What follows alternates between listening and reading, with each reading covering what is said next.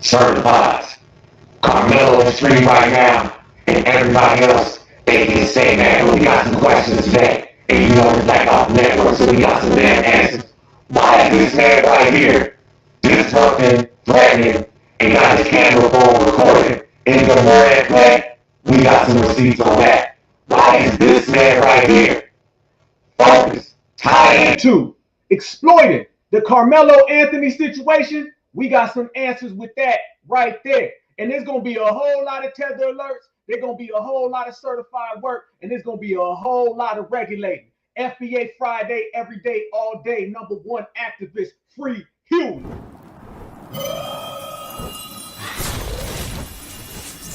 Black Alpha Network. Home of Black Excellence. Power to the people.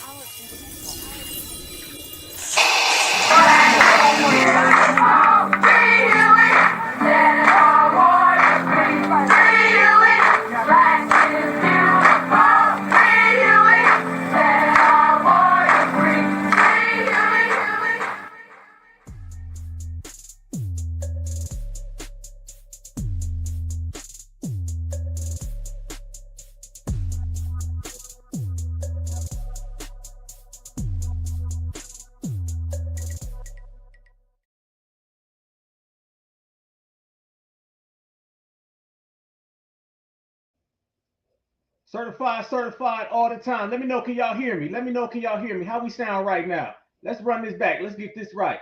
Certified. How we sound right now for the family? Y'all let me know. I need a microphone check for the building. Because we in here working and we going to do this the right way. Yes, indeed. Here we go. Let me know. Give me some thumbs up in the chat if y'all can hear your brother real good. All right, let's see where we at. We building. Let's see. Okay, sound isn't good. Okay, we're going to get that right. Hold on. Work with your boy. Okay, because you know we got some receipts to do today. So we're going to do this the right damn way. Hold up. Wait a minute. Microphone check. 1, 2, 3. Here we go. Sounds good. Okay, hold on. We're going to get this all the way right. Sounds good, but a little far back. We're going to see. Hold on. I'm going through all the settings. So let's get this correct. 1, 2, 3. All right. Damn, we in here deep already. Y'all, here we go. Okay, good on your end. Sounds great. I'm getting a whole bunch of mixed signals, but it's all good. Hold up.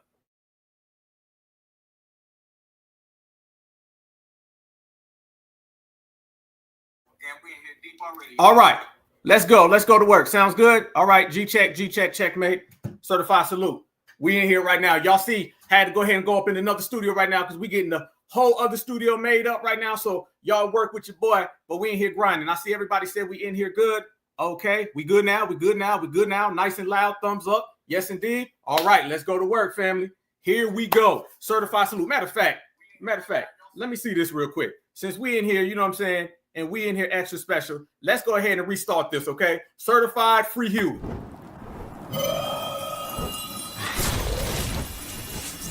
Black Alpha Network. Home of Black Excellence. Power to the people.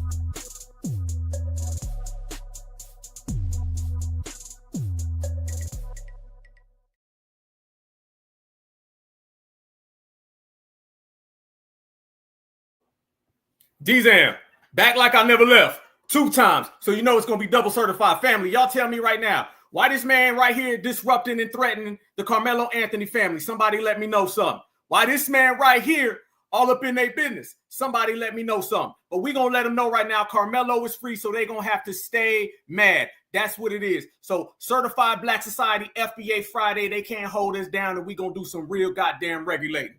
That's the way we are. Yeah, I'm in my other studio right now. You know what I'm saying? Because we are in the process of filming this movie that I told y'all we was going to do. We are in the process of dropping some more things. So I'm letting my other studio get right. We in this one right here tonight. And just like everything, fam, we're going to do it 2 times up, all the way live, fam. So it's good to have y'all in here today. We got some things we got to talk about. You feel me? I know everybody's seen the situation down there in Texas, and it's getting real live. Y'all know they got a White Lives Matter protest. Y'all know that? No lie. A White Lives Matter protest.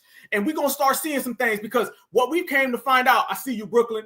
We done came to find out, y'all, that they are out here affiliating with some of the police department and some of these supremacist groups. You think all of this is just happening, or do you think this is all at play? Somebody let me know right now, because what we know for sure in the system of supremacy, it's real. And then on top of that, fam, you got Roland Martin running around here trying to make it about Democrat and Republican. So you got the Democrat, the Republican factor. You got the Tether factor. You got all of these people, and they're trying to get our brother sabotaged. We've been on it the whole damn time. We're the ones who broke the story about this Dominique Alexander guy, who's, by the way, on podcast right now, going across the country. Fam, this is going to be a hell of a broadcast. Y'all get ready for this. Y'all turn all the way up. But I would be remiss if I did not start off this extra special episode and tell you about an extra special person who just so happens to have a birthday today, you guys, on April 18th. And that is the lovely Queen Alpha. Certified salute. Yes, indeed. 1, 2, 3. I want to say happy birthday to you.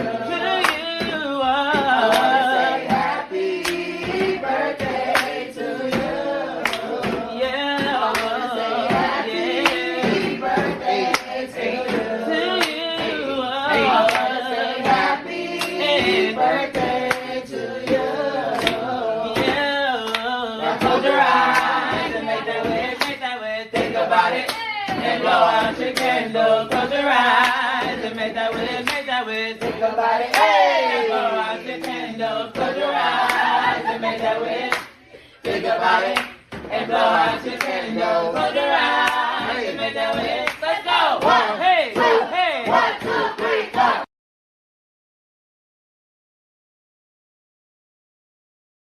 Oh, y'all know we about to bubble. Queen Alpha, this one's for you, baby. Certified salute. Let's tear them up. One more year. Got them right where we want them. Checkmate. Appreciate the love. Y'all see y'all in the chat, man. Look at this right here. This real love right here. This the family right here. We going all the way live, and we doing it all the way real for the whole team, y'all. So much respect. Anybody else celebrating their birthday, much love and respect to you. It's just a family affair. We just a family, and we holding it down, y'all. So much love to everybody. Let us continue to bless the world with our greatness. Let us continue to run and dominate everywhere we go, man. So let's hold it down. There they go, family. Fam, you know, like I know, the situation is getting real crazy out here. And why is it getting real crazy out here, fam? It's because that whole situation that occurred the other day, let's make this clear, y'all. That had nothing to do with justice. It had nothing to do with the truth. It had every single thing to do with them trying to intimidate black folks. Now we're in a situation which we called that these people are going to be out here left and right trying to intimidate us, and it's going to get real. This case has the potential, fam, to blow the roof off of everything. Trust me when I tell you that, fam. Trust me, because right now these people, they feel emboldened.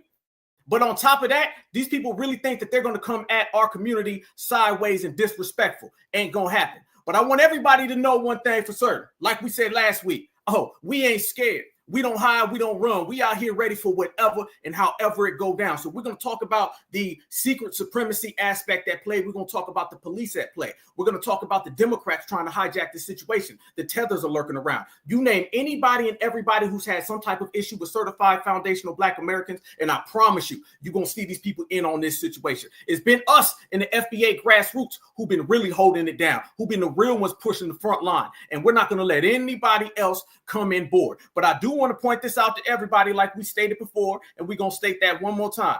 When you seen Mr. Jeff Metcalf pop up, what y'all think he was doing right there? What you think that was about, family?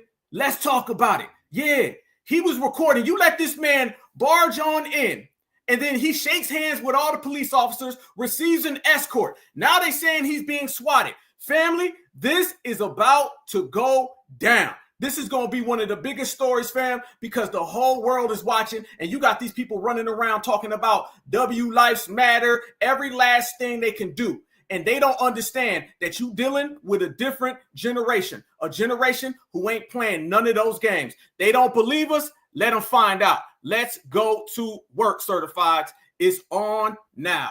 Here we go. Checkmate. Jeff Metcalf showing up to Karmelo Anthony press conference just shows you that the apple didn't. Jeff Metcalf showing up to Karmelo Anthony press conference just shows you that the apple didn't fall too far from the tree. In what world was it okay for Jeff Metcalf to show up to Karmelo Anthony family's press today? What is that supposed to be? Some kind of intimidation tactic? What, you trying to scare somebody? Why are you there? Now, here's the second question. How did he know where it was? Somebody told him. Somebody told him. And that video that they got circulating of showing him, complying and walking out. But in the end, the police officers are shaking his hand. You putting the family in another situation to where they got to defend themselves because they don't know your intentions. They don't know. You wasn't invited. You had no reason to be there. Did anybody else catch that? I'm just confused. Like, why would that be okay for you to show up to another family's press conference and them telling them how the husband can't even work no more because of all of the threats and they're scared for their lives, and you show up like you big and bad? Where is that okay? I'm so confused of the nonsense, the shenanigans that's going on right now to allow that man to come to that family's press conference. So y'all couldn't stop him before he made it actually through the door of this conference. Y'all let him walk all the way through, right? So y'all couldn't stop him before he made it actually through the door of this conference. Y'all let him walk all the way through, right? What type of security did they have there to protect them? Because this is crazy. And her husband's, Karmelo Anthony's mother, the husband wasn't even able to be there to be her support system because they're scared to leave their other families by themselves. This is ludicrous at this point in time. You trying to assert your presence just goes to show that that's probably what your kids do. They try to assert their presence, especially to a different skin color. I get that your son passed. I get that. But let's handle it how we've been handling it. Let's handle it in the court of law. Y'all say y'all want the police to handle every other situation that we get ourselves in. Well, let the police handle this one. Because if Karmelo Anthony would have showed up to a Metcalf press conference, y'all know how that would have turned out. You know how it would have turned out for us. Not good. So let's keep all them bullet tactics out the way. Let's keep the bullet tactics out the way because you see what can happen when you do that. Fam. Let's go to work, y'all. Oh, yeah, let's go to work. We know what that was about. Y'all. That was about them trying to use supremacist tactics of intimidation and threat. See, that was a threat. All right, the dominant society, they're not real enough just to come out and make a bold threat. They got to do little things. And I see what y'all saying in the chat. First off, when you see this guy and he's got this cast on, the dude got a cast on. He got a cast on. What was underneath that? Okay. You see the phone is positioned to where it's recording everything. He's walked in and he's thanked by all the security guards. You mean to tell me 1 minute the security guards are just watching this guy, the police show up, escort him out. He shake everybody's hand. He shook everybody's hand. That family's been green lit. And I'm not just talking about green lit in Texas. I'm saying that family has been green lit by the W's of America. All of the dominant society has greenlit them folks. Yes, indeed. And I'm talking about from the top to the bottom. We're not going to let nobody turn this into a Democrat-Republican situation. We're not going to let nobody turn this into a conservative, liberal. This is about the system of supremacy. This is what we're going to talk about. And you're seeing it everywhere. There's a rally that is supposed to be going down there tomorrow. And if you look at the rally, y'all, it's got all that language. See, they're not even getting codified now. Now they're just being boldified, where they're saying whatever they want to say, however they want to say it. But we focus. We stronger than ever. Family's a different generation. But I'm going to say this, and I need y'all to tell me right now, is this the truth? That family, y'all going to have to stop getting some of these Democrats in y'all ears. Y'all going to have to stop getting them Democrats in your ear. This is the thing now. The Democrats always see these things and they swoop in. Al Sharpton, Jesse Jackson, they will always find a black person that may not know the game or somebody they can exploit, and then they come on in. And then that's what happened yesterday, and that's what's going to continue to go on until somebody lets them know you're running with the wrong people. The people that you're running around, this Dominique Alexander guy, fam, the dude is doing podcasts right now. He's running around here doing podcasts. He's acting like the nowadays Al Sharpton. What did we say right here on the Black Alpha Network before, family? We said that they got to go get a whole new line of people right now. I need all of y'all. Okay, I need all my riders right now. What did we say during the election as we were G-checking everybody? We said we got rid of the dinosaur class, the shield class. They're done. And we said way back in November, they're going to start putting new faces in to replace the old faces because we got rid of the old faces. So as we say that, boom, next thing you know, this guy pops up. This man pop up with a rap sheet that can go down the block, around the corner. They're going to have to get that man away from that family because I've never seen anybody get justice with a skeptical pop-up activist who has a rap sheet for harming children, petty theft, starting fights at protests, was clicked into Black Lives Matter, whose name is dirt in these streets. It is going to get real. That family needs protection. They're in danger. They're in danger because you can see what people are saying. Nobody's stopping this. They're making open threats, intimidation all across the board. And this is what went down yesterday. And I want the family to go ahead and get ready because we're going to unpack certified. They came to speak for the accused. Jeff Metcalf came for his son. The father of Austin Metcalf surprised cameras at a press conference in Dallas Thursday, waiting for the mother of Karmelo Anthony to speak for the first time.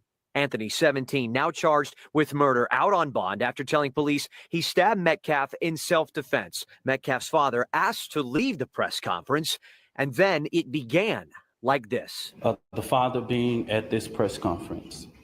These are my words. Don't quote anybody. Is a disrespect to the dignity of his son. Metcalf telling WFAA he was just there to listen. I'm not here to create a disturbance. I'm just here to stand by and witness this press conference. And shook the hands of officers before leaving. Since he was asked to leave the press conference, we asked Metcalf what he thought about those remarks. Stop right there, y'all. Look at him right there shaking hands with the officers. Look at him shaking hands with the officers, fam. This man just trespassed. And then they spoke to him, took his word. I'm not here to create a disturbance. I'm just here to stand by and witness this press conference. You could have did that on television. Nah. That was all about intimidation tactics, and this man is tied in to every group down there. I guarantee you. It wasn't just him who was there watching. There's some other people out there that's watching as well, y'all. Some other people. And they gave him all the time in the world. I'm just here to stand by and witness this press conference. And shook the hands of officers. Look at that, shaking it. Look at this. Look at this, fam. And this police officer right here, he's going to realize it, and then he's going to close the door and notice that they're being recorded. 1, 2, 3, 4, 5, walking them out. He's not even supposed to be there by court order. And remember this, y'all, before I proceed with this, let me break this down. Remember this, okay? Karmelo is not supposed to have contact with that family. Nobody knew if Karmelo was going to be there or not.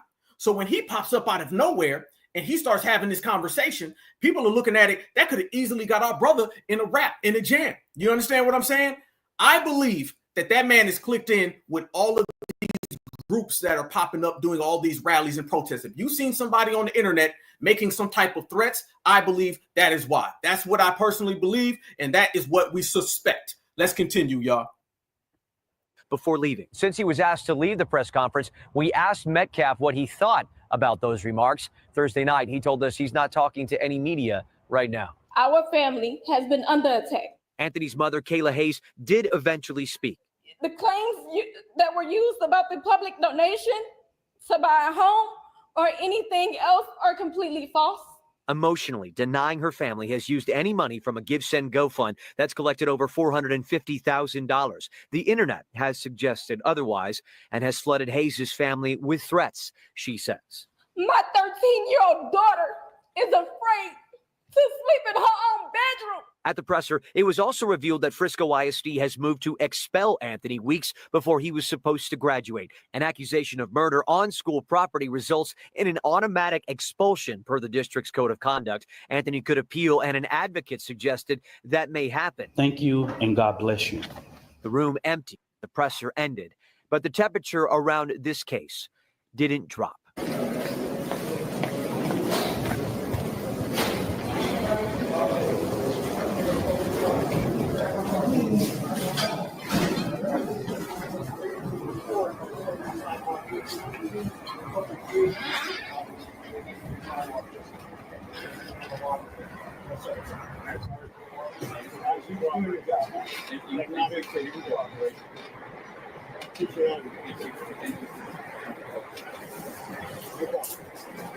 Freeze, freeze, freeze, freeze. Look at this. Watch this guy. Look at him over here. He's watching the fact that they're being recorded. This man is about to turn around and he's going to shut the door. Why are they out here worried about being recorded? This man got an arm brace with a fanny pack. How you got an arm brace with a fanny pack, y'all? Somebody tell me something going on here ain't strange. Watch this. One more time. Watch him shut that door, lock him out. Look at that. And what's this right there? That ain't the phone no more he holding. And the phone right there, still in the pocket. Still in the pocket pointing toward what was going on. Somebody is watching this case, and he was there to compile evidence and to intimidate. Take his hands.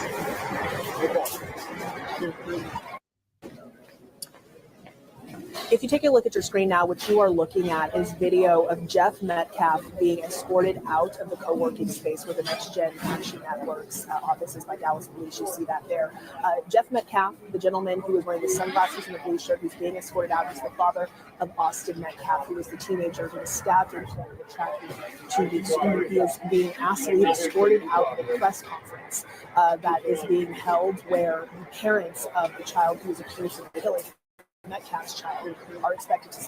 And we are bringing you back here on WFAA Plus to the Next Generation Action Network office in Dallas, where we were expected to hear from the family of Karmelo Anthony at about 11 o'clock. It's about 20 minutes past the hour. And we are told that this delay is because unexpectedly, the father of the victim in this case, Jeff Metcalf, the father of Austin Metcalf, has arrived. He's standing there behind that camera. You can kind of see his shoulder there in a blue shirt.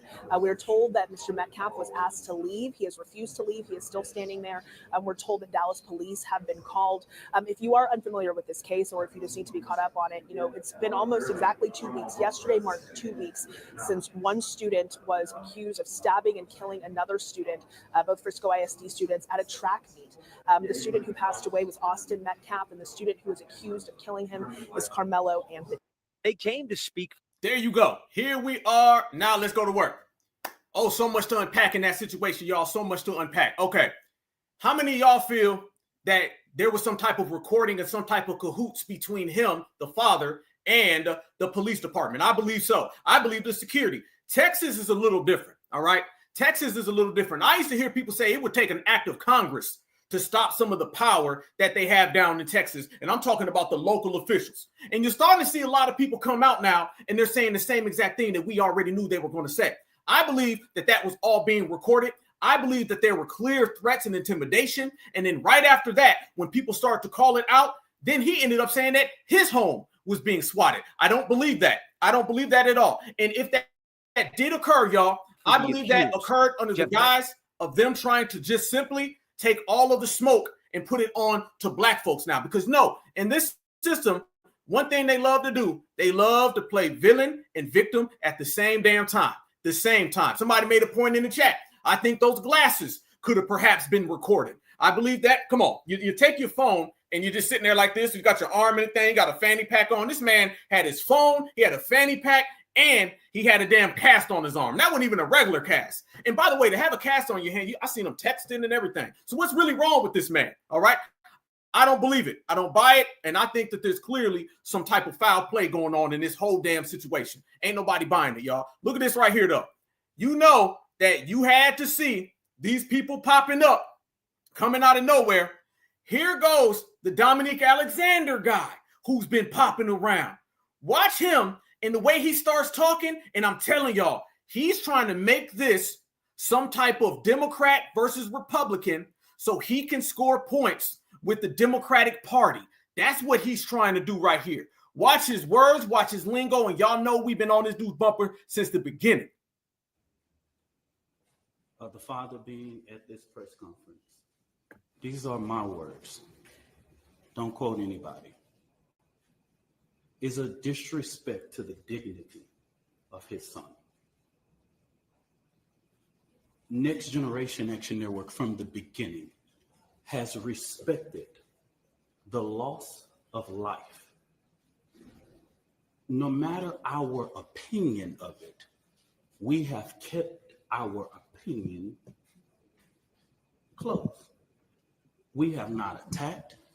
We have not shared the information that was shared with us about Austin Metcalf, because we respect the dignity of life and loss. And as a minister, I would not attack a grieving family, even if I disagree with them. Freeze. Why ain't the lawyer giving this press conference, y'all? Why isn't the lawyer there doing that? That's my question to everybody. You don't see the lawyer doing this? When have you seen an advocate do this? And what are you advocating for? What are the perimeters and the boundaries of your advocation, sir? I got some real funny style questions. The family better be cautious. They better be very careful, because they're going down the lane right now where the only people supporting them truly are the foundational Black American grassroots. Nobody else is. You've got Tethers, Democratic Shields, all in the mix right now, y'all. All in the mix. I would rather have the lawyer who's there, opposed to this guy having a press conference where he's going to go take 20 photo ops anyway. We got to be real what's really going on out here. When I have stood before this podium for people who have died at the hands of law enforcement, I have asked for that same manner of respect. And even when the shoe is on the other foot, I will not do that. And all I'm going to say, so it don't be asked later, is that was disrespectful and just shows you all the character who is not invited. He knows that it's inappropriate to be near this family, but he did it. And so I say to people, actions speak louder than words. Okay? What he has failed into is the political operatives that want to make this thing a political thing of hate, yet bigotry, and yet racism. Stop. No. Let's go there, y'all. Did he just sit there and say people are trying to make this political? And he just went right after that on the Roland Martin. And on Roland Martin, all they did was talk about Donald Trump and Elon. Let me say this real quick. We need to go there. Okay, first off, I see Brad in here. Brad, you said, man, y'all give him a chance. Brad, I need family. I'm going to let y'all talk to Brad on this one. Okay, I'm going to let y'all talk to Brad on this one. Brad, I don't know you. Okay, you said give this man a chance. You go ahead and tell us right now in the chat, this Certified Black Society, we all one family in here, okay? And we talk that talk. Why do we need to give him a chance? What has he earned to get a chance? What about his skeptical background, his tetherism, being down with Cori Bush, being down with Cory Booker, every single Democrat he can find? What about that family? That's on y'all. How do y'all feel about what Mr. Brad just said? Give him a chance. How y'all feel about that? Okay, because how about people give us a chance? Why is it always FBA lending out the chances? FBA is always lending out the help. When is somebody going to ever do that for us? So I'm going to let y'all talk to Brad. I see hell no. I see no, sir. Somebody said kick Brad out. Brad, you on the floor right now, Brad. This is an open forum. This is live. This FBA Friday. This Black Alpha Network #1 channel. We need to go ahead and ask you right now, why do you feel that way? Why do you feel that way? This is it right now. I want to know why you say give him a chance. Why do you say give him a chance? Are you a Democrat, Brad? I'm just asking. I'm just being honest. I want to know what are your feelings and why you feel that Mr. Dominique Alexander, with this terrible background, with this Black Lives Matter known ops that he's been affiliated with, why does he deserve a chance from us? That's the question. Now, I don't see Brad in here no more. Did I miss Brad's response? I'm just trying to find out if Brad is still here. Somebody said, Edwin, right there. You saying that the person's not qualified, Mr. Dominique Alexander. That's a good point. Yes, indeed. I see hell no, heck no. Very, very questionable now. Now, Brad, it seemed like you disappeared now, Brad. Seemed like you disappeared, Brad. You come in here, you say, give him a chance, and then you split.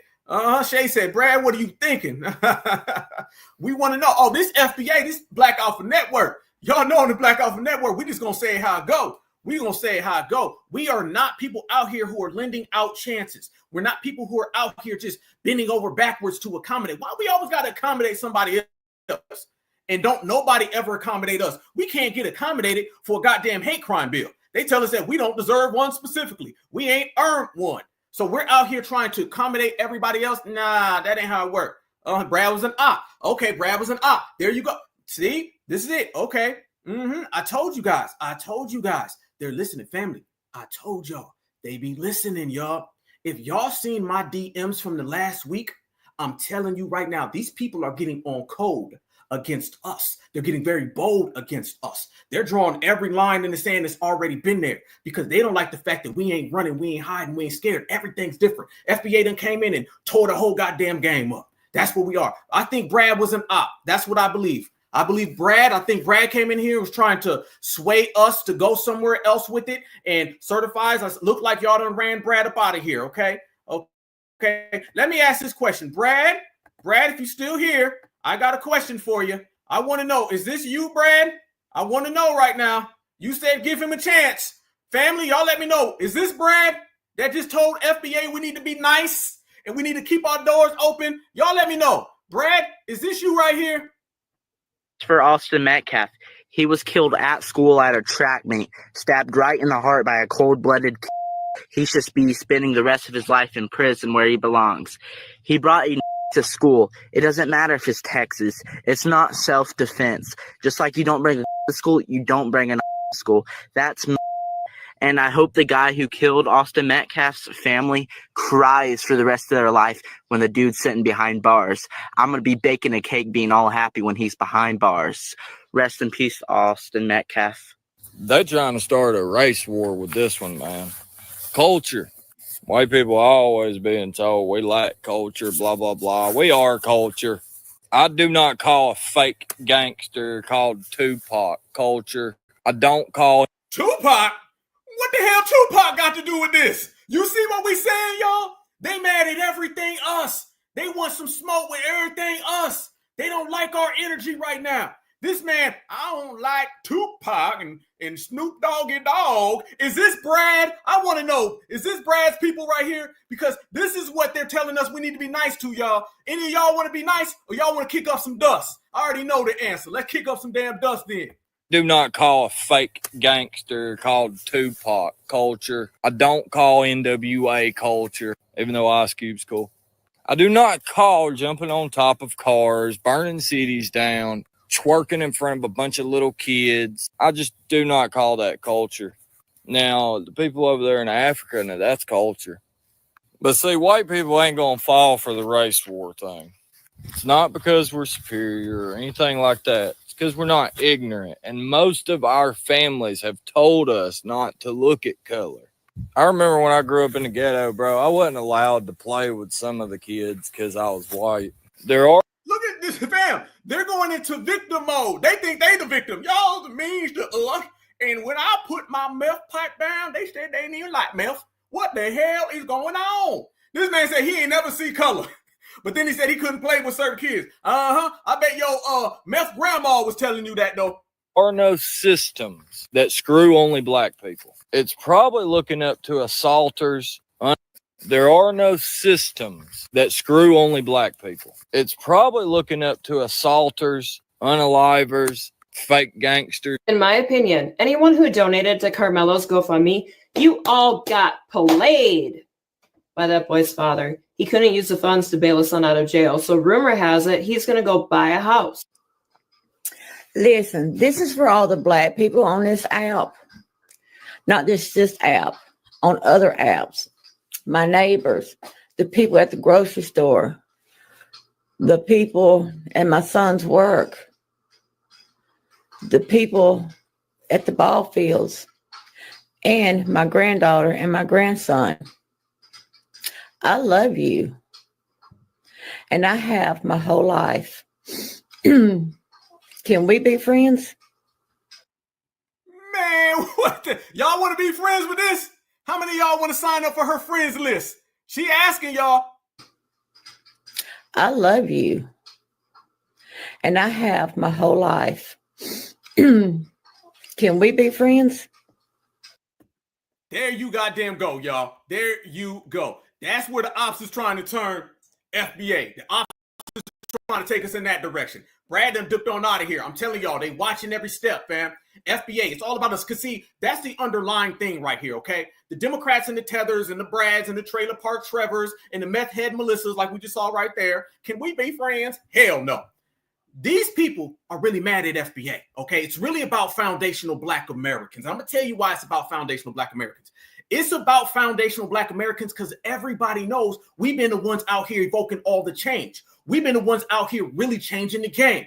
If it wasn't for us, I'm telling you, Karmelo would still be behind bars. I'm telling you right now, there'd be no case. This Dominique Alexander guy, what he's really doing is he's sweeping in and he's trying to get in on the wave that we created. All right. We created the wave of holding each other down. We created the wave of standing on business. Standing on business is an FBA certified term. That's what you're seeing now. All of these people are popping up out of nowhere. You got them in chats. They're popping up. You see these people down the street. You see these people at the job. They're all watching right now, and they're very concerned that things aren't going the way they wanted it to go because they know foundational Black Americans won't let them. See, they used to have this time where they could say whatever they want, do whatever they want. Things will go back to the way they try to play the game. We're not playing the game that way, y'all. We're not playing the game. So you're starting to hear a bunch of people upset. A bunch of people are crying, and you got people saying, gives them a chance. You got all these trolls out here, and that's what they really want, okay? Look at that right there, all right? You got all these people now, and they're trying to get us on one type of page of being obedient, being subservient, falling in line. That's the real issue here. We're not supposed to be on group economics, y'all. We're not supposed to be donating. That dude, Devin Alexander or Dominique Alexander or whatever the hell Alexander, he just came out last week, and he took credit for all of us donating the money. He took credit for it. He was like, man, I want to thank everybody who supported what's going on. Nah, bro. And he's trying to say this game now where it's not political. If it ain't political, then somebody explain this to me because this looks very political. Remember he said this ain't political just a second ago? Now watch this. I'm going to say this again, and this is for everybody. Black people in America, while the current occupant sits at 1600 Pennsylvania, Black people in America don't have to pull the race card. It's what we live as a reality every day. He didn't say Black Americans. He's dancing around that term. He didn't say FBA, fam. Did he say FBA? See, this is what I was talking about a few weeks ago. I love the term Black American, but I love foundational Black American better. I love foundational Black American freedmen better because in your head, you can say we the only Black people in the world, okay? But around the world, that ain't how they see it, all right? On documentation, that ain't how they see it. Black American to the average person, there's 7 billion people on the planet Earth, they think that's someone of darker melanin who's an American, meaning a Haitian to them is a Black American. A Jamaican to them is a Black American. An African to them is a Black American. You can wave your Black American heritage flag. Let me tell everybody, we're the only ones who know the real purpose of that. In their world, a Black American is anybody who shows up and is a melanated immigrant. That's all right? If you got some melanin, they think that you Black. That's what they do. We know the truth. But guess what? We know the truth in a lot of things that we still got to deal with. We know that the dominant society is devious. We know that the dominant society is savage. We know that the dominant society is anti-Black. But has that stopped anybody from pivoting? This is why you got to be specific with your terms. Foundational Black American would rid him from talking about Black America. Just saying Black American, oh, that allows him to walk on in. They love that term. Fam, notice they get mad at the term FBA, but they always regurgitate the word Black American. Notice that. So you ask me which one these tethers joy the most. Back to business. Here we go. And he's about to start crying damn near, y'all. Watch this. The race card. It's what we live as a reality every day. It's what we have to teach our children. We don't want to, but we have to.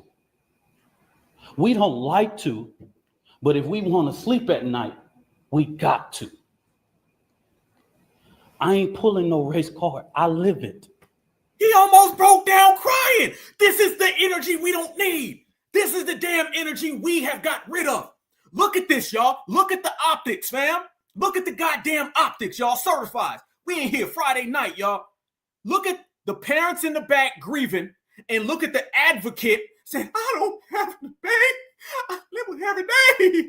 This is trying to take you back to the Black Lives Matter era, family. Family, this is trying to take you back to the Black Lives Matter era.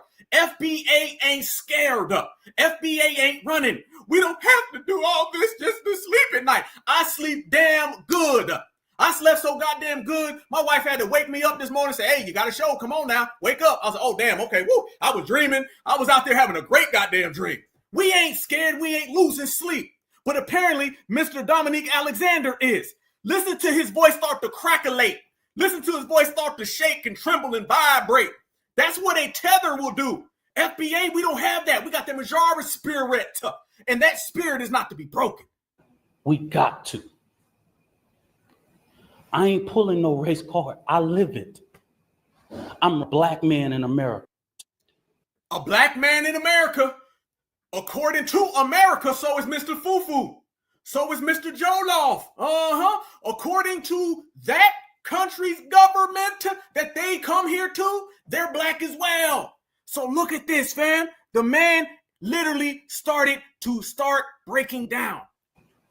We don't like to, but if we want to sleep at night, we got to. I ain't pulling no race card. I live it. I'm a black man in America. I'm going to say this again. Fam. Where the hell do we go? Where the hell do we go from there? The man started having a full breakdown. I don't have to do it. I live it. That's the energy we got rid of, y'all. We ain't do all that for nothing, family. We ain't do all that for nothing. We ain't do all that to go back and have press conferences crying. That's where we back to, y'all. We back to press conferences crying with a non-FBA dude sitting there talking. Nah, that ain't the game. That ain't the game. That's not the time we on right now. People talking about give him a chance. Brad was in here saying give him a chance. That's not the chance that I'm willing to give. Because remember this, y'all. And we've spoke about this a lot right here on the Black Alpha Network. Let me talk about this. Let's break this down, okay? Because this is something that needs to be heard and needs to be said. When you start talking about giving people chances and you are nice and you're very complimentary about people, what that ends up doing is that creates an energy. And we're very energetic people. We live a lot based on vibration. The reason why we've been in a lot of situations we've been in is because these people fly over here with that type of defeated energy, and that type of defeated energy does what, y'all? What does that defeated energy do? That defeated energy tells everybody that these people are weak. Basically, your son is being railroaded, and they're going to go out there and cry. They're going to sit there and shed tears and have some strange advocate, and he's going to be saying, I don't have to break it down. And by the way, why is he breaking down the race card in America? Who's crying about the goddamn race card? Black folks, man, we done been canceled all that out. When they used to say, sound like you're playing the race card. Black folks done flipped that, rejected it, and threw it back at him. This man is sitting here crying. Newsflash, Mr. Alexander, they won't have no sympathy for you. You're not moving the dominant society based on tears, okay? Let's make that crystal clear. If you think that your tears are going to get these people to wake up one day and say, you know what? It is wrong what we did to Karmelo Anthony. It ain't going to happen. If you think your tears are going to make them wake up and say, you know what? We have been sticking these black folks out of jobs. We have been refusing them resources and policy. We're going to go ahead and change that because, you know, they're crying. They don't want to see you out here begging for something with a stern chest. That is an oxymoron. That don't go together. What they want you to do is to fold and to break down like they're doing right there. And we're not having none of that. That's why we say tether box. That's why we pulling paperwork. Family, we're in an era now where they're going to try to shame you for pulling paperwork. They're going to try to shame you for calling things out. They're going to try to shame you for being a realist. We're not going for none. And let me ask you guys this question. This is what I really want to break down the family, okay? Let me ask y'all this, because I know y'all in here right now. I know we deep. We about almost 1.3 deep. Check this out, y'all. As these people want us to fold, get soft, break down, has that ever worked in the system of supremacy? Has ever applying some type of emotional credence to these individuals ever got us anywhere? Answer to that is hell to the no. Has kicking up dust, standing on business, and holding it down? The answer to that is yes. So when you see people start popping up, and that's the energy you get, then you already know them people ain't us. Them people ain't nowhere near us. So we got some real questions here. So as they're sitting there breaking down and they got tears, let me tell y'all what tears end up getting you in the system of supremacy. And let me tell you what we went through, so why we don't have to deal with any of that anymore. I'm going to tell everybody the way the game has changed, and I'm going to tell everybody why the game is played differently. Because while they've been running around here, y'all, crying, upset, beat down, and battered, foundational Black Americans been out here standing on lineage business, and lineage business hits way different. Y'all remember everything that we've had to deal with? Well, let me tell you what don't solve that is crying and tears. Let me take everybody down memory lane just in case, okay? Just in case people don't remember. Let me see y'all faces. Just in case people don't remember the way things have been in the system of supremacy, just in case people are trying to get us to play nice and to play fair and to make amends, just in case people don't goddamn get it, that this is a new generation and this FBA all day and certified Black society and we about business. Let me show y'all what it was like when these folks are out here trying to appease the dominant society. Of Cleveland will pay $6 million to the family of Tamir Rice, the 12-year-old African-American boy who was fatally shot by a white rookie police officer. We begin with breaking news. For the first time, we're seeing Sandra Bland inside the Texas jail where she was found dead on July 13th. In the video, you can see Bland being brought in, booked, fingerprinted, and photographed. Good afternoon. I'm Kate Sullivan. Rob is off today. Good evening. For the second time in as many weeks, a grand jury has found the evidence is just not there to charge a white police officer in connection with the death of a Black civilian. This time, it's in the biggest city in the nation, packed with tourists for the holiday season. These cases are wildly different and half a nation apart. This one involves the video seen around the world by now, showing a man named Eric Garner being taken down by mostly plainclothes police officers while being placed under arrest. It is 6:17 right now. Here's a look at the top 3 things you need to know happening outside the metro. At number 1, the police incident report finally released in the death of Breonna Taylor, but the 4-page report is entirely redacted. 26-year-old EMT fatally shot 8 times in her Louisville home during a no-knock narcotics search warrant. In the report, investigators listed Breonna's injuries as none. Even her family's attorney says she was shot at least 8 times back in March.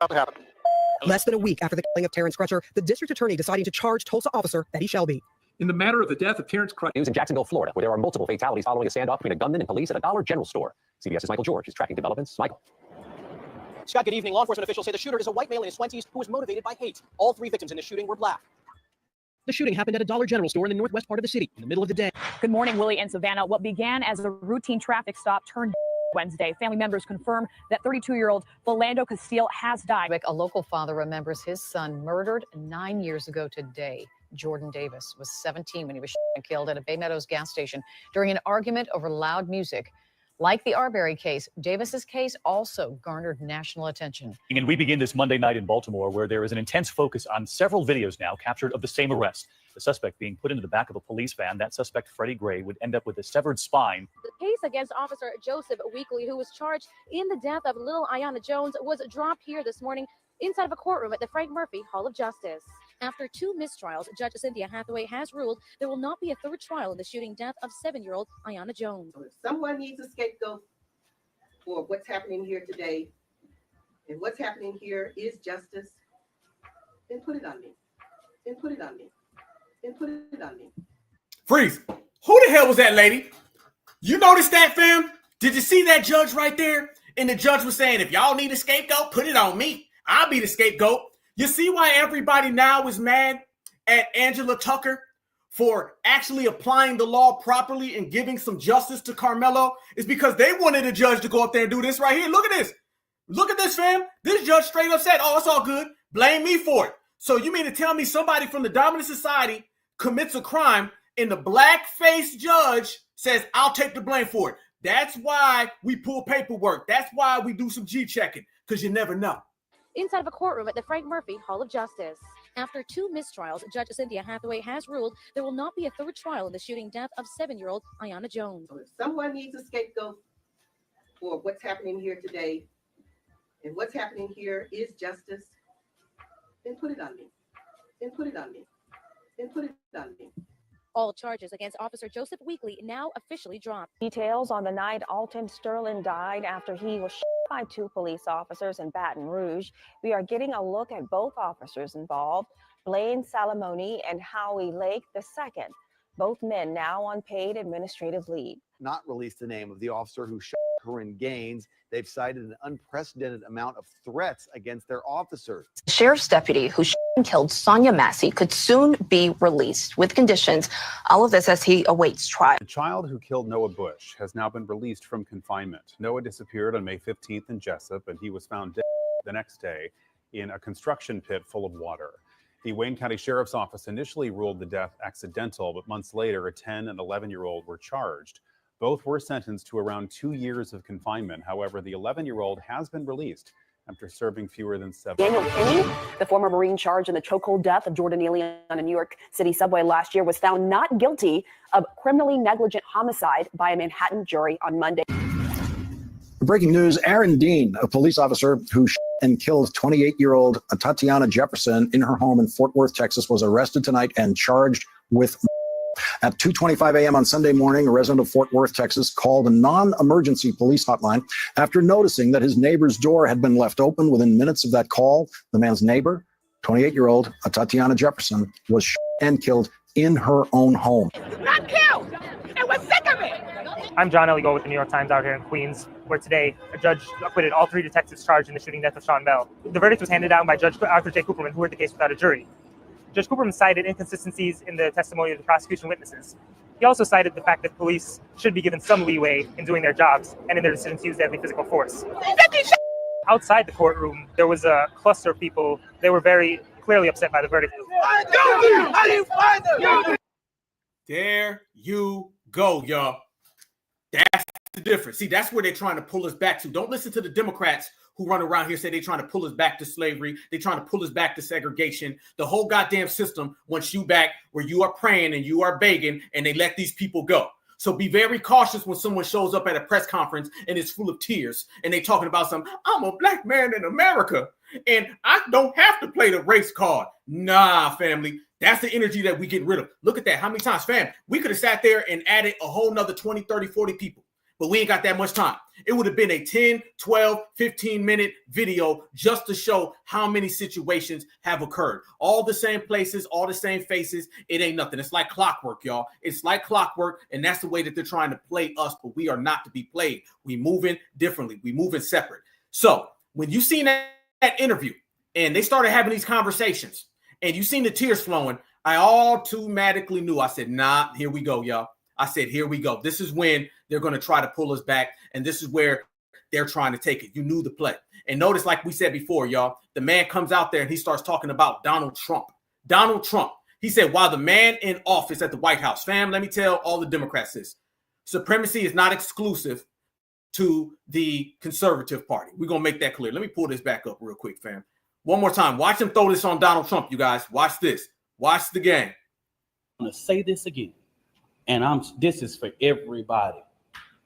Black people in America, while the current occupant sits at 1600 Pennsylvania, Black people in America don't have to pull the race card. Current occupant sits at 1600 Pennsylvania. Black people in America don't have to pull the race card. It's what we live as a reality every day. It's what we have to teach our children. We don't want to, but we have to. We don't like to, but if we want to sleep at night, we got to. I ain't pulling no race card. I live it. I'm a black man in America. Man.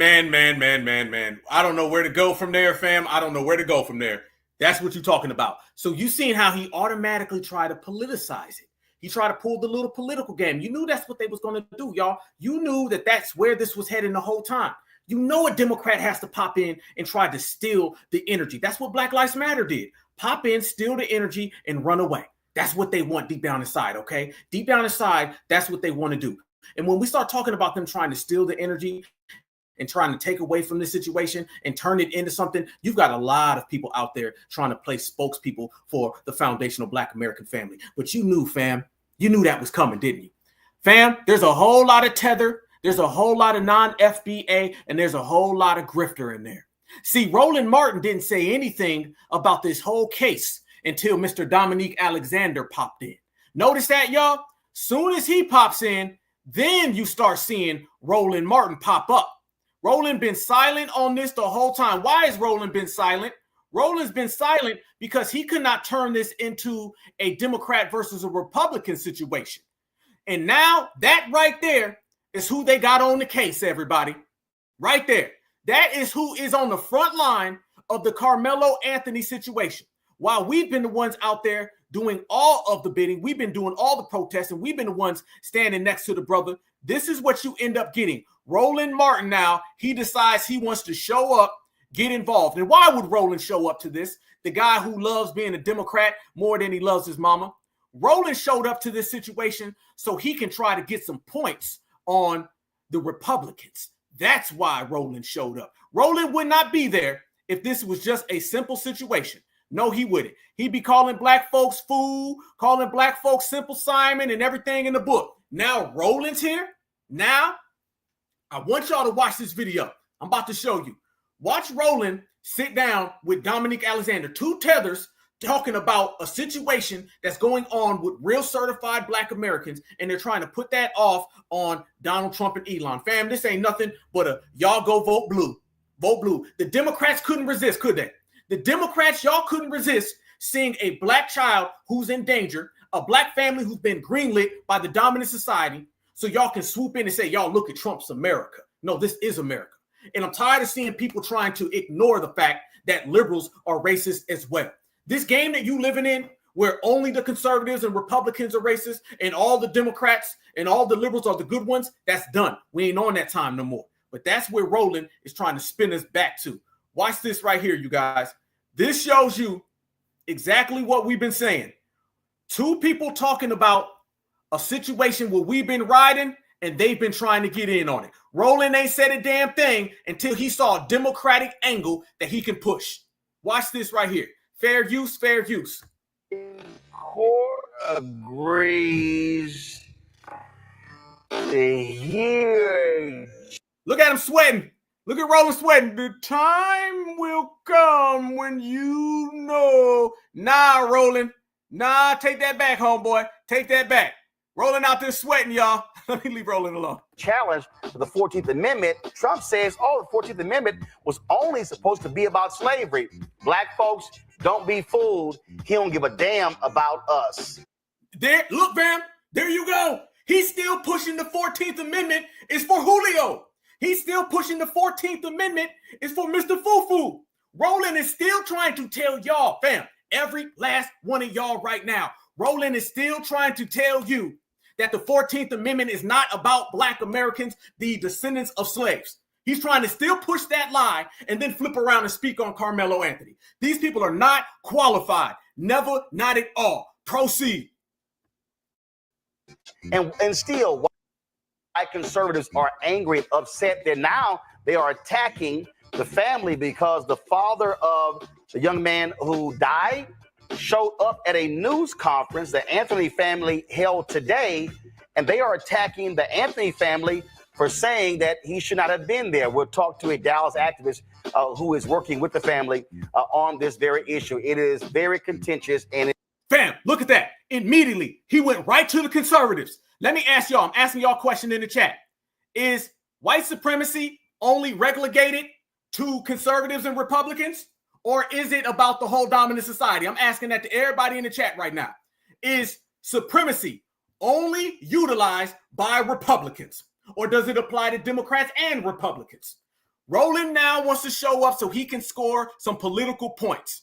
Today, and they are attacking the Anthony family for saying that he should not have been there. We'll talk to a Dallas activist who is working with the family on this very issue. It is very contentious and is very much white versus black issue here. Also, Donald Trump continuing attack on Harvard University.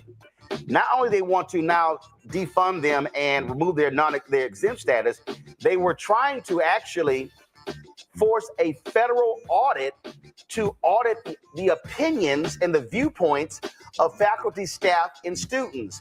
HBCUs, I'm warning you, you could be next. Also, the Supreme Court agrees to hear a challenge to the 14th Amendment. Trump says, the 14th Amendment was only supposed to be about slavery.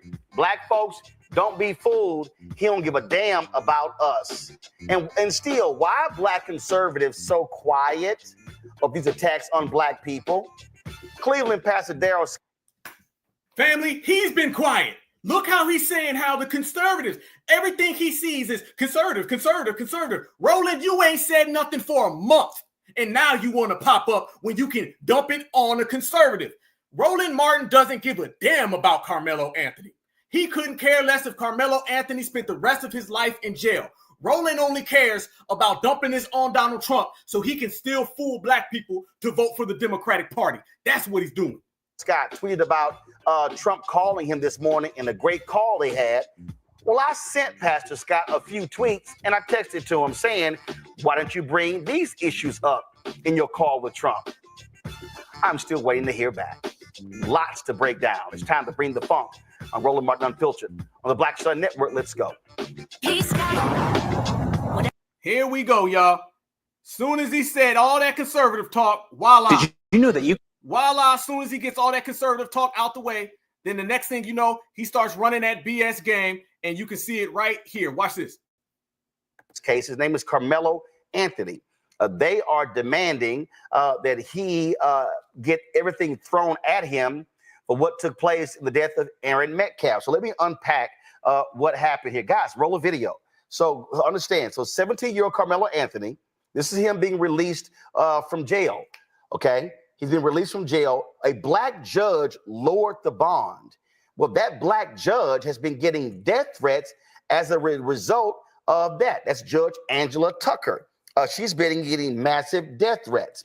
Now, again, 17-year-old Karmelo Anthony says he was only protecting himself when Austin Metcalf, according to witness statements to police, tried to shove Anthony, who attended a rival high school, out of a pop-up tent when Anthony grabbed a knife from his backpack and stabbed Metcalf in the heart.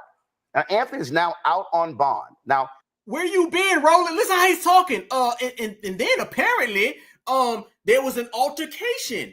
And when the altercation happened, I think that Karmelo might have, the whole damn country been talking about this, and Roland can't even get it right because he don't give a damn. Because he was still talking about a Target boycott and DEI and Trump is so bad and the 14th Amendment ain't for us. And now you can see Roland wants to join in so he could put this off on everybody other than his party. Sanity, Dominique Alexander, who represents Karmelo Anthony, just attacked Austin Metcalf's father, Jeff, for attending a press conference held by the Anthony family, calling his presence, quote, a disrespect to the dignity of his son, unquote. Kirk tweets, this is revolting. I responded to Kirk.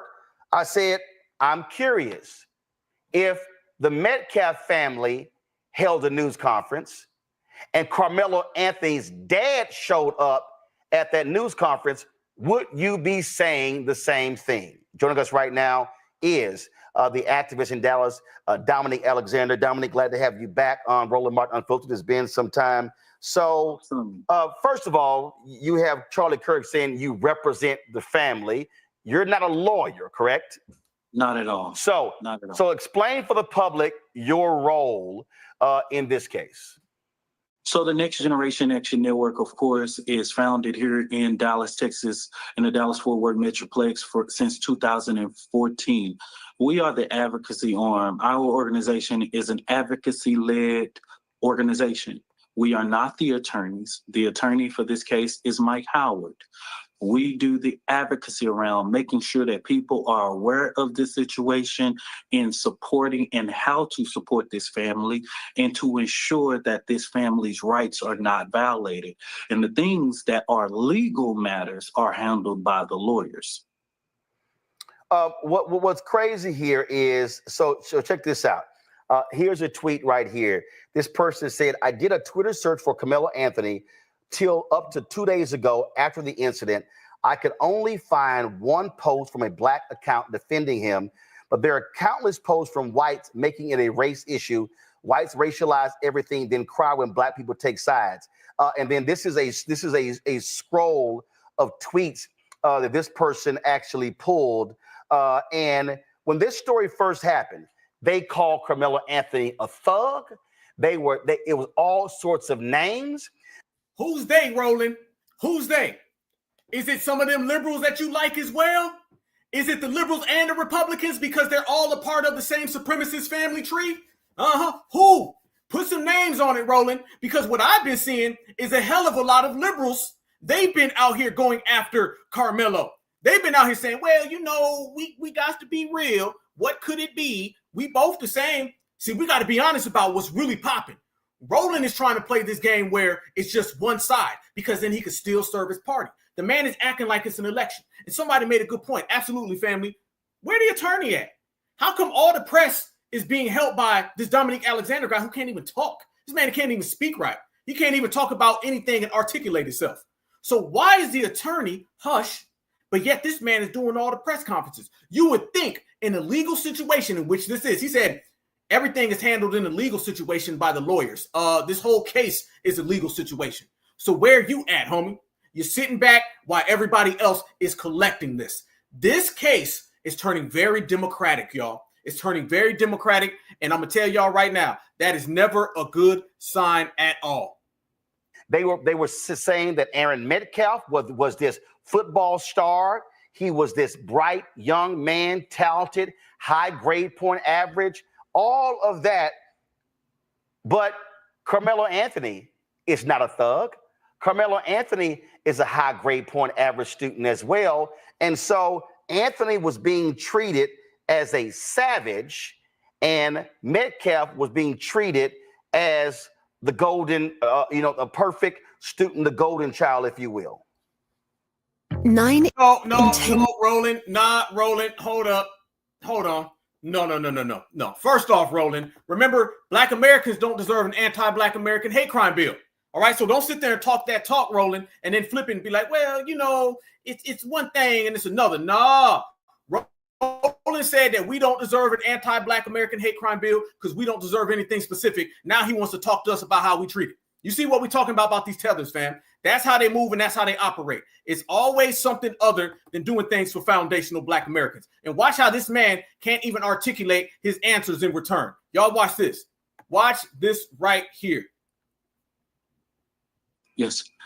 One of the things, Roland, that we need to point out in this situation is that most of the people raised their consciousness because of what Hunter Metcalf said in the local media, where he literally admitted over the weekend, days after, the same day, I believe it was the next day, where he stated that his brother was told by Karmelo to not touch him and literally admitted that he did it anyway. And so no one did that interview for Hunter Metcalf. He did it himself. And so this hate, this race, this bigotry wasn't introduced by us, right? It was introduced by them, right? And I'm going to say this, Roland. I don't know if you even remember this because I was on the panel for the DPD police chief, and I believe I had this guy coming after me, and I used this quote, and I said it on your show, and it was quoted in other publications, even the New York Times. We will never ask the oppressor for permission to liberate our people. I don't know if you remember me. Oh, I remember. Oh, please. See now, family, they're trying to talk all Black-defied. We ain't never gonna ask that damn oppressor nothing. That oppressor can sit down. This man was just at a damn press conference crying. Do you really believe that coming from him, you guys? Does that really move y'all? Does anybody believe what this man is saying? Or are they trying to sound all blacked up? How come they ain't ever blacked up when Joe Biden's out there talking about something? You ain't black. Then all of a sudden it's, man, we got to be nice now. He may not be the best Joe Biden, but he the only Biden we have. You see, fam? And Roland going along with it, saying, no, I was there. I remember when you was riding on him. Get the hell out of here. Yeah, I remember. So, you know what I'm saying? Yeah, I remember. We will never ask that. And I will say that 10 years later. Don't get mad when you come after ours. And then we respond and support ours, right? And so I'm not here to apologize or basically give an excuse onto why we are supporting Karmelo Anthony. We are supporting him because if you can support your white baby, we can support our Black kids. Stop. We in here. Okay, fam. Everybody smash that like button right now. What the hell did he just say? Did he just say we're supporting Karmelo because we're just supporting a black person? Or are we supporting Karmelo because he's innocent? And everything that we've seen in terms of the facts and the evidence shows that he is an innocent young man. Wait, hold up. See, this is why you don't need this skeptical Tether talking. This man had an opportunity to say, we're supporting Karmelo based on the evidence and the facts that Karmelo is innocent. He didn't even say it. He didn't even say that, y'all. The man just sat there and said, we support Karmelo because he's black. If you support whites, we support blacks. No, our brother is innocent. The brother was pressed on. The brother came against two different individuals who outweighed him, and he simply neutralized and defended himself according to stand your ground law. There you go. There you go, y'all. What's this man talking about? This is why this man don't need to be talking. I'm wondering, are you trying to throw this case? Because I'm going to be real. I don't think people like him and Benjamin Crump really give a damn about some type of justice. I think they want to show up, get more opportunities, and then eventually they can get more money. That's really what it's about. The man had an opportunity to say, we support Karmelo because he is innocent, and he did not even say we support him because of that. He said, we support him just because you support your child. Let Black Alpha be there. Okay, you need to get with a real network, okay? A real network, not that clown fake network, the only real network, Black Alpha Network. Let me have been there. And I'd have said, oh, it's as simple as this. Our brother Karmelo Anthony is absolutely 110% innocent. He was assailed upon by two assailants who aggressed upon him, and he stood his ground according to the law. You can look at every single code, and you can match that with the actual occurrences on what occurred to our brother, and it is justified why he neutralized two threats. It's the same exact way that everyone else does it, so he's going to get his justice the same exact way that they have. I said that, fam, in less than 2 minutes. Hey, I said in less than one. Easy work. So you see why we got to watch these people, fam? You see why he's not qualified and Roland's not qualified? Y'all see why Brad left the chat? Y'all see why Brad left the chat, right? Remember Brad earlier. Anybody who just got here, rewind to the beginning. We had a suspected supremacist in here. Okay, somebody named Brad, and you already know what that is. Brad was in here saying we need to give that a chance. We need to go ahead and be very nice to him and let that guy throw the goddamn case. Because I'm going to tell y'all, throw this damn case. Let something happen to Karmelo, and this Mr. Dominique Alexander will be on to the next one. Let's be real. Do they have a 5-year or a 10-year investment on that young brother? I'm going to go ahead and present that to the family. Does Dominique Alexander really care about Karmelo Anthony down the road? Or is this just another line of what we've seen from him in terms of democratic efforts that he can spin and put a democratic cloak and jacket on it? I think soon as the situation occurs, he will be on to the next. Same way Ben Crump has. Did Ben Crump really care about justice? Let's be real. Because understand, if black people got justice, Ben Crump would have been out of business. Ben Crump didn't want any justice. Ben Crump wanted to see more and more. Family, you got to feed the machine. You got to feed the machine. Think about the two people who benefit the most off of harming or railroading of young black people. It is the Democratic Party, and it's these fake ambulance chasers, in this case, and fake activists, right? Think about it, y'all. Who benefits off of black people? I've always said this, fam. The only people who care about us is us. We're the only ones who got to live with this. We're the only ones who got to watch over our shoulder. We're the only ones who got to text our mamas and our wives and our husbands, say you made it home safe. We're the only ones who got to live with this. These people just come and then they go. They benefit, they grift, they go on to the next one. Benjamin Crump loved seeing a new black person. That's why he would flip through every single newspaper he'd find. He'd go to every single ambulance story, show up, get some people, some type of case, probably not even win the damn case, and then next thing you know, he went home. That's what it was. Roland does the same thing, only he's trying to get you to vote Democrat. These people do not care about black lives. They care that black lives can make them money. Al Sharpton's been doing it for years. Jesse Jackson for years. Soon as black people get on code and we don't let people harm us no more, or we get on code and we get together and we fund financially donations, we're putting people like Benjamin Crump out of business. Everybody's saying, how come Ben Crump's not involved? Because FBA showed up.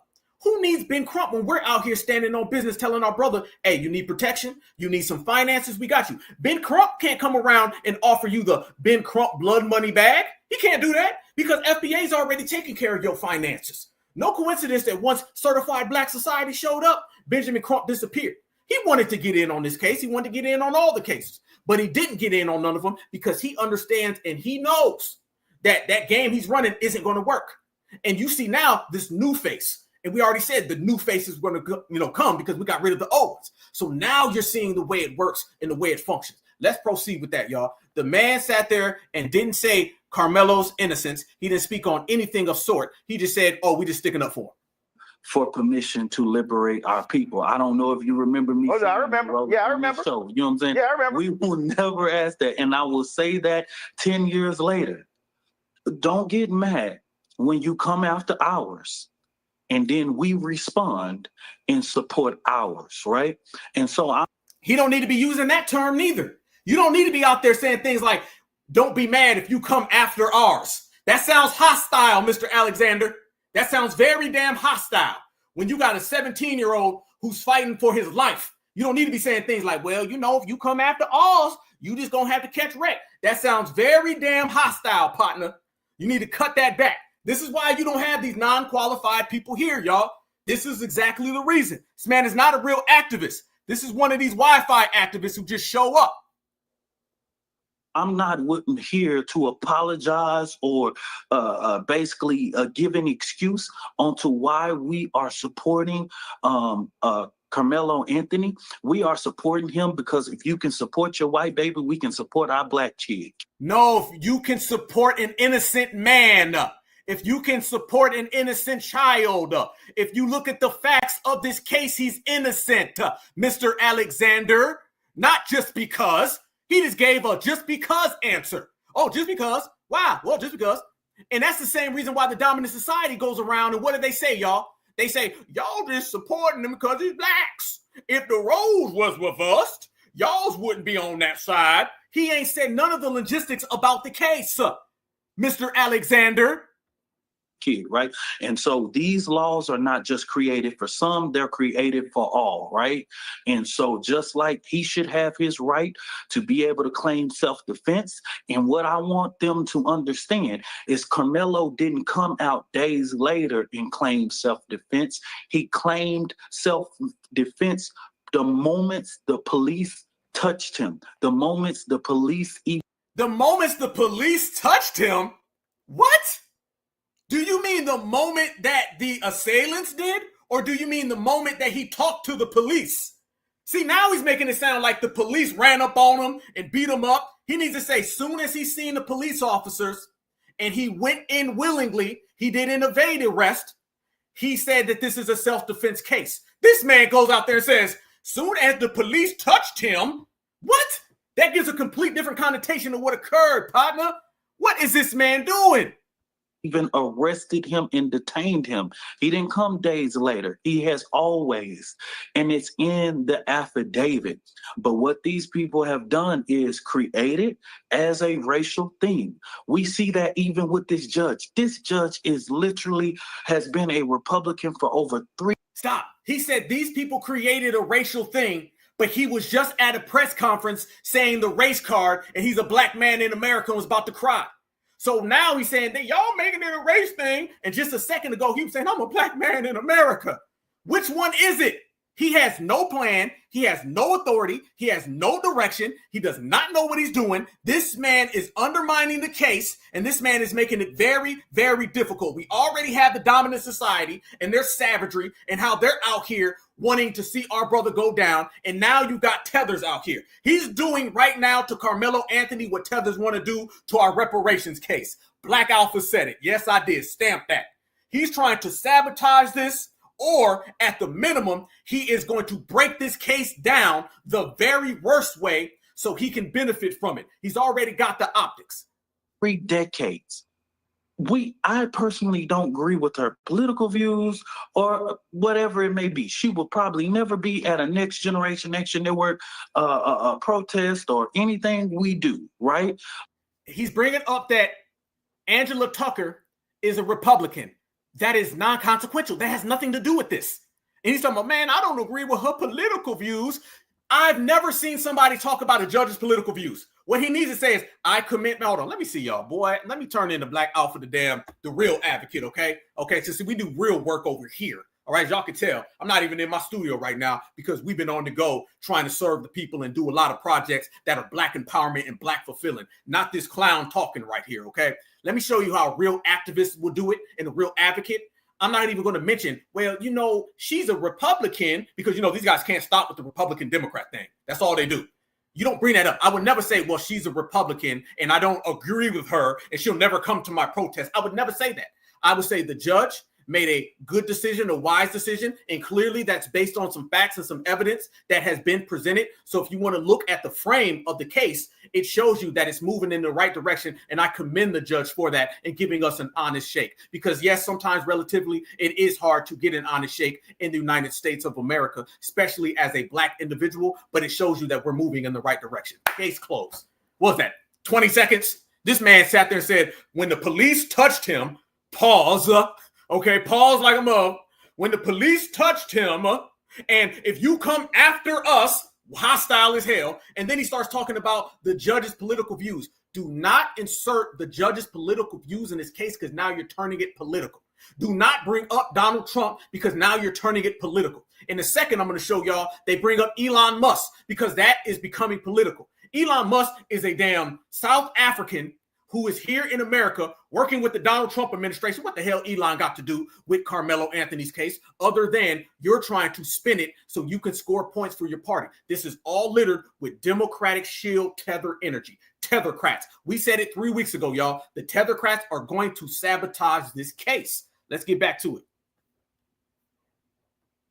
But what they show Black America is, regardless of what ballot box you check, you are still Black in America. And that's what they're showing to the people. And that's what people are rising up again. And I told somebody, this Trump administration is going to either unite. Jeez. Oh, my God. Oh, God. Fam, this is the first time I've seen this, so I'm sorry. Apologize right now. I'm sorry for my emotion, but I just can't do the tether talk, the tether babble. Okay. Did the man just sit there and throw it back on Trump? Family, keep Donald Trump out of this. Let me tell you why. And I'm going to get back to that in a minute. I'm sorry. Family, the more you insert Donald Trump in this, the more it becomes political. The more it becomes political, the more we lose our grip on the situation. It's going to be something out of our hands now. You do not turn this into a political thing. If you want to be social, you want to talk about the system of supremacy, you want to talk about the statistics of how Black people are treated, fine. You want to talk about how we are the first ones that deal with oppression, the first ones who deal with systematic oppression, systemic means to keep us locked away, fine. If you want to start talking about Donald Trump, it's going to turn into something different. It's not going to work. It's not going to work. It's going to turn into MAGA, then Roland going to get involved, and then people just going to say, I don't care. Then they're going to start saying they don't give a damn what happens to Karmelo just simply because he's seen as a Democrat. See, they're trying to make Karmelo and his family be Democratic voters. All right. This is what they want to do, you guys. They want to make the Karmelo Anthony family, the Anthonys, respectively, they want them to be seen as Democratic voters. And it's Trump and MAGA against the Democrats. That's what they're trying to do right here. We breaking this down. Y'all smash that like button. We in here 1.4 thousand. Yes, indeed. FBA Friday, y'all. Y'all know. The thing that they're trying to do, and the Democrats do this all the time, they will try to Democrat Republican something. It can't be Black Americans versus the system of supremacy. It can't be foundational Black Americans against anti-foundational Black American hate. No, they want to make it look like MAGA is going after good, working, hard Democratic voters, some Kamala Harris supporters. See, once they do that, you guys, now the situation turns political, and you're going to have all these people on this side, and they don't even care about the facts. They're going to say, I don't give a damn. It's against Trump. Oh, he's guilty. Oh, they're against Elon. He's guilty. Now what you're doing, Mr. Tetherman, and I use that very strongly, you are making this a politicized event, which is only going to harm our brother. Our brother will not benefit from any of this if it becomes politicized and it turns into Donald Trump versus Black people. If it turns into Republican versus Democrat, that is not going to help Karmelo. That is going to harm Karmelo. I've never been to law school, family, but I can see it clear as day. It ain't that difficult, fam. It ain't that difficult. You're going to get people just turn. First off, all of those Democrat W's, they're going to be against Karmelo anyway because they're white above Democrat. Then all the MAGA crowd, they're going to say anybody going against Trump, damn them. You're going to take what can be a case where we're moving along, and you're going to turn it basically into 90% of the dominant society against one young 17-year-old by politicizing it. And by the way, everybody knows you never politicize an actual case, especially a case where brother's fighting for his life. You never do it. I don't know why this individual is trying to go down that road. Actually, we do know why, and we see it. So the man brings up Donald Trump, and he says Donald Trump is going to unite us or divide us. This is where the tethers are, and this is why they can't be in our business. Black in America. And that's what they're showing to the people. And that's what people are rising up again. And I told somebody, this Trump administration is going to either unite us or divide us, right? And I'm just happy to see Black America and our allies. Oh, there you go. There you go. I said it, family. Oh, I said it. I said it. I said it. There you go, family. He threw in the allies. You knew it was coming. What allies? Who has been out here riding for Karmelo Anthony other than foundational Black Americans? Mr. Tetherman. Again. Hell no. And I told somebody, this Trump administration is going to either unite us or divide us, right? And I'm just happy to see Black America and our allies standing in us, right? And I'm just happy to see Black America and our allies in this rainbow coalition of justice. Oh, gosh. Oh, I can't take it, family. The tether babble is too goddamn crazy. Fam. Certified Black Society. This is what we're talking about. This is it right here, fam. You knew it was coming. Donald Trump, this man said a rainbow coalition. Is the rainbow coalition, man, hold on, run it back. Is a rainbow coalition going to help Karmelo? Or is it going to hurt Karmelo? Is our allies that don't exist, are they going to help Karmelo or hurt Karmelo? We just played last week. All of those rainbow people, all of those blacks and browns, no religion, they're all on the side of Austin Metcalf. Oh, you ain't heard, Mr. Tetherman? Yeah. See, those people and those allies that don't exist, what they do is they come over here and they want to be down with the dominant society. So the first thing they do when they want to be down with the dominant society, they side with the dominant society. Ain't no Chicano coming over here and siding with Karmelo. Ain't happening. Ain't no Mr. Muhammad coming over here and siding with Karmelo. It ain't gonna happen. So now they're trying to drag Karmelo down the line of allies. They're trying to drag him down with the Rainbow Coalition. They're trying to drag him down with the Democrats and anti-Trumpism. This whole interview is littered in Democratic shield talk. They're talking about allies that do not exist. They're talking about Donald Trump. They're about to talk about Elon, but they ain't one time. Notice, fam, in the whole interview, not one time have they mentioned that Karmelo Anthony is innocent. And that's all we keep saying. Our brother is innocent. When we say things like free Karmelo, free Huey, we say it because we mean they're innocent. When we say free, okay, the contrary to beliefs, all right? Real certified Black people, we don't just say free just because we know somebody. We say free because we know they're innocent. And we ain't got to explain what's understood doesn't need to be discussed. Right now, what they're trying to do is they're trying to paint this picture that Karmelo is a Democrat, all right? And all Democrats need to get on board. This ain't nothing different than April 5th, all right? Come protest. This is the DEI stuff. So he goes out there, and you knew the ally talk was coming. Yep, yeah, really, real talk. Good comment right there. Absolutely. Allies is a code word for LGBTQ. That's really what it was. Yep, another good point. Oh, y'all bubbling in the chat. Oh, y'all cooking right now. Good point, sister. Absolutely. He never said a thing about supremacy. Notice that. He ain't said nothing. Let me highlight some of the people in the chat right now because you guys are cooking right now. I'm so goddamn irritated with this tether talk, y'all. But y'all made some good points. Absolutely. Never said supremacy one time. When he gets around us, he's saying the white man and supremacy man and all that supremacy talk then. Good point right here. Rainbow Coalition hasn't done nothing since the 1980s. Right here. Good point right here as well, my sister.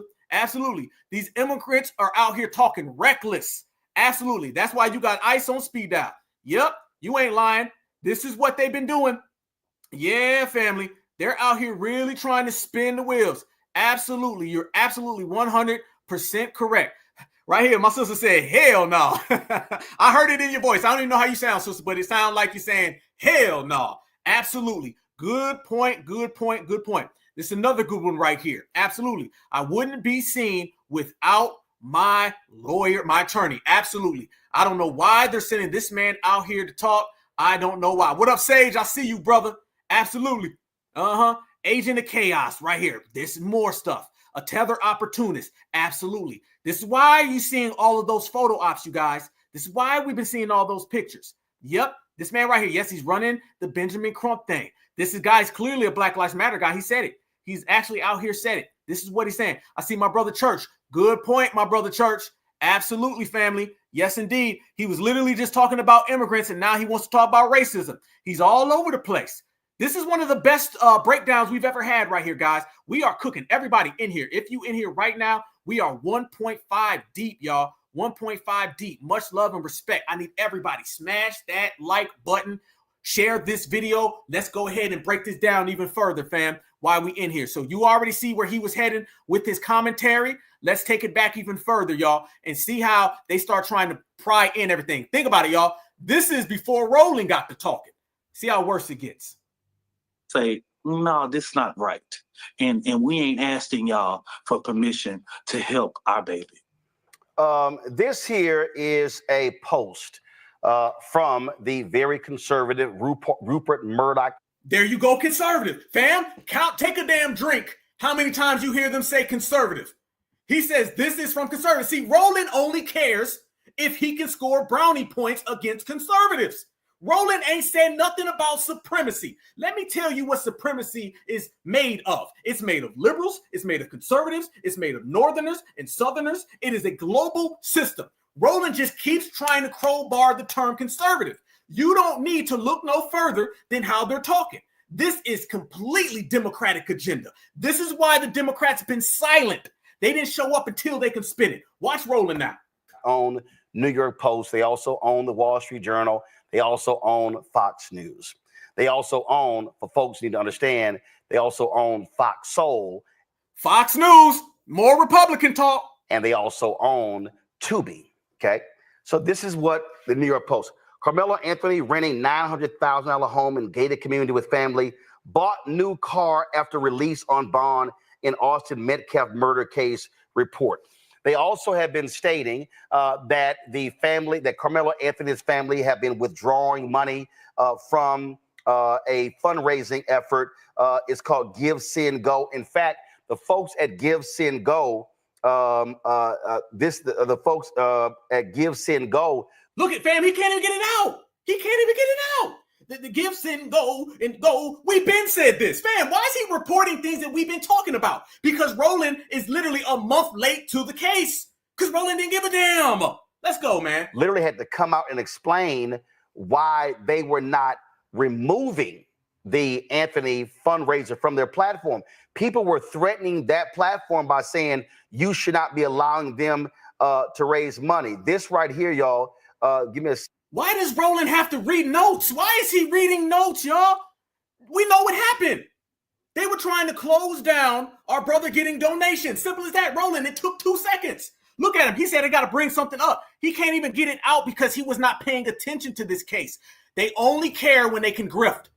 From their platform. People were threatening that platform by saying, you should not be allowing them to raise money. This right here, y'all, give me a second. This is actually the New York Post tweet right here. But the folks even at TMZ reported no money was actually withdrawn from this account.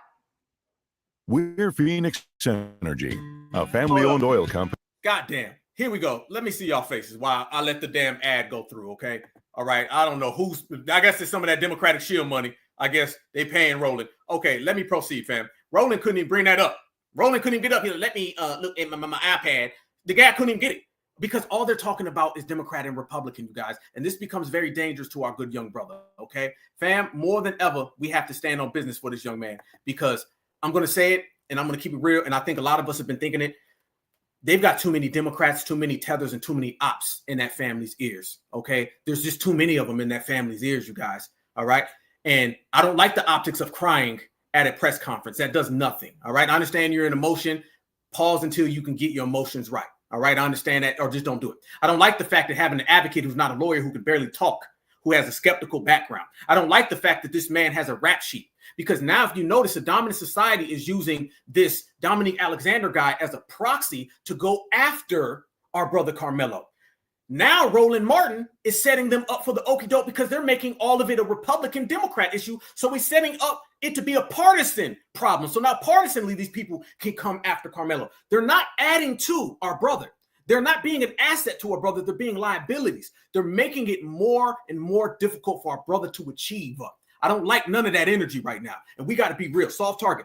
Fam, I'm going to get more into, we about to bubble. Y'all tapped in, smash that like button. We're going to go all the way through, fam, because we got some more things to point out, all right? Some of these different cases going on. Y'all know that little situation going on right there in Texas with the W boy where he harmed another person. They letting that slide. We got a lot more to get to. Let's get to this real quick. All people on on deck.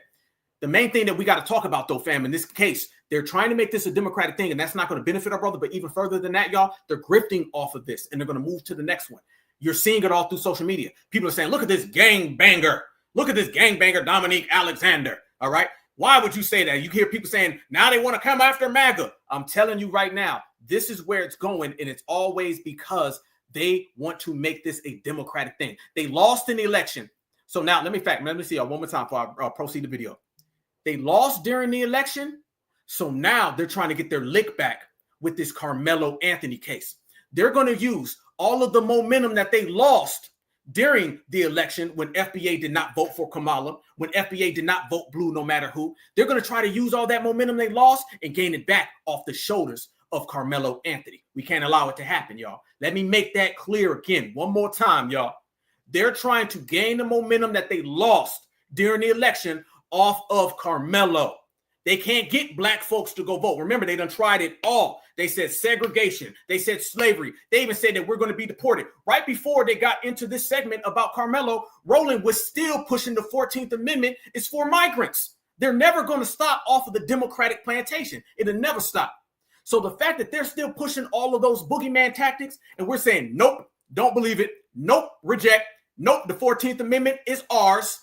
Now they're saying, you know what? Let's go use a black person who's being harmed, being railroaded, so we can get some type of racial respect. That's what the Democrats are trying to look for. They're trying to look for racial respect. Don't be surprised. They already did it with Breonna Taylor, George Floyd, Ahmaud Arbery. You name the black person who's been harmed. You name the black person who has been railroaded or been utilized in an injustice situation for the dominant society. Democrats done capitalized off of it. And we ain't lying. Proceed to give you what you need. Black Alpha Network. TMZ actually called Give, Send, Go and actually asked him, have the family have access to this fund? And they literally responded and said no. And what was interesting about it is around noon yesterday, they called them and got that confirmation. Well, Give, Send, Go sent an email to the family at about 2 p.m. Central Standard Time, notifying that they could actually start the process of withdrawing the funds, which everybody know, even withdrawing, it takes a few days to even hit your account. When the family put their information in to be the beneficiary of the account because the account was set up by someone else, that took days for verification, and especially when the money is for the benefit of a minor. It took days for verification, and these falsehoods was only created to discourage people from giving money to the platform. So they start these lies and all of these things that they could have easily verified by just picking up the phone, calling Give, Send, Go. They would answer the phone, they would respond to emails, and they let them know. And so TMZ called directly and they responded. And so they could have done that just like anybody else, but no, they just started spreading out reports, all of these things. They started talking about the family paying for private security. The security, if you see the video, the security is my security staff. Stop. His security has been on the case. Remember, we broke that, you guys. We broke that last week. His security is on the case. And by the way, for somebody who just said a minute ago, we're not going to apologize to our oppressors, he's doing a lot of splaining, ain't he? Ain't he doing a lot of splaining? And by the way, throughout all this splaining, he still ain't said nothing about Karmelo being innocent. Family, you know, like I know, we all grew up. We remember the OJ trial. Remember Johnny Cochran? Every interview, Johnny Cochran be walking out of the goddamn store. He'd be like, oh, by the way, OJ innocent, y'all. Johnny Cochran would be out with his family. OJ innocent, y'all. Johnny Cochran would be at the courthouse. Did I tell y'all that OJ was innocent? Yeah. Innocent. This man ain't used the word innocent one time. He's going on a whole spiel about donations and TMZ. Somebody said that man is the Tamu Martin Luther King. Would y'all be calling him Tether Luther King? Fam, he ain't said innocent one time. How are you out here advocating? Fam, I know my niece just turned 13. My niece knows in this situation. Just keep saying innocent and everything will be all right. This man, yeah, and it's good point. Good point. He's an advocate or a security team. So what, you're an advocate with a security team? Like what? Once again, very, very sketchy, very, very skeptical background that we can't add up. That look real funny style is looking more and more suspicious. All right. And the security team, let's not forget, his security team, they were out there and they did what, you guys? His security team was 2 people. Oh, by the way, y'all know we seen that Jorge, somebody made a point last week in the chat. And you know what? Like I told y'all, I got the best chat in the whole goddamn world, okay? Y'all the best. So I go back and I watch the points you guys make. Somebody made a point and I didn't even catch it. That Mexican guy, the chubby Mexican dude, that dude is a part of the Next Generation Action Network. One of his security guys was that heavyset Mexican guy, the guy that was filming it. Remember when he was sitting there doing another photo op, it's like the 15th one, when he was talking to Karmelo and they walked him out, that person that was there filming it, that was the Mexican guy. That's one of the people. So he has those Rainbow Coalition people on his network and in his security. And by the way, that wasn't security. Right now, I can make a phone call. I'll get about 25 brothers, all right, that'll all go down there and we'll go provide real security right now. You had 3 people, y'all, and one of them is recording. And I've never seen a security record at the same time. You would think when you're a security, you're supposed to be watching your 6, right? You're supposed to be holding it down. Why was one of the security people, fam? It was him, another guy, and then the third guy was recording. I don't want no security guard that's recording. You got, let's be real. We showed you. Y'all been seeing it. The dominant society has greenlit this man's family. They got to move from place to place. They got to watch their backs. The mother was saying how the daughter's scared to sleep in her own bedroom. Dominique Alexander was crying at a press conference. They sending threats after everybody. They throwing threats at me. They got a supremacist rally planned tomorrow down there in Frisco. And this man has a 3-person security team. And he's an advocate, and he's a lawyer, and he ain't said innocent. You can't make this up, but we can receipt it. Check this out. Furthermore, fam, as we proceed. Watch more babble. Director of Security for NGAN is in that video escorting Karmelo Anthony out as well as me and another individual of the NGAN staff, right?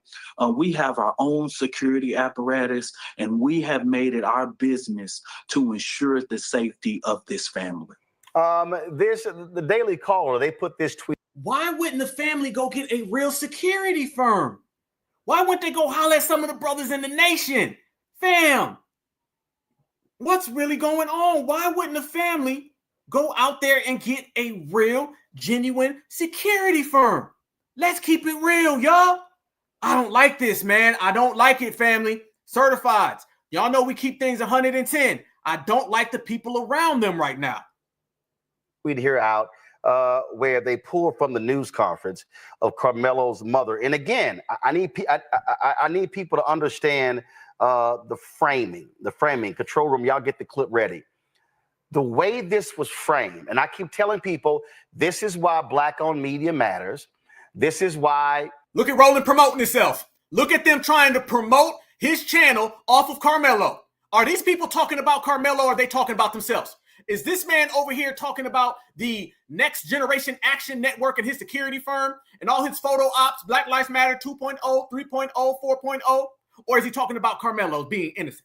Is Roland Martin talking about Karmelo being innocent, or is he talking about Black media? What he's about to say about Black media, family, Roland says this on every show. This is the same line that he used when he was getting money from Kamala Harris. So he's using his washed up, dried up Kamala Harris lie so he can get Black-owned media because he has to perpetrate to be Black-owned media so he can steal.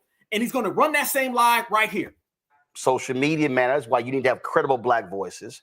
The framing of, and look, we've been trying to get the Anthony family on to talk about this as well, because the framing from day one has been Black thug kills. No, remember Mr. Simple Simon? You see now he's trying to flip it. He's trying to flip the script now. Star. That was the framing from day one. Folk took that and they ran with the photo, not of Karmelo in a suit, not Karmelo in his athletic attire, not any of that.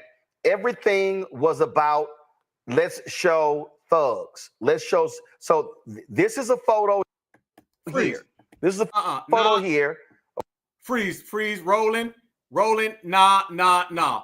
This is the same people that been out here talking about Simple Simon, calling black folks every name in the book. Now he wants to talk about, look what they doing to y'all. They not treating y'all right. Nah, Roland, we ain't on that type of time. Roland better try another one. He better try it with somebody else because FBA ain't going for it.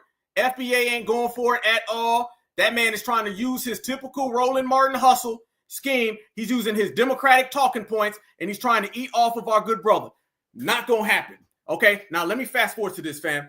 This is where Roland starts getting in, and he starts talking about Elon Musk. Here we go. Let me show y'all. First of all, let me show y'all the mother. The way to build abs is not show y'all the mother not forming. Because the mother goes out there, and the mother was talking about being afraid. And I want to show y'all right afterwards, Roland is going to go into his whole spiel about Elon. They're fitting. I don't know what the hell Elon has to do with any of this, but it goes to show you what we're talking about. These people will do and say anything so they can go and serve massa. Watch this. Searching for a better life. Like so many other families, we wanted to give our children the future we did not have. My husband worked hard every single day to provide for us, to make sure we're in the best financial position possible. As a stay-at-home mom, I made it my life's mission to ensure our children are loved, nurtured, and supported every step of the way. In wake of this tragic incident, our family has been under attack. Whatever you think what happened between Karmelo and the Metcalf boys, my 3 younger children, my husband, and I didn't do anything to deserve to be threatened, harassed, and lied about. The lies and false accusations that have been said about us, especially over the past week, has been overwhelming. The lies and their amplification put my family in danger, as well as everyone in our community, everyone involved in the investigation, from the police, the attorneys, and the court staff. Our address and my husband's previous employer's address has been put on all social media platforms. My husband had to take a leave of absence because he's afraid what may happen to our family. His mental health is deteriorating day by day. Fam, I don't like this, man. I don't. They don't care. Fam, I'm going to be honest with you. I don't know where this is coming from. And I think, and I truly believe, this is being coached to them by Dominique Alexander. Remember, Dominique Alexander, he's the advocate. Fam, if he's going to say he's the advocate, then I'm going to put this off on him. I don't like the tears, like somebody said in the chat. I do not like the tears. Do not talk about your husband's mental health. The dominant society don't give a damn about none of that. They don't care about none of that. Much respect to the family. I understand. I just don't like who's in these people's ears. I don't like it. I don't like you talking about your mental health. The dominant society doesn't see that as affection. They see that as a soft target. Now they're going to come in on it. Let me tell them what they don't understand about the system of supremacy. In the system of supremacy, all that, I got mental health, my husband had to take time off, they don't see that as something that makes them fall back from attacking you. They see that more as a reason and a catalyst to attack you. And this is why you got to be plugged in with real people. Us in the black grassroots, okay? I'm telling you, they try to keep us at bay and away from everything. I've reached out to so many people, and to come on the show to do interviews, they act like we don't exist. There's some real names out there, y'all. They just don't want to talk about the grassroots because we say it real. We say how it need to be said, all right? These people breed off of a weakness. When they see weakness, this interview's coming across like it's a weakness, y'all. This is how this interview's coming across, and they're going to try to take advantage of this. Let me tell you right now, you've seen the temperature of the dominant society, and I'm talking about all of them. You see this W Lives Matter. They out there talking about going after him. They're making some horrendous slurs. They're greenlighting his family. You think crying at a damn press conference is going to help? And I'm not just talking about them. I'm talking about the people who are advocating them to have this press conference. I don't like that energy. Let's not act like we don't have a long line of what that ends up being, opposed to what the opposite is. And this is the opposite of what we've been pushing. Look at this right here, y'all. Let's go back. Now Roland's going to use this. As soon as he's done using this, he's going to start talking about Elon. I endured death threats. My 13-year-old daughter is afraid to sleep in her own bedroom because she's fearful. I don't like that. You don't think they know? You don't think they know? They the ones threatening her. What you mean? Of course they know that. Of course they know. You're talking to the people who feel this way about you anyway. You're talking to the people who are doing the threatening.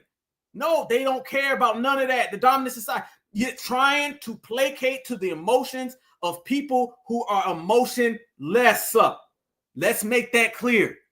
What may happen to her? And let me be clear. The claims that were used about the public donation to buy a home or anything else are completely false. Sister, you don't have to explain that to them, sister. And I say that with all due respect. You don't have to explain that. That's something you do not have to explain to them. Let the lawyer handle all of this. You don't have to go out there and plead. Who are we talking? Who's this press conference for? Is it for the dominant society? And think about it, you guys. Let me say this. Get ready. I'm going to make a good point. Y'all going to be like, boy, that goddamn black alpha. Why she's sitting there and she's pouring her heart out and she's crying and she's upset. Let me tell you who is in the audience. And do you think this individual right here gave a damn about any of that? That's who you trying to plead to, and that's who you trying to get some type of middle ground with. Ain't no middle ground. Ain't no middle ground. Look at that right there, y'all. While all of that was happening, this man was sitting there watching. He was sitting there watching the whole thing. I'm going to let it play. Listen. He's watching. We have not received a single dime. He's watching. The Give Send Go fundraiser. He don't care. And the co-founder has stated that clearly. He don't give a damn. And in reality, we were just notified yesterday that we could begin to withdraw funds. And it still takes several days to receive those funds once the request is made. I don't know why we have been targeted and discriminated against before a fair trial. Our son deserves the same rights under the law that everyone is reported to. They got to get a new advocate, y'all. They got to get a new advocate. I blame this on the advocates, family. I blame this on the advocate, fam. Don't sit there and say that I don't know why we're being discriminated on. You know why you're being discriminated on. And then Alexander go on there and start talking about supremacy. Then Roland start talking about conservatives. We know why. We know who. Come on now.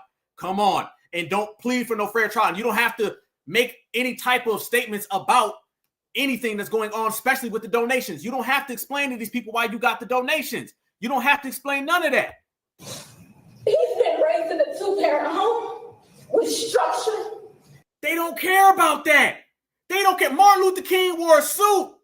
Martin Luther King was an actual person who was trying to meet people halfway. They didn't care about that then. They don't care about it now at all. Stability, love, and we put God first in everything that we do. They don't care about you putting God first, sister.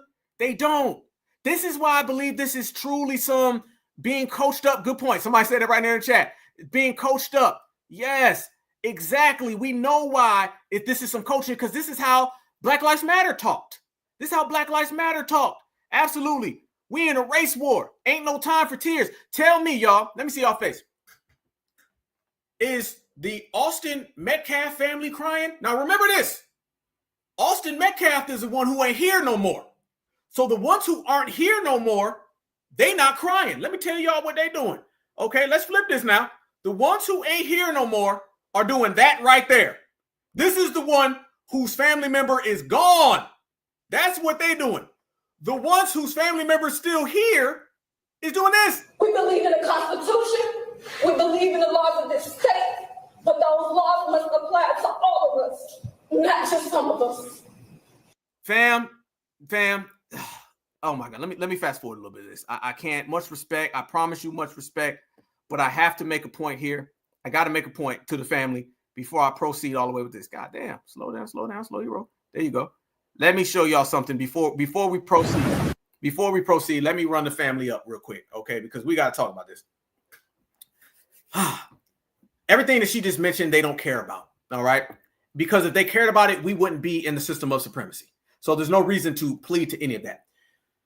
This is clearly Black Lives Matter talk. Can I be Black Alpha, the real, the advocate family? If I was the advocate for the family and I was there on deck, let me tell you what I would do.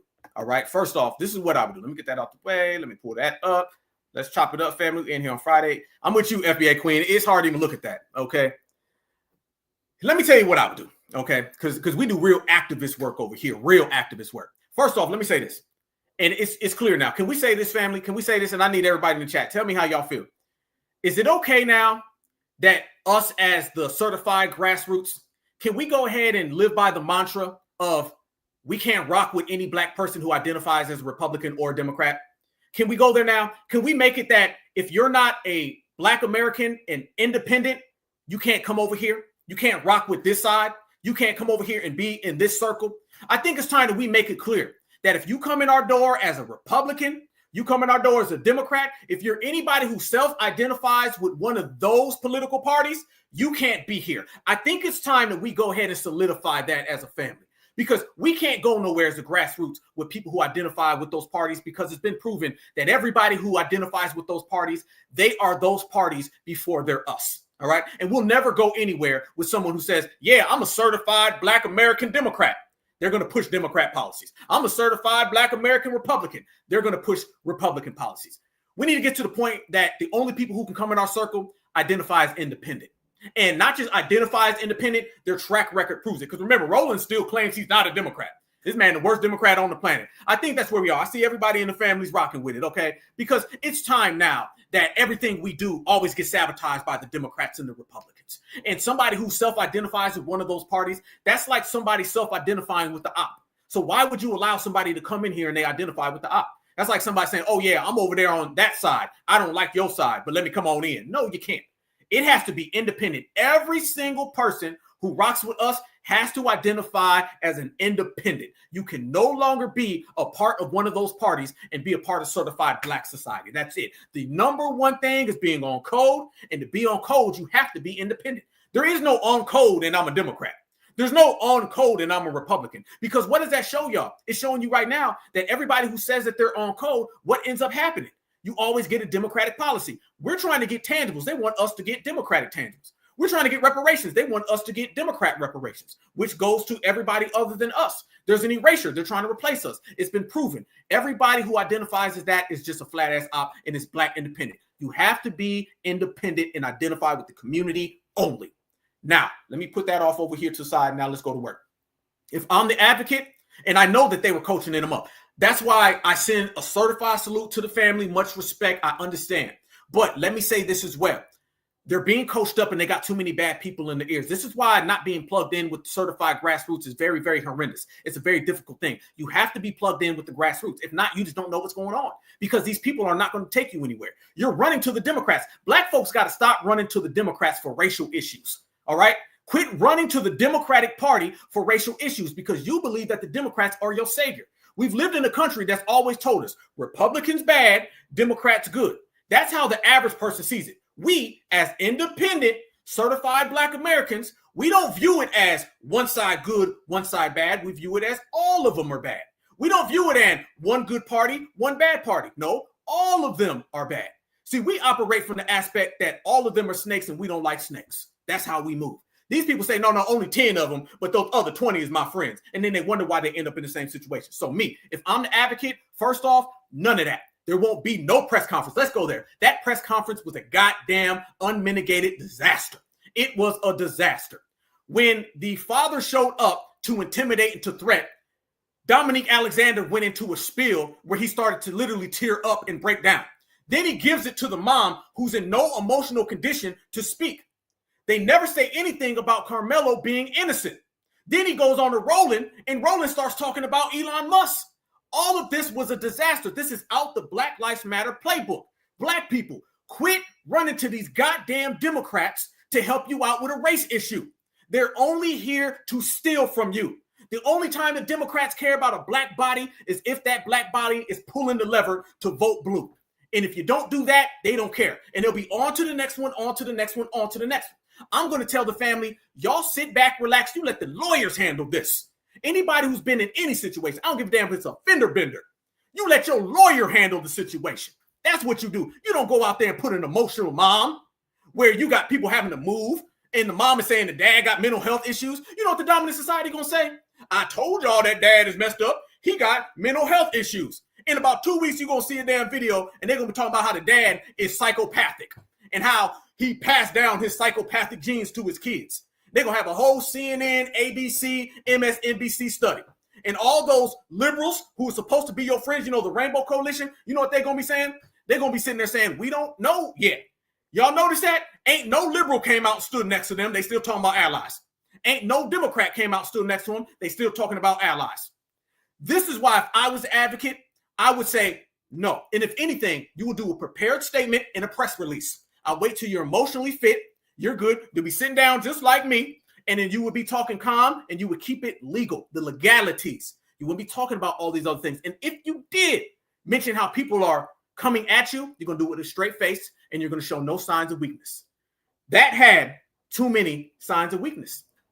And signs of weakness don't succeed in the system of supremacy. As a matter of fact, signs of weakness, that ain't nothing but throwing a goddamn a plate of ribs in the dog cage. It ain't good. So that's what I would do if I was the advocate. Family, listen, if the Anthony family is out there listening, please tap into the Black Alpha Network. We are here. You can reach us on social media. We got over 100,000 followers on all social media accounts all the way across. You add them up, we got over 100,000 people. Come talk to the Black Alpha Network. Talk to my brother Tariq Nasheed. I'm telling you, there's some certified brothers out there that are willing to put in work. You got to stay away from people with bad rap sheets, okay? Because they're going to use those people as proxies against you. You got to stay away from people who have weakness and old, outdated approaches, because we've seen what that happens. Come tap in with the real grassroots and tap in with people who really care. Not somebody who has a security team of 2 people. Not somebody who's supposed to be an advocate, but he's talking about being the lawyer. Not somebody who can barely articulate himself. Damn sure not somebody who runs the Roland Martin. You got to get tapped in and plugged in with the independent Black grassroots. That'll bring you justice. Now watch this right here, family, as I go ahead and fall back. Let me show y'all how they start talking. And Roland, he's going to take this opportunity to do what? To start talking about Elon Musk. Everybody in here, smash that like button. We cooking. Hold on. There we go. Gotcha. Watch this right here, fam. This family is broke, destitute, all that sort of stuff. Then it's, how dare they go to this home? How dare they? People who don't understand Dallas-Fort Worth, just describe for them the area where this school is located and the type of homes that exist out there. This is not a low-income area of Dallas-Fort Worth. Not a single low-income area. Frisco, I'm born and raised in Dallas, Texas. Y'all graduated high school in 2007. Literally, Roland, this area where they were was just late. It was just fields. This is an area that has been developed in the last decade or two. And I know you know that a lot about that, Roland, too. These were fields when I was a kid. Literally fields. The medium income level is there probably about $150,000. This is not a low income area. This is home of where the Cowboys headquarters is, a number of development. I believe Universal Studios is about to come there. This man talking about Universal Studios? Black people, is this man talking about Universal Studios? Who give a damn? Who cares about Universal Studios? And why are you still explaining? Jesus. People who know Kayla Hayes and know this quiet woman and soul, and that just came from the bottom of her heart, and just the pain, the fear, I've been there to see the pain, the fear of these children and the things. Pain and fear that they have had to experience with this situation. And I just want people to understand, the hate hadn't been coming from here. We didn't create it. Or we cannot pull a black card. The reality, that's our reality. That's what we live through every day. We can't pull our reality, right? And we ain't gonna apologize for being yet black in America. We ain't gonna apologize for that. And I think what you said, Roland, is important because that's what set the outrage of most people in America, black people particularly, about this case, to say, hold up, wait a minute now. Y'all going too hard. And then young people started to post that even knew Karmelo Anthony, right? And was saying, Karmelo is not this. Karmelo is a 3.5. His colleagues started standing up for him on social media, right? The kids, the overwhelming support. That's the reason why we told everybody we could not talk about the nuances of the case, because it's so involved. Every last witness to this situation is a minor. We cannot release we can't release the information around it because there were no adults in. But the dominant society is out here releasing addresses. They out here releasing addresses. He said, we can't do it yet because if it doesn't happen, then we won't know who did it when they did. We don't know yet. Tether explaining, y'all. In that proximity of that area, right? All of the witnesses to this are minors. And that's one of the things we wanted to give clarity to today, to make sure people understood the facts, because there's so many different moving parts. But as soon as I release one of those kids' name or even an inkling around it, I become legal liability civilly and criminally. Oh, you a liability, damn right. You damn right are. Just for folks who are watching, just so they can understand, again, how this is being played out. I'm trying to connect here. If you go to Twitter, and I call it Twitter, you go to Twitter. Here we go. Here come Elon. Twitter, and you type in Karmelo Anthony mug, Karmelo mug. We're having a connection problem. What you will see is mostly white conservative accounts. How does he know? How does he know these are conservative accounts? Here he goes again, dumping 500 years of systematic and social supremacy on one political party. And it just so happens to be the party that he don't want to be on. You notice this, fam? How many times in this interview has Roland Martin repeated the term conservative? Because he's trying to put it in your brain that only the conservatives are doing this. It could never in his head be Joe Biden who gave the eulogy at a Klan member's funeral. It could never be anybody opposed to who he's saying that it is. Angry, mad, and upset. There we go. Look at this. Karmelo Anthony's family has no shame, allegedly selling Justice for Karmelo t-shirts for $25 to profit off his killing of Austin Metcalf while flaunting a $150,000 Cadillac Escalade and a $3,000 a month gated community rental. Does this send the wrong message? And then you see disgusting, the family of alleged murderer Karmelo Anthony. Then, of course, it's no shock you got black conservative grifter Brandon. Now he's bringing up black conservatives now. His opposite side. Here, fam, here you go. Conservative again. This is the 15th time Roland's brought up conservatives. And Tatum, what does he post? When a community celebrates the accused instead of mourning the victim, it's a sign of serious cultural rot. Jeez, oh goodness. Fam. What Brandon Tatum is saying is, oh, why would this guy Hey, there you go right there. There go your white lives matter. Look, soon as we start doing that, there you go. There go that guy in the beginning of the episode. There you see, fam. We ain't got to do it. We live right now, and the ads is popping up. I think Karmelo is guilty. I don't like what Roland is saying. Y'all's wrong for that. Question: is that man related to that man? Y'all tell me. Do y'all see some similarities? Tell me right now.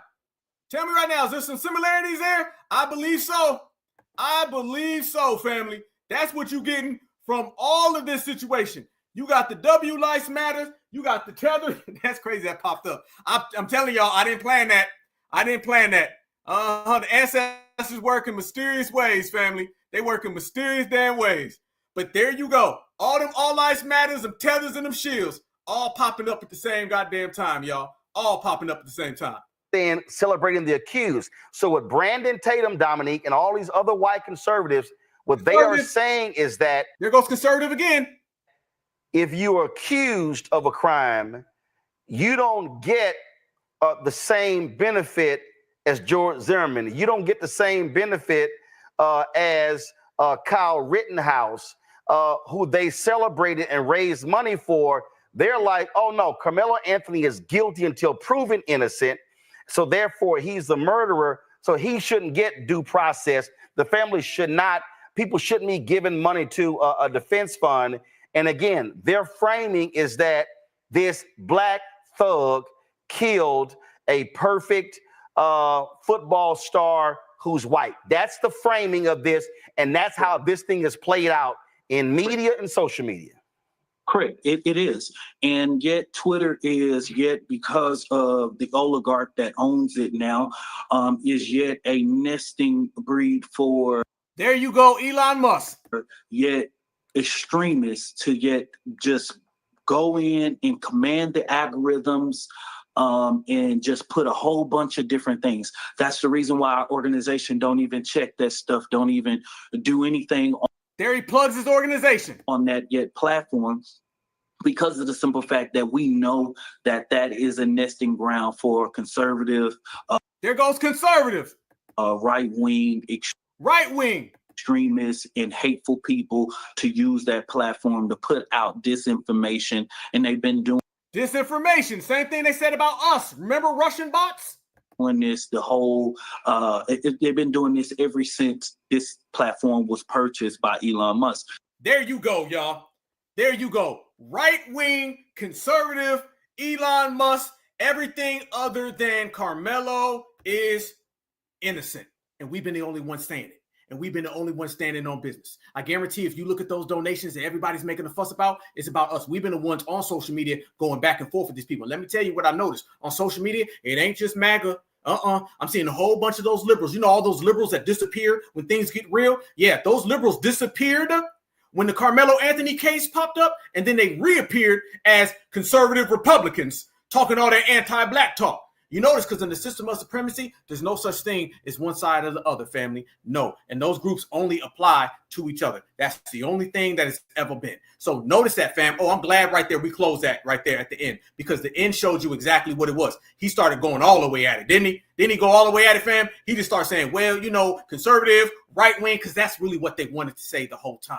The whole time they wanted to make that about Republican, Democrat. I counted over 20 times that they brought up conservative. I counted over 20 times, fam. Think about that. Over 20 times they brought up conservative back and forth. Why did they do that, y'all? You know exactly why they did it. They did it because they were trying to make a situation be a Republican, Democrat, but a partisan one. That's really what they were doing it for. And we've seen it. So I counted over 20 times that they was trying to run that. And this is what it is. We cannot allow this to get politicized. They're waiting. Roland and all the Democrats have been very silent. Jasmine Crockett, she ain't said nothing. She's been running her mouth about everything. All of a sudden, she stops. Isn't it funny how somebody run around here and play a sister girl act that looks bad on us politically? So she be real black when she's being sister girl, but she ain't black at all talking about our brother. Notice that? So she's been silent. Roland was silent. Now they jump on it and they're coming with the Democratic fray. Nothing good gets served whenever this becomes a political situation. Let me show y'all this though as well. Soon as you seen old buddy get kicked out of that whole scenario when he ran up there and he was clearly recording, soon as that ended up happening, fam, then you started hearing stories about his home being swatted. Yep, they started saying that his home got swatted immediately after. Why did that happen, y'all? I believe that perhaps some Democrats were at it. But I'm going to show y'all this video, and I need your guys' opinion. What is really behind this swatting, this alleged swatting that I'm not sure actually occurred? Let's go. In Frisco, Frisco police just confirmed a swatting call was made tonight to an address belonging to the victim's father. Now, that's a prank call designed to bring a lot of police to a scene. Tonight, Jeff Metcalf confirms to WFAA he wasn't home when it happened, but he did arrive about 5 minutes later. Now, this is new information, and right now we're working to learn more details. But earlier today, everything stopped and heads turned when Metcalf showed up to a news conference called by the suspect's family. Tonight, Matt Howerton has a desperate plea from Karmelo Anthony's mother. They came to speak for the accused.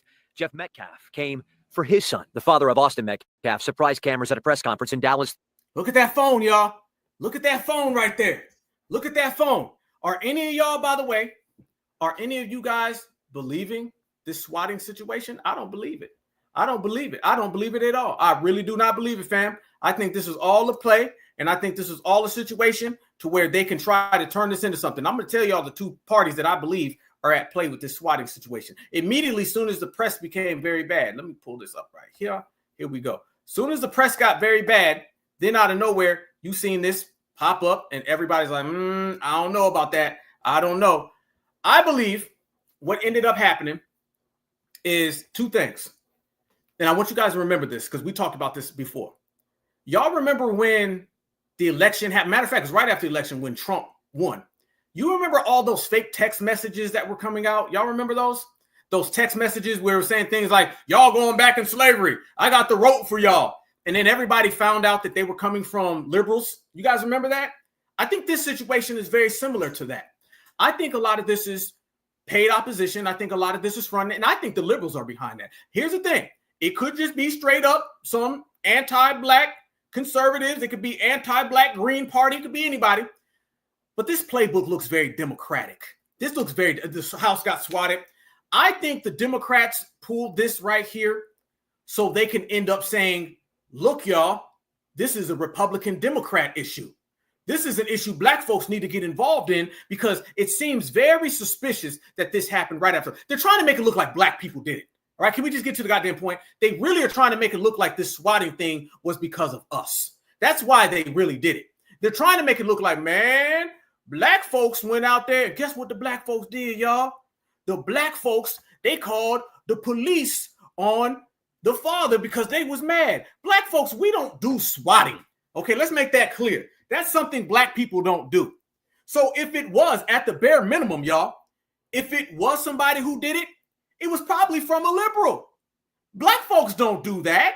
What black folks don't, we don't sit there and say, man, they're in the house. They're in the house. Something's happening to them. You need to send over everybody. We don't do that. I think that's coming from the liberals in an attempt to politicize this. I really do. Fam, I mean, are we reaching far? Wasn't it the liberals who came up with those fake text messages? What about the fake crosses? What about all of these fake stories that have been popping up left and right from liberals so they can try to get the momentum that they lost from the election by racifying things? Same thing I just alluded to 15 minutes ago. They're trying to get back the momentum that they lost during the election by racifying this and trying to pull us back in. And they've done it consistently since Trump won. Y'all heard about that lady who did a fake hate crime?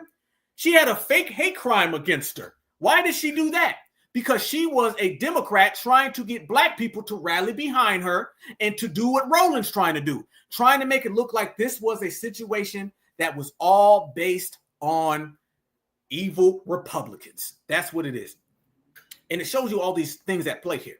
You got these people who pop up, these people who come out of nowhere, these people who run these little hustles in these con games. We all know how it goes. But the crazy thing about these hustles and con games that we're alluding to, y'all, is they come out of nowhere and they always try to publicize it in a way that we're not really on. Again, everybody's talking about this. This is a fever pitch. This is the story in America, but nobody other than FBA is talking about this genuinely. Look at this right here, fam. There goes more. There goes more photos that came out, y'all.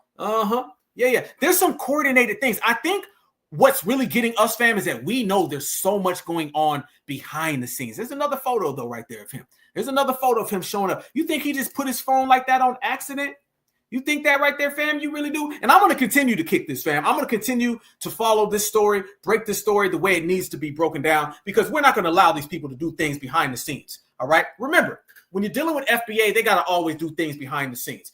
That's why we got to be experts at seeing what's going on behind the scenes, because they'll never do nothing straight up to our face. They don't have it in them to do that, okay? They're not rocking like that. But there's more things that have been coming out. There's more things that have been happening. What's that dude name? Is it Sheldon Daniels? Is that the dude name? Is it the Sheldon Daniels guy? What's that guy out there that's running against Jasmine Crockett? His name's Sheldon Daniels, right? You guys see that he's popped up and he's been making some tweets. He's been making some tweets. Everybody was wondering about this guy. Everybody was wondering about this dude. Everybody was saying, what type of time is this dude on? What's he really hitting for? Yeah, he's come out now and he's trying to politicize this. This guy right here, okay? Now, you guys don't know, but, I sat down and talked to this guy. Oh, yeah. Oh, yeah, I did. Yeah, Black Alpha, I sat down and talked to him. Me and him had a conversation. Yes, we did. And he was talking about his reparations thing. Matter of fact, let me tell y'all. I'm a real one. I'm going to keep it real with y'all. I talked to him. Talk to him. Y'all remember that video that dude came out and he was talking? Okay, Sheldon Daniel. Okay, y'all remember that video that he came out and he was talking about how he doesn't agree with reparations and reparations ain't his thing. I don't know if y'all remember that video. Do you guys know he made that 10 minutes after I spoke to him? He made that 10 minutes after I spoke to him. Yeah, this Black Alpha exclusive. Yeah, only people who know this is Tariq Nasheed. Tariq knows I talked to him, and my brother Sage. The only ones know I talked to him. I'm gonna show y'all a clip. I talked to him. He made that because our conversation didn't go in the direction that he wanted to go in terms of reparations. And he was getting a little out of line with the reparations conversation. I let him know, hey, we're going to get reparations 110%. You know what I'm saying? I had to do what I had to do. You feel me? So, we spoke. Yeah. Well, he's coming out with some tweets and everything. And those tweets are clearly exactly what we thought it would be, because this shows you that on all sides, again, all across the spectrum, that's how they are. There you go. Look at this one right here. Swatting should be a federal offense, punishable by up to 20 years in the feds. It's not a joke or a game. People can lose their lives. See, he's trying to throw that on black people. That's what he's doing. He's trying to throw that on black people, family. Oh, yes, he is. Yes, indeed. That's what he's trying to do. He's trying to put that off on black people because he understands that he wants to dump that on. Now here you go, fam. Now you got the Republicans trying to dump it on the Democrats. He made another one that caught my attention too. He made another one that caught my attention. Let me show y'all this other one he made. He finally came out and he said what he feels about the case. See, he was tap dancing around it. But man, I'm gonna tell y'all something. Y'all gonna be like, what the hell? Oh yeah. I spoke to him. Nobody knows. The only people know about is Tariq and my brother Sage. Check this out right here. Here we go. Check this out. Oh, let me unhighlight that because I highlighted it and made it less clear. He said, when I was a kid growing up in the ghetto, I had to fight often, not because I wanted to, but because I was different. I spoke well, read books, and didn't follow the crowd, those thugs. And because of that, I got tested nearly every day. Mean people. But even in that chaos, there was still a code. You stood on your ground like a man. You used your hands up. You walked away bruised, but alive. This is him coming after Karmelo. He's down there in Texas. Look at this. This is what I'm talking about. Somewhere along the way, we lost that. We replaced discipline with disrespect. We started raising boys to believe that manhood is proven through firepower, not resistance or restraint. Let me be clear. Bringing a knife to a fist fight is cowardly. Bringing a gun to a fist fight is cowardly. I would say supremacy is, bullying is as well. But you ain't going to mention that, though, are you, partner? It doesn't make you tough. It just makes you dangerous and disconnected from any sense of honor. What happened to these young men is heartbreaking and infuriating. And a child lost his life because another boy learned the value of real manhood. What? Never learned the value of real manhood. Boy, he'd never talk to me again. I mourn the family, but I also call on the community. We must bring real men, bring back real men. And the dominant society does have real men. And the dominant society does. Okay. We're going to talk about these real men. Hold on. We there. Men who respect life, men who teach boys that self-control is power, men who know that manhood is proven and how much you can walk away from. How about bullying? Not how much you can damage or you can do, okay? This isn't politics. It's about the culture we're creating and the lives that we're losing in the process. Let's raise our boys better. Let's bring back real respect. That was his breakdown of the situation. Basically, black is bad, those bad black people. None about the supremacists, nothing about the threats on these people's lives, none about these people moving. It was basically one of these, I'm going to act like I'm playing some high road, but in reality, I'm coming down on black folks. See, that's one of the things they do. They play both sides. They'll sit there and they'll spite you and they'll smile at you in the same time. They always try to pass off their hatred as some type of criticism towards you, or some type of lecturing towards you, or some type of I want you to do better. And they'll sit there and they'll be slurring you, disrespecting you, and basically assaulting you behind a bunch of fancy words. They don't like that. See, I'm straight to the point. Damn you. How about that? All right. How about that? F you and your mama. That's how we get down. I ain't got to sit here and try to fancy up hatred. I ain't got to fancy up spite. I ain't got to fancy up vitriol. I ain't got to make it look like I'm being honest and critical when really I'm just tearing somebody down. But since we're talking about tearing people down and we're talking about the lives that people live, notice that he said all of that, right? He said all of that. Well, we could easily just start saying this right here. How about this, y'all? Where'd that go? Where that at, partner? How come you ain't bringing that up? How come, family? I'm going to tell you why you ain't bringing that up. You ain't bringing that up right there because This man got a thing in a situation way worse than everybody. Way worse than everybody. So when they out here trying to pull these little things where they're watching us and they're intimidating us, they don't like that in this case, Black America's been pulling out some goddamn receipts. Oh man, we've been pulling out some crazy receipts. Y'all notice the receipts we've been pulling out? The receipts have been out of control, y'all. I mean, we've pulled out so many receipts about the hypocritical nature of the dominant society, about the hypocritical nature of what type of time they've been on. They're not liking that at all. They're not liking it at all. But, you know, we're going to pull out some more receipts. Since we want to go there, we want to talk about men and manhood and stuff. Let's talk about it. Because to me, the system of supremacy is cowardly. To me, targeting soft targets is cowardly. And to me, any person like that Sheldon dude who runs around here and he slobs on that culture, to me, that's cowardly as well. Matter of fact, that's worse than cowardly. That's a scoundrel. So that is what you on, and that is where you don't have a spine. Foundational Black Americans, we in here, but they don't like the fact that we've been pulling out receipts. So many big ass receipts. Family, y'all seen this one right here?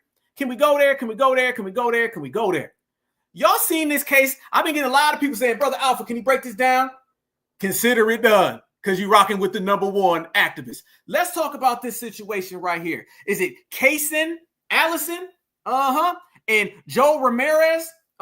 The unaliving trial of a high school student who admitted to poking his classmate kicked off in Texas this week. There's a lot of things though, bruh, that ain't adding up about this story. Isn't it crazy that simultaneously you can see them contradicting themselves in real goddamn time? Oh, we've been pulling out receipts. The best way you handle the dominant society, y'all, you handle the dominant society by just throwing out the receipts back at them. That's all you got to do. You don't got to sit there and explain. You ain't got to complain. You got to apologize. Only thing you need to do when you start talking about the dominant society is throw back the receipts. A high school fight, wow, wait a minute, ended with one boy poked, and the other charged with unaliving. That trial is now underway. Kaysen Allison is facing anywhere from 5 to 99 years in prison if convicted. Okay, what else is going on with this situation? Allison's lawyer, Zachary Boyd, said in his opening statement that the then 18-year-old acted in self-defense. Whoa! Why ain't nobody mad at this, though? How come ain't nobody upset? This looks eerily similar to what's going on. Oh, okay. This is what the dominant society been hiding from. This is what they don't like about us. We go into that FBA bag and we start pulling out them FBA receipts, and them FBA receipts show that they've been on the savage time. They've been the ones out here committing crime. They've been the ones out here harming people. Allison, who has been on house arrest ever since posting $175,000 bail back in July, in July 2022, is facing anywhere between 5 to 99 years in prison if convicted. Hold up, wait a minute. So you mean to tell me that this individual ended up poking somebody and the dominant society isn't talking about burning crosses in his yard? Wait a minute. This individual's on house arrest and the dominant society didn't start throwing Mayo tantrums? This individual had a $175,000 bond, which is less than what Karmelo had, and the dominant society didn't start tripping out and breaking down. What's the one denominator, the one difference in this situation opposed to every other situation? I'm going to tell you what it is, and you already know. It's about the thing that they said, why you got to make it a thing about. It's about color. That's what it's about. See, you notice that when the assailant is a W, all the W's are on board with it. When the defender is black, all the W's are against them. You see how quick they flip when they got the opportunity, y'all? Well, we do, and we see it from a mile a goddamn way. A mile away.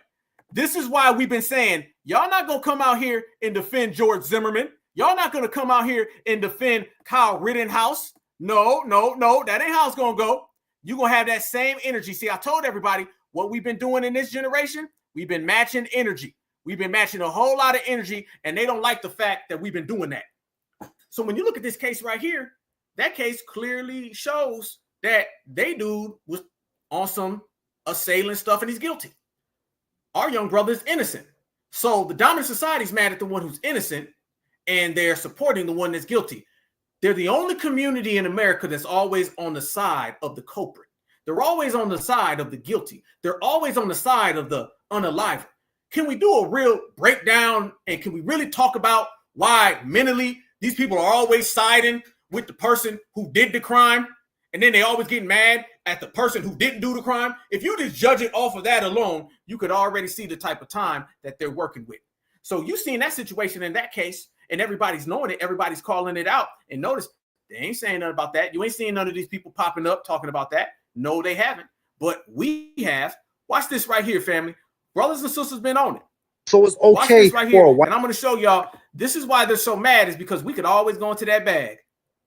So it's okay for a white kid to premeditate unaliving. It's okay for a white kid to bring a blade to school with the intention and purposes of using that blade. It's okay for them to drop $1 million bond bail for a white kid to $175,000. But there's a problem with the black kid. All the people that's upset with the judge, the black judge, Lauren Karmelo's bail, are just, it's deeply rooted in racism, because there's a similar case that's happening as we speak in Texas.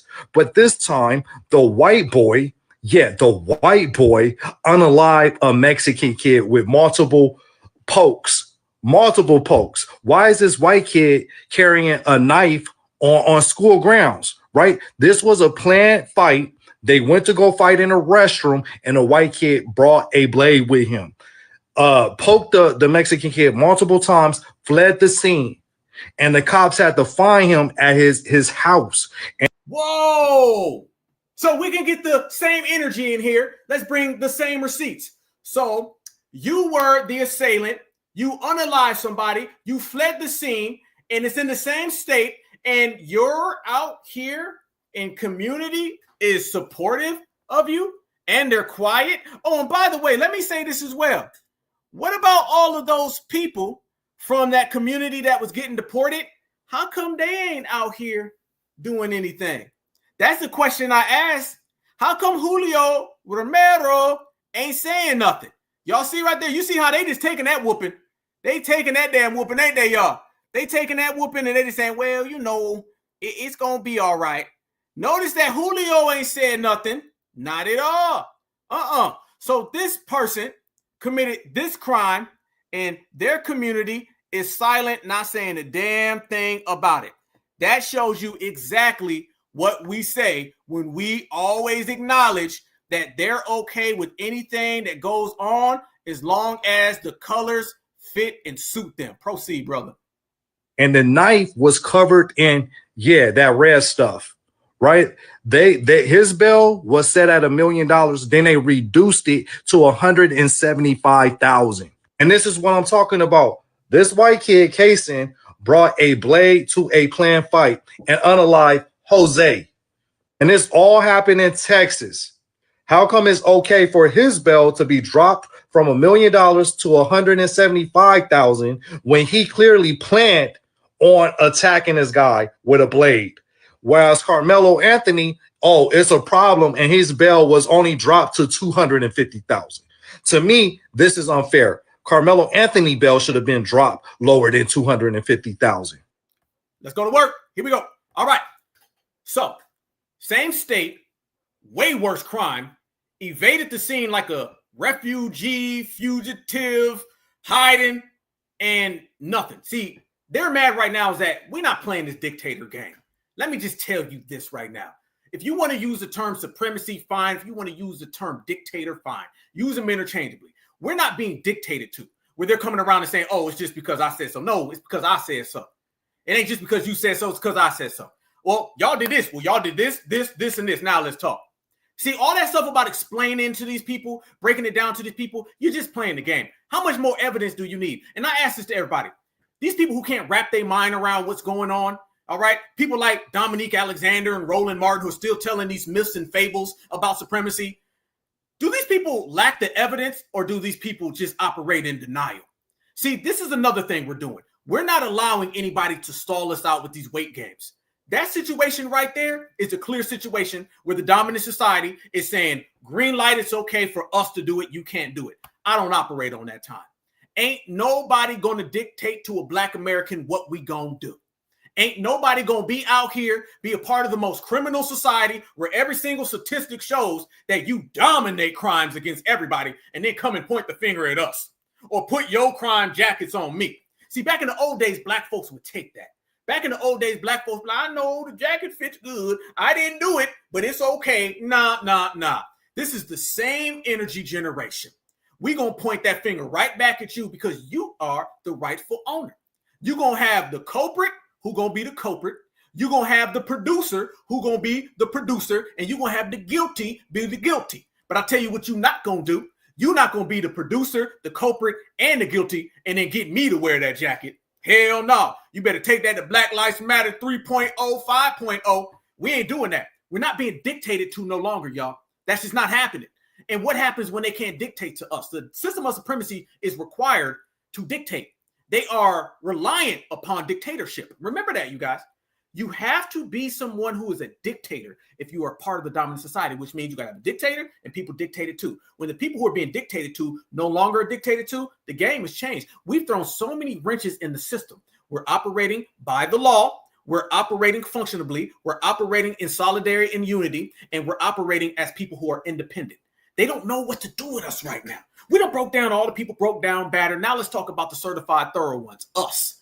We're operating so strong and so functionable. They can't really push us out the way. They can't move us nowhere. We're moving as one unit and doing things we just never done. The dominant society don't know how to handle this generation. Can we just say that, y'all? Can we say that? They don't know how to handle this generation because this generation don't make the same mistakes. No, we're not going to sit here and have you dump your dirt on us. We ain't nobody's dump truck because that's all they do. I'm going to go ahead and hit my damn wife with a beer bottle. Then I'm going to say Marquise did it. No, I'm going to go ahead and put that damn needle in my arm. Then I'm going to say Shaquita did it. I'm going to be on welfare more than everybody. But I'm going to say the Blacks did it. The generation of the Blacks, that's over. Excuse me. That shit is over. Pardon my language. That don't work no more. All right. We're not playing that game. The Blacks, because that term, the Blacks, just became anything you do wrong, blame it on the Blacks. The Blacks ain't here. Certified foundational Black Americans are in the building. That's what it is.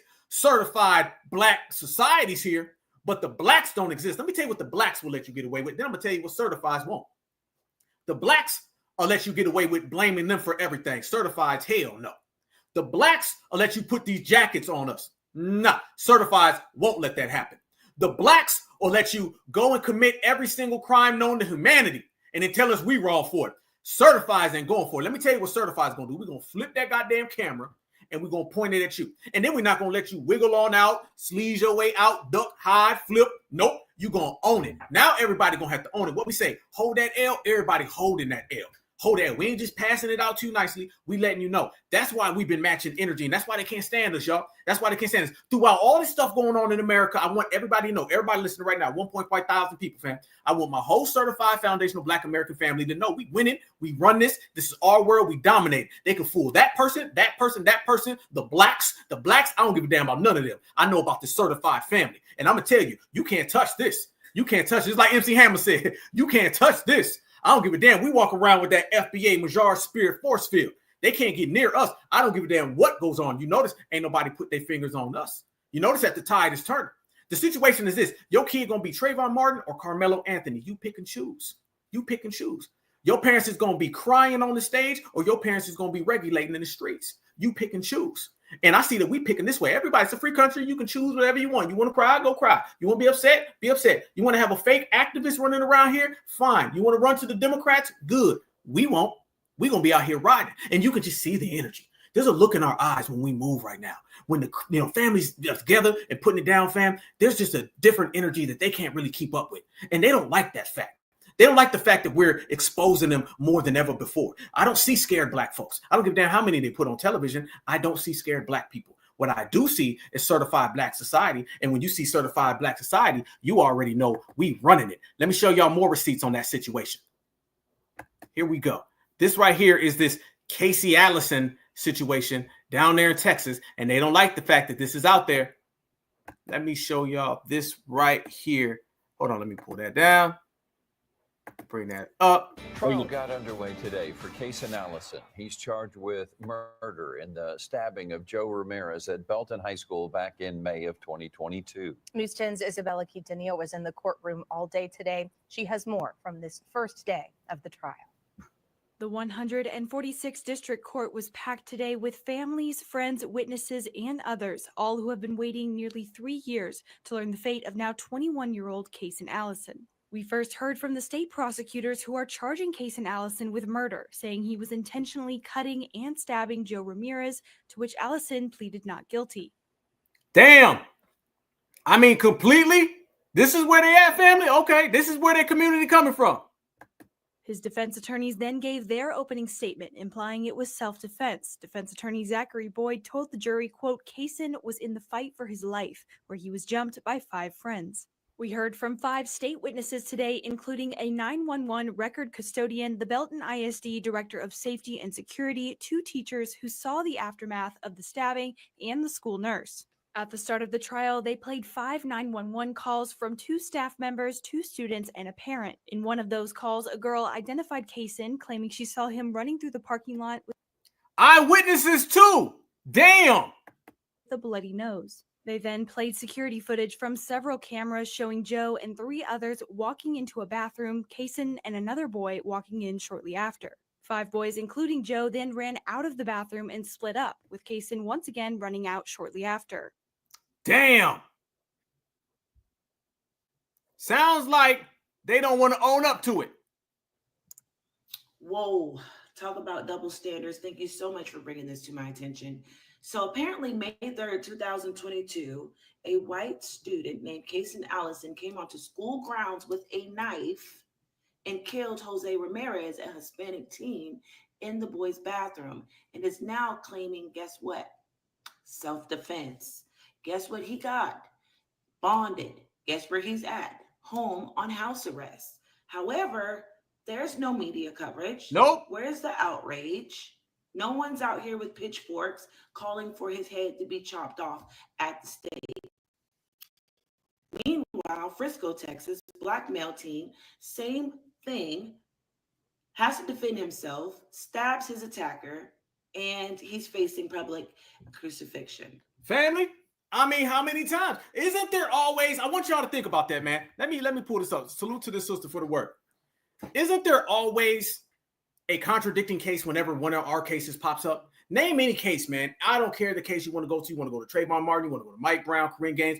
Every time that something happens to us, the dominant society goes crazy. And every time something happens to them, you see silence and denial. It always seems to work counter each other, back to back. That's what you always see with the dominant society. It doesn't matter. You always see them flip-flopping back and forth on any type of situation. So you got the same situation right here, and they're not talking about it, but they don't like the fact that we are. See, now that you got all this internet, technology, people speaking, self-reporting, activism, we could just put things on the table and be like, voila, there you go. What you gonna do about it?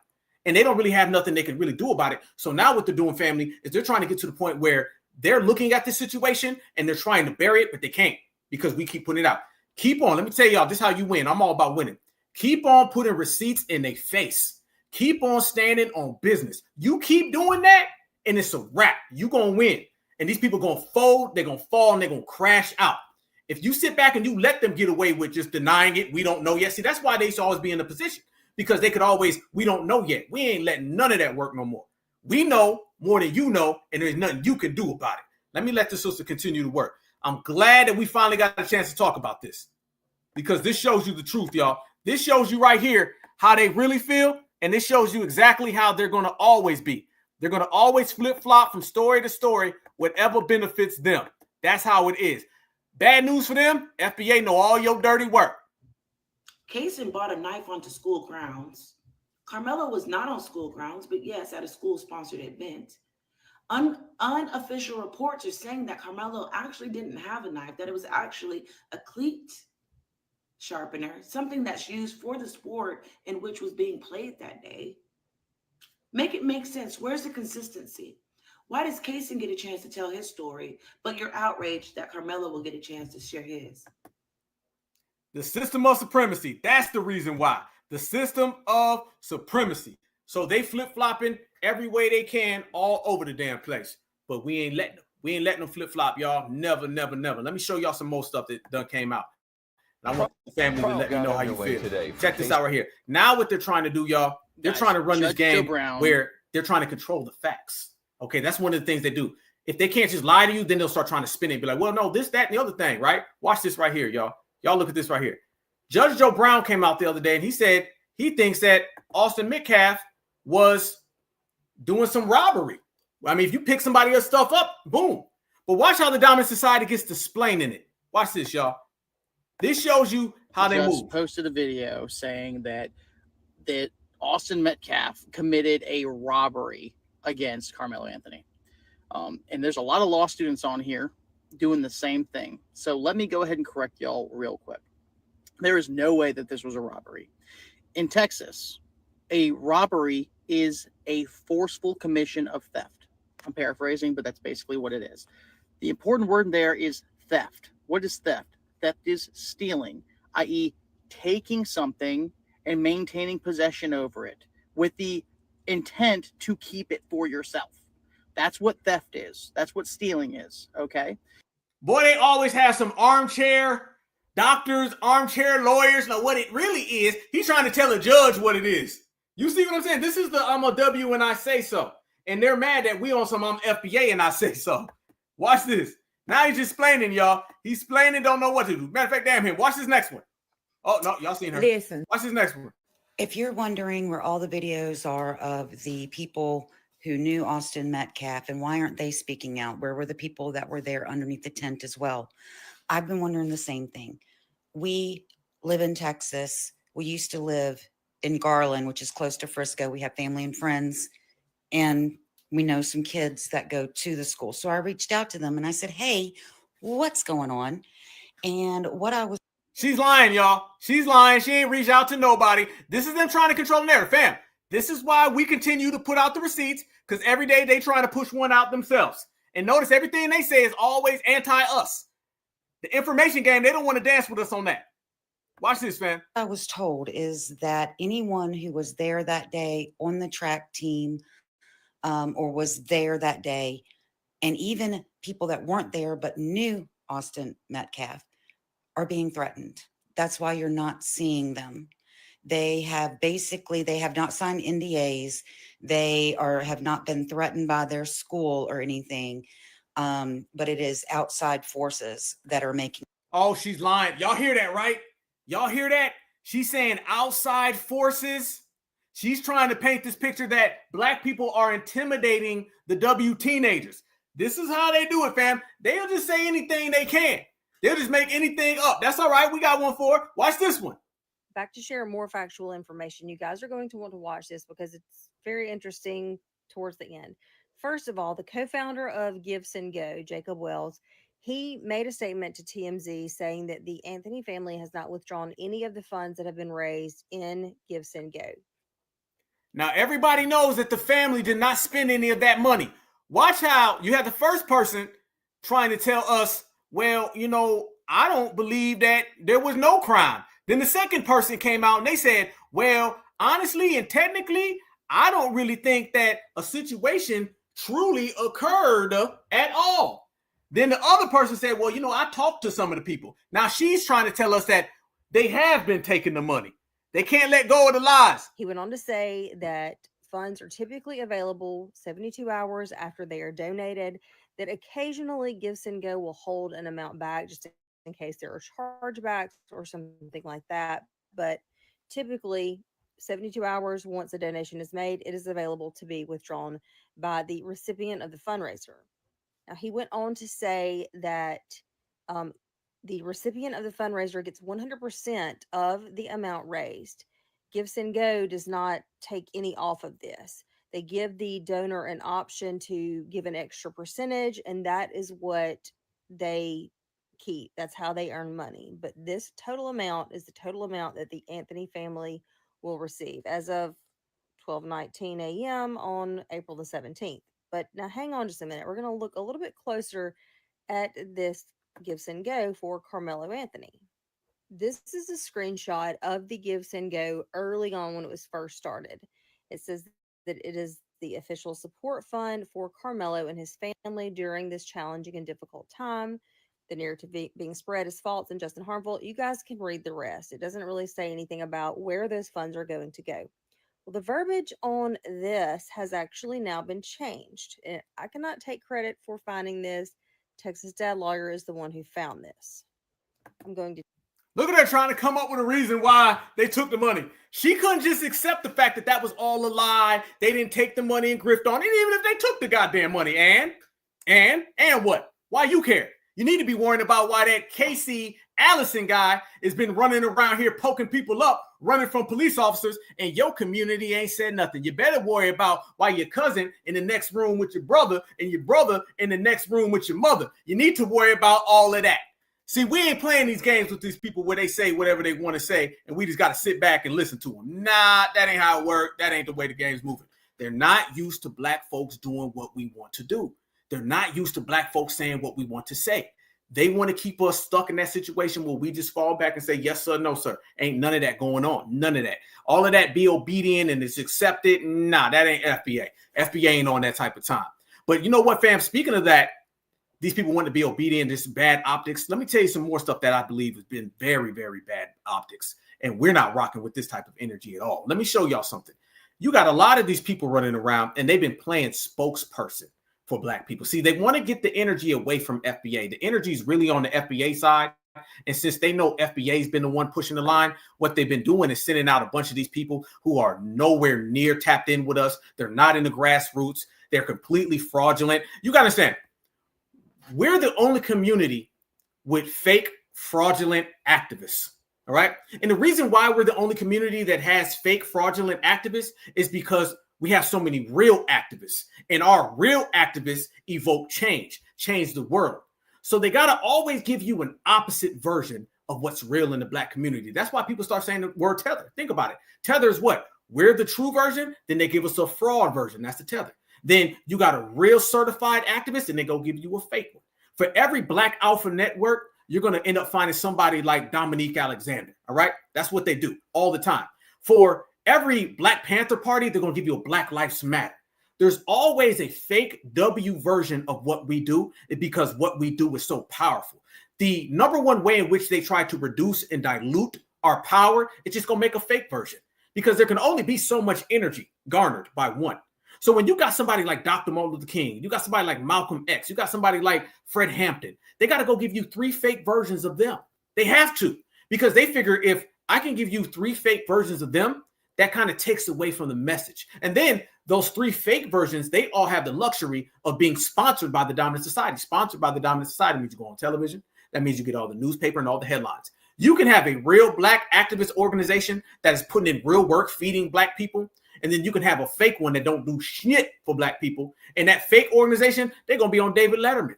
They're going to be on David Letterman. They're going to be on goddamn Fox News. They're going to be everywhere. Why do you think Black Lives Matter were getting interviews? They interviewed D-Ray on late night television. Who the hell is D-Ray? Think about it.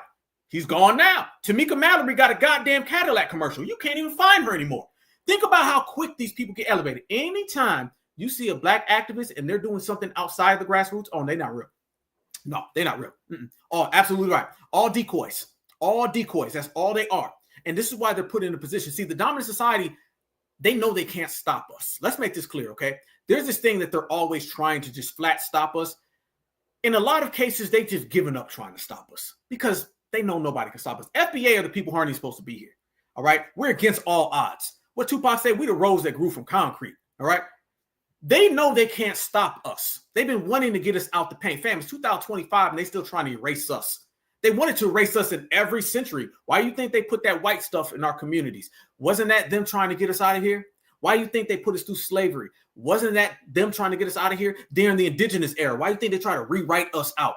Matter of fact, speaking of decoys, and every time there's a real one, they create a fake one. What do you think all of the Native Americans were, right? You had your genuine Black ones, then they give you some red ones. I'm telling you, always go back and they always find it in verse. Sooner or later, it's going to be a fake Black alpha. I'm telling you right now, it's going to be a fake Black alpha. It's going to be beige alpha. It's coming. I'm telling you right now, there's going to be a fake Black alpha soon. Y'all just watch. Y'all just learn. There's going to be a fake black alpha running around. His name is going to be Beige Alpha. And this man is going to be from goddamn England. He's going to be from Nigeria, some goddamn where. He ain't going to be FBA. This is going to be a fake Tariq Nasheed. I'm telling you right now, it's going to be Thomas Nelson. You're going to have Black Alpha, Beige Alpha, Tariq Nasheed, Thomas Nelson. You ain't going to have Marcel Dixon. You're going to have Matthew Dominic. I'm telling you right now. I'm telling you, they always going to do that. I see y'all in the chat. I see y'all. Yeah, what do you say, Mutombo Alpha? The Black Alphabet Academy. I'm telling you. Yep, Hairline Alpha. Yep, somebody said hello, Drake. I'm telling y'all, watch what Brown Alpha. Yep, it's gonna be a Brown Alpha. Y'all crazy, boy. Y'all crazy. This is gonna be Mutombo Alpha. That is hilarious. Hilarious. Who else? Hey, hold on. Freeze. The certified time. This FBA Friday. Y'all know we number one. Y'all know this is the hottest black network out here. Let's go to work. Asian Afro. Who else y'all got? Who else you got? Like Talcum X. Give me some other names. Okay, so you're gonna have let's think. Okay, so you're gonna have Beige Alpha, Brown Alpha. You're gonna have the Beige Alphabet Network. Fam, they put Tupac. Fam, who you think owns Tupac's estate? Some W's own it. And that's why you see Tupac popping up with rainbow. Y'all know Tupac wouldn't have been on no rainbow shirts. Hell no. Yeah, Beige Alpha, Alpha Nubian, the Brown Alpha Institute. Somebody said keep swimming. Chinese Alpha. Yeah, you're going to have Bushmeat Alpha. He's going to say black is beautiful and beautiful is always bushmeat. No, he's going to say bushmeat is beautiful and beautiful is always bushmeat. Also, I put alphabet. Yep. Yellow Alpha. Black Japa Network. I'm telling you, it's coming. I'm telling you, fam, it's gonna be like goddamn Mutombo's beautiful. Free Jollof. Set Jollof free. Free Jollof. Where my brother Church? I see my brother Church in here. I see my brother Church. They gonna get my brother Church too. Church, they gonna spin you around too, family. It ain't gonna be my brother Church no more. No. We say the Church of Black Power. They're gonna have the goddamn the synagogue. they're gonna have this the synagogue of yellow power. That's what it's gonna be. I'm telling y'all, they're gonna flip it. That's what I promise you. That's what's gonna happen. That's what they gotta come up with somebody fake. Alpha Estrada. Oh, that's funny. Summer Breeze said Roland Alpha. Rolling back, but the damn the black is beautiful and for free damn Huey, all that damn free Huey stuff. Rolling Alpha. I'm telling you right now. I'm telling y'all, they're gonna have a clone me. They're gonna have a clone me real soon. Watch that, family. I'm telling you right now. I promise you're gonna say, damn, certified. They ain't gonna have certified black society. It's gonna be verified red society. No, verified red community. It ain't even gonna be certified no more. What my brother say? The Brown Authority? Yep. $10 to Alpha. Yeah, they're going to have certified janky hairlines. It's going to be a whole group of people from Nigeria. They ain't going to be nowhere near around us. Summer Breeze, you ain't going to be Summer Breeze no more. You're going to be an Autumn Gust. They're going to say, we had Summer Breeze, but now we got Autumn Gust in here. That's what you're going to be Autumn Gust soon. It's what my man said, the Church of Jollof. The Church of Jollof Power. Everybody in here, all y'all names going to be changed up. It's going to be Summer Gust, the Church of Jollof Power. You're going to have verified white community, Red Wolf Alpha. What say? Yeah, I'm telling y'all, don't put it past nobody. Tupac going to be 3 Pac. Y'all know it's coming. Y'all know what it is. They're going to have something all the way live. That's just what they doing, y'all. They got to always make a fake version of us. They got to always do that. Professor White, yeah, they're going to have, not Professor Black Truth. They're going to have Professor White Live. You ain't lying. You cold. You cold as hell. I'm telling y'all. Professor Brown Truth. Church of Black Flynn. Karen Dillard. Somebody talk white to me. Oh no, you didn't. Oh no, Karen Dillard. Yeah, Farid Nasheed from Morocco. They're gonna have Farid Nasheed from Morocco. Karen Dillard. Somebody talk white to me. Oh, that is funny. Oh, that I'm gonna laugh about that one all night. Professor Beige Truth. Y'all know what you think they're gonna do? We done ran out everybody that they try to put in front of us. It's not like they can pull out anybody different. This Alexander got gone. So next thing they're gonna do, they're gonna say, fake person. Just change some of the names around. Okay, we're gonna change that. That's what it's gonna be. It's not gonna be foundational Black America. Oh, they're gonna get rid of FBA. Oh no, it can't be foundational Black America. It's gonna be like groundwork.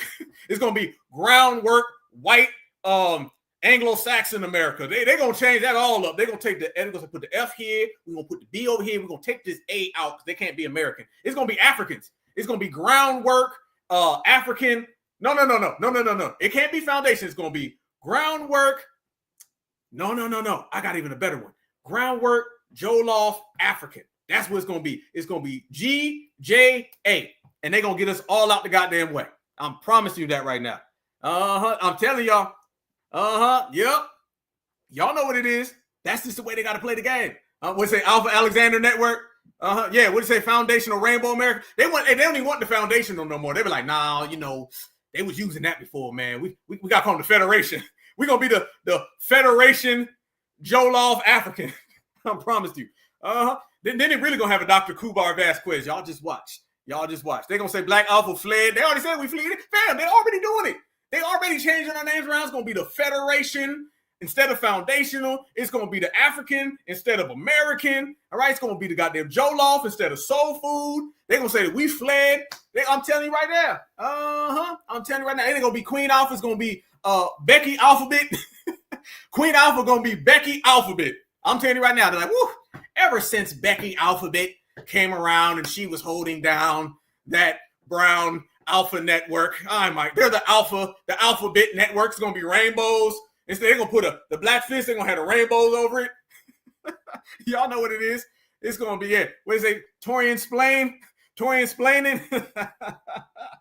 I'm saying they moving all that stuff's out the way. Yep. Oh yeah, right there. Yep, the Alliance. Yeah, I like that. Yeah, the Jockbar Network. But see, what it really was is that they started in Nigeria. Okay, and then this guy from Georgia, he stole the people from Nigeria's organization. See, he said Black Alpha Network, but what it really was the African Alpha Jollof Fufu Network. And he just took the names. Y'all know those Black Americans always be stealing stuff. I'm telling y'all right now, they're going to be taking it all the way. They be like, his name wasn't really, Black Alpha. He just took that stuff and turned it around. And if you think about it, it was never really the Black Panthers neither. It was the black and white zebras. And they're really from the Congo. I'm telling y'all, watch this. The Fleetman Network. They're going to have the Fleetman Network. Goddamn, yeah, Frontline Tether News. Oh, I got that with the dude with the big head. I'm gonna show that. I did get that though, family. I did. Y'all got me right here.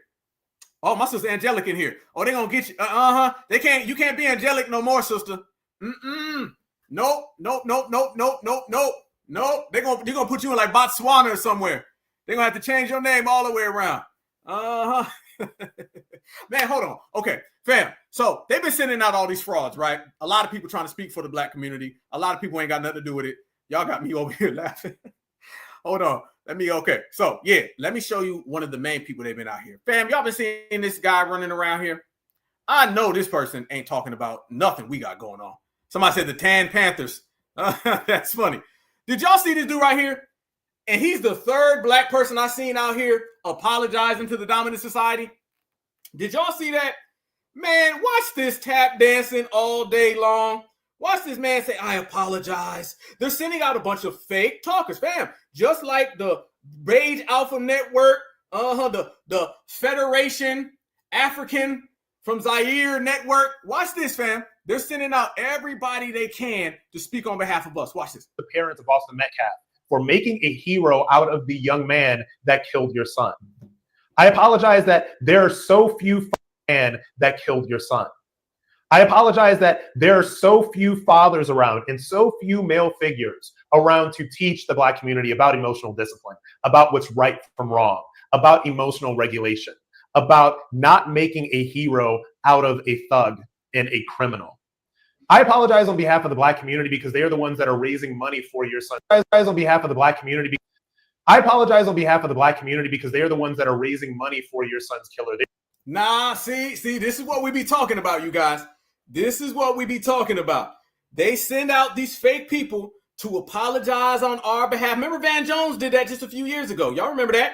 When Van Jones was out there and he was saying, I'm sorry for what my communities did to y'all's. We's never do that to your nose moles now. This is what they're doing. This man is in no position to apologize for us. You ain't in no position. And you got to remember this, though, fam. This apology is not really for Black Americans. What it really is that every time we're on code, what they end up doing is they end up getting upset because we're making the block hot for them. All right. Again, remember this, you guys.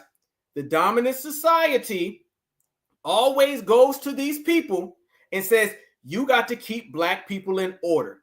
When you do not keep Black people in order, what ends up happening? This is what ends up happening. They always go running back to where they came from and they say, well, I'm sorry. He's really apologizing to the community for himself.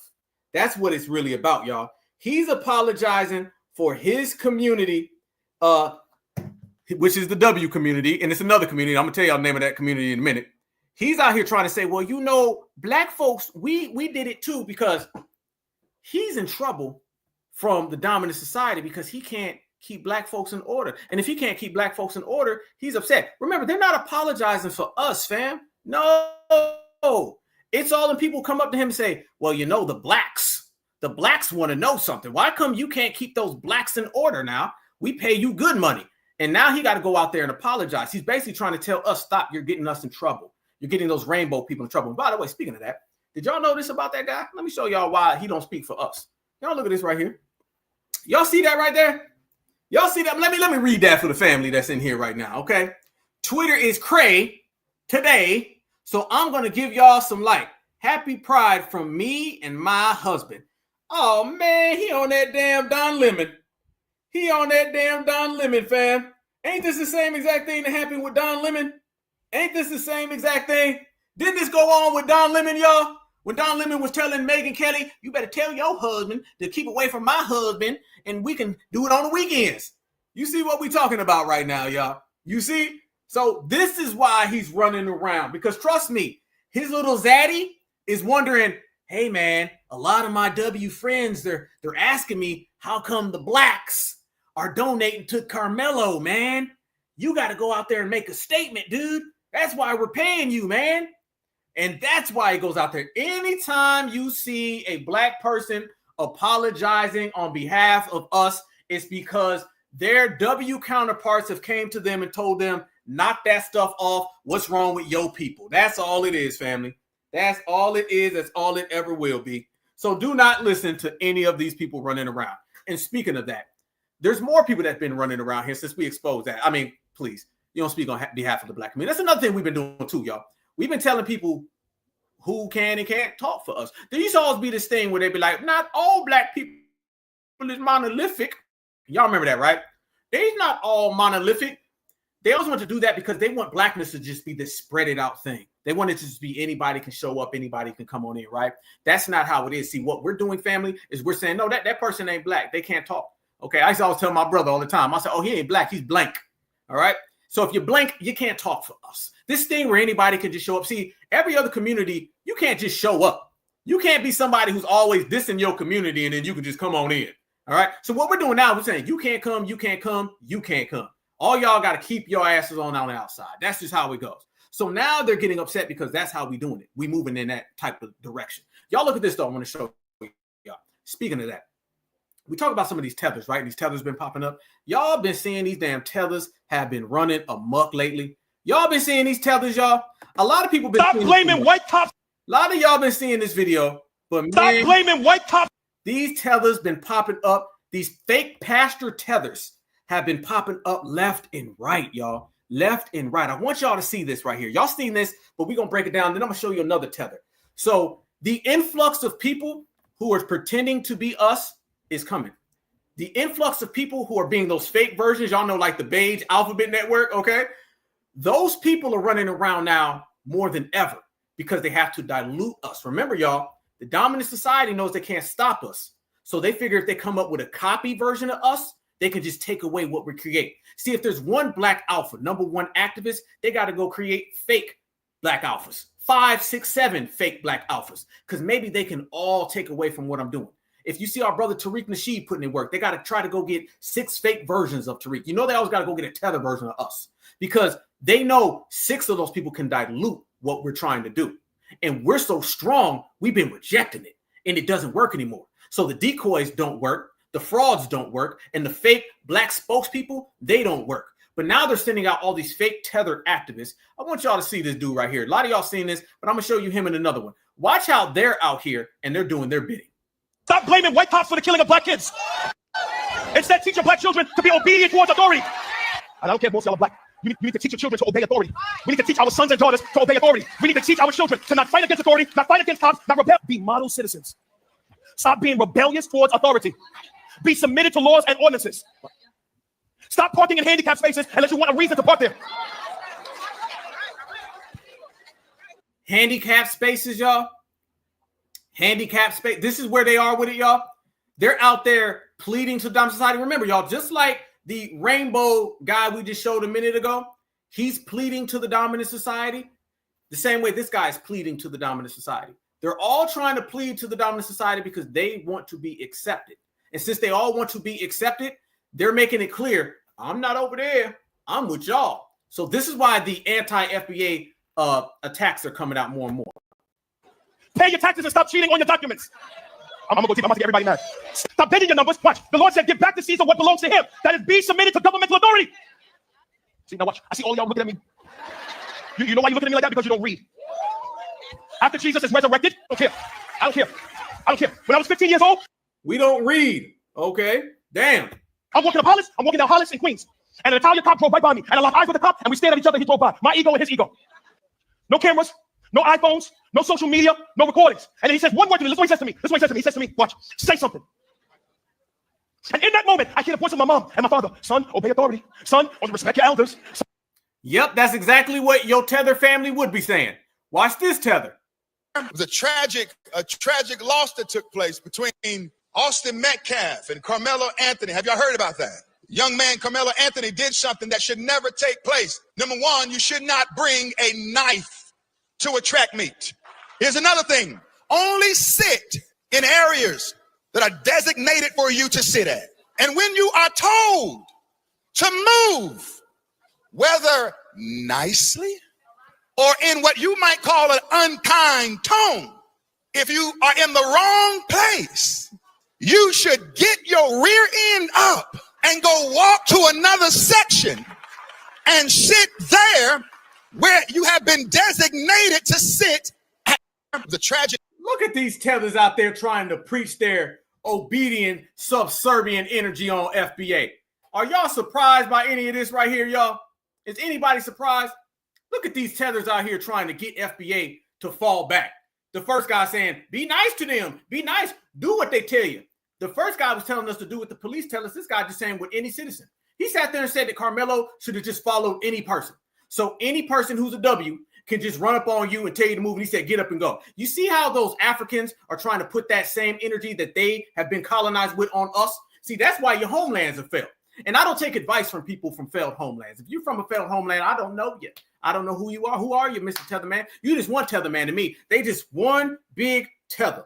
That's how I see them, family. Just one big tether. I don't see them as anything less than that. They're just all one big tether. And they're trying to get FBA to do what they do. See, we don't do what y'all do. And that's why y'all are in the position that you're in today, because you've been running around here being obedient to have people tell you to get up. See, he tells FBA, okay, let's go there.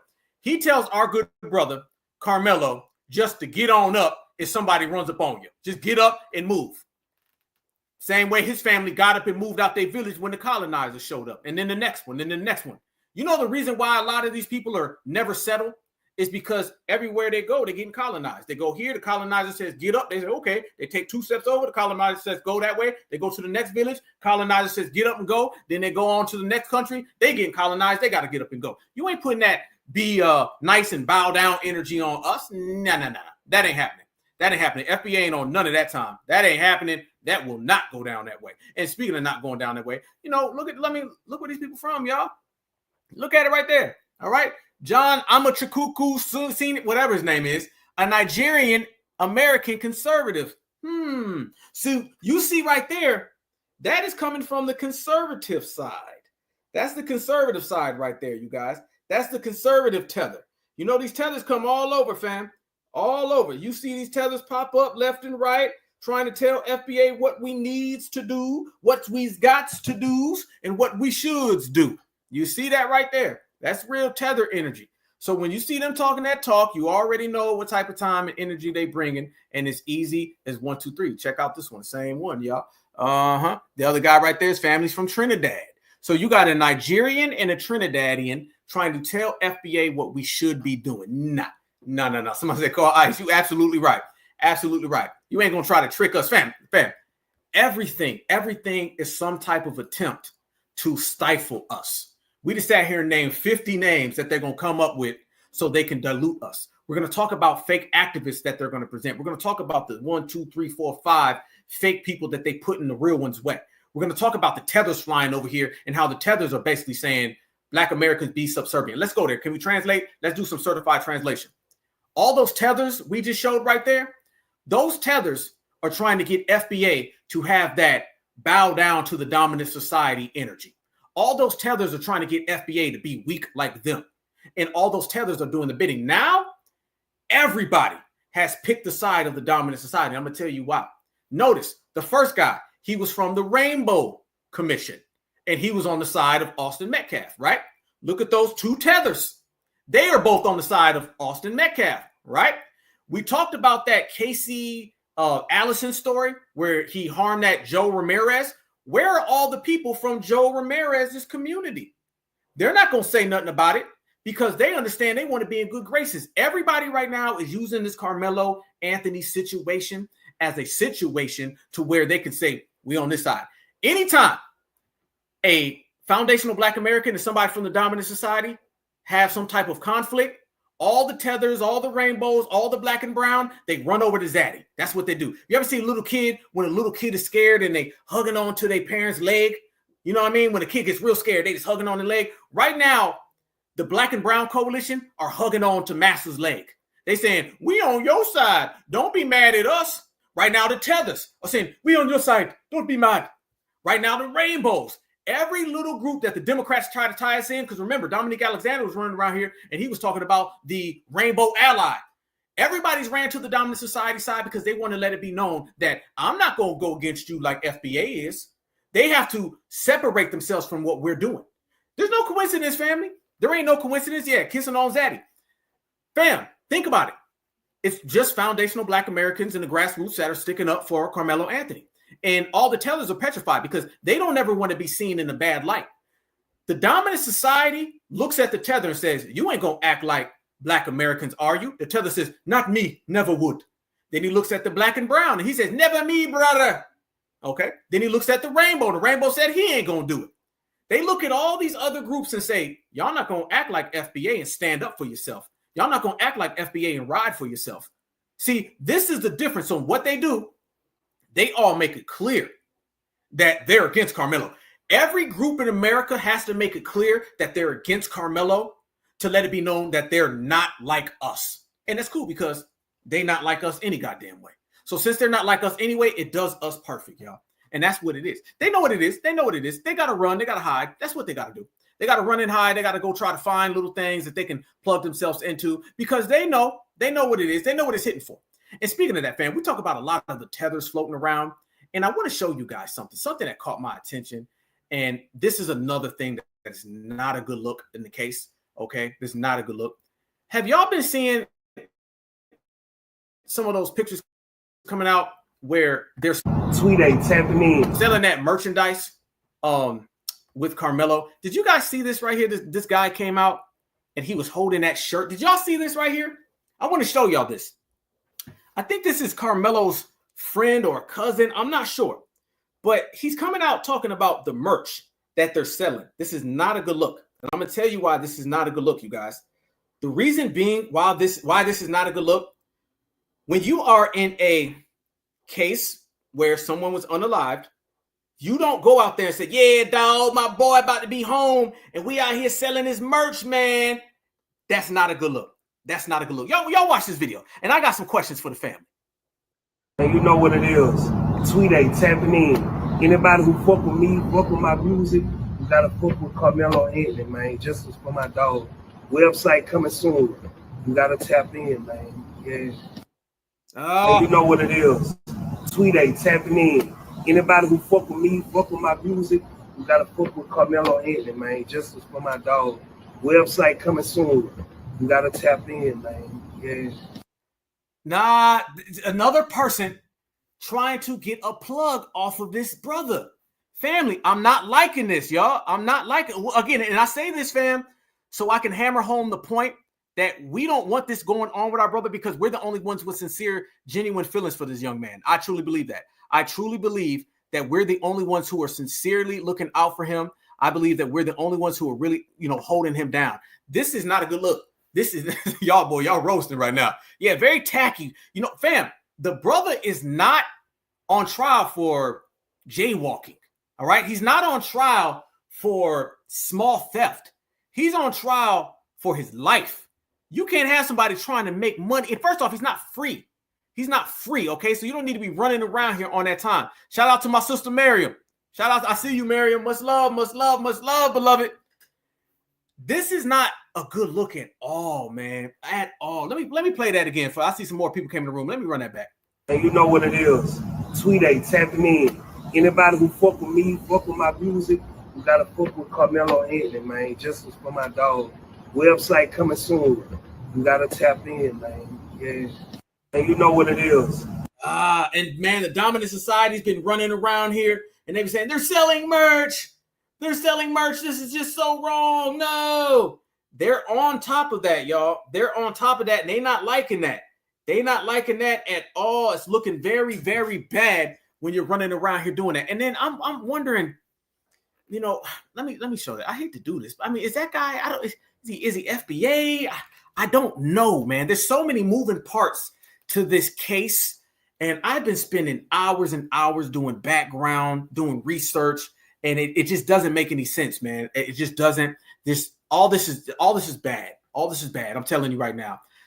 I don't see anybody. You know what? The craziest thing is the only person who's done anything right by this situation has been the judge, the Republican judge. Okay? Think about it. His lawyer doesn't even talk. His lawyer doesn't talk. And when the lawyer did talk, the lawyer's being flanked by the advocate. And we last week showed down that the advocate whispered in his ear and then the lawyer cut it short.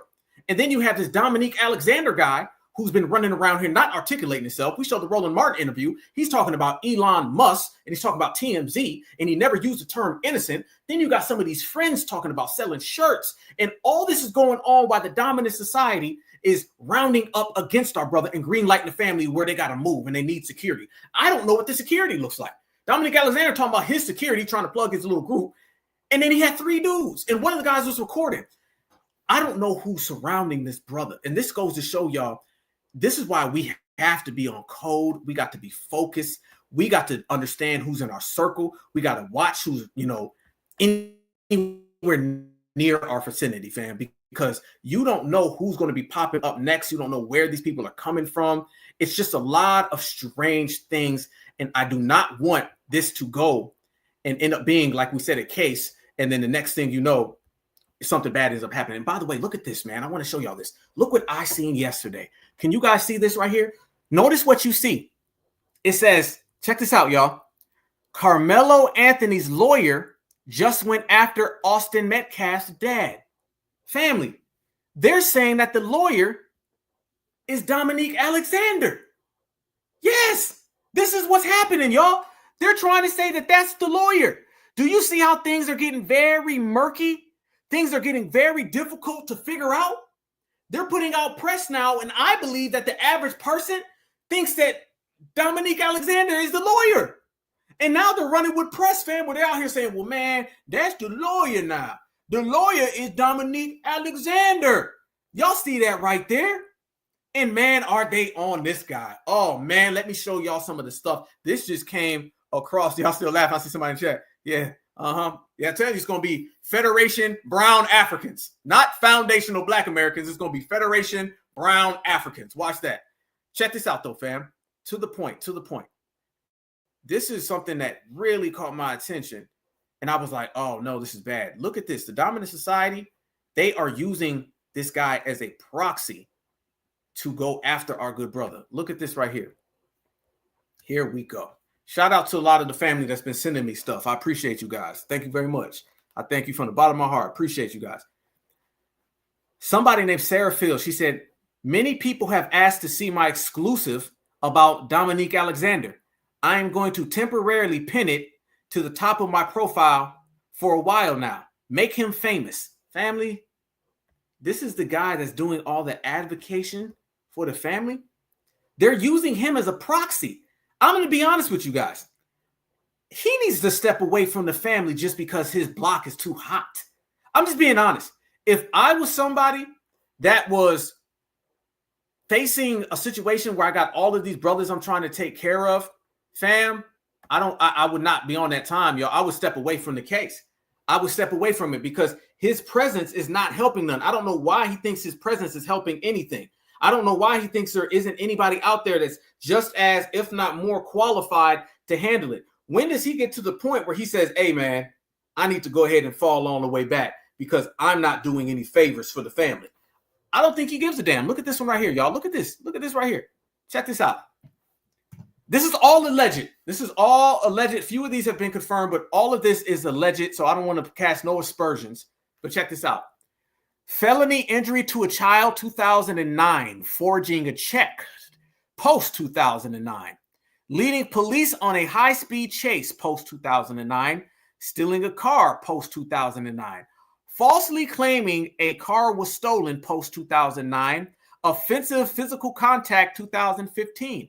Probation violation, 2016. Felony theft of property, $2,500 to $30,000, 2016. Felony assault causing serious bodily injury, 2019.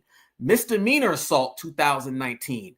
Continuous violence against the family, 2019. Theft, undated. Making a false report, undated. Evading arrest, undated. Family, that is a rap sheet.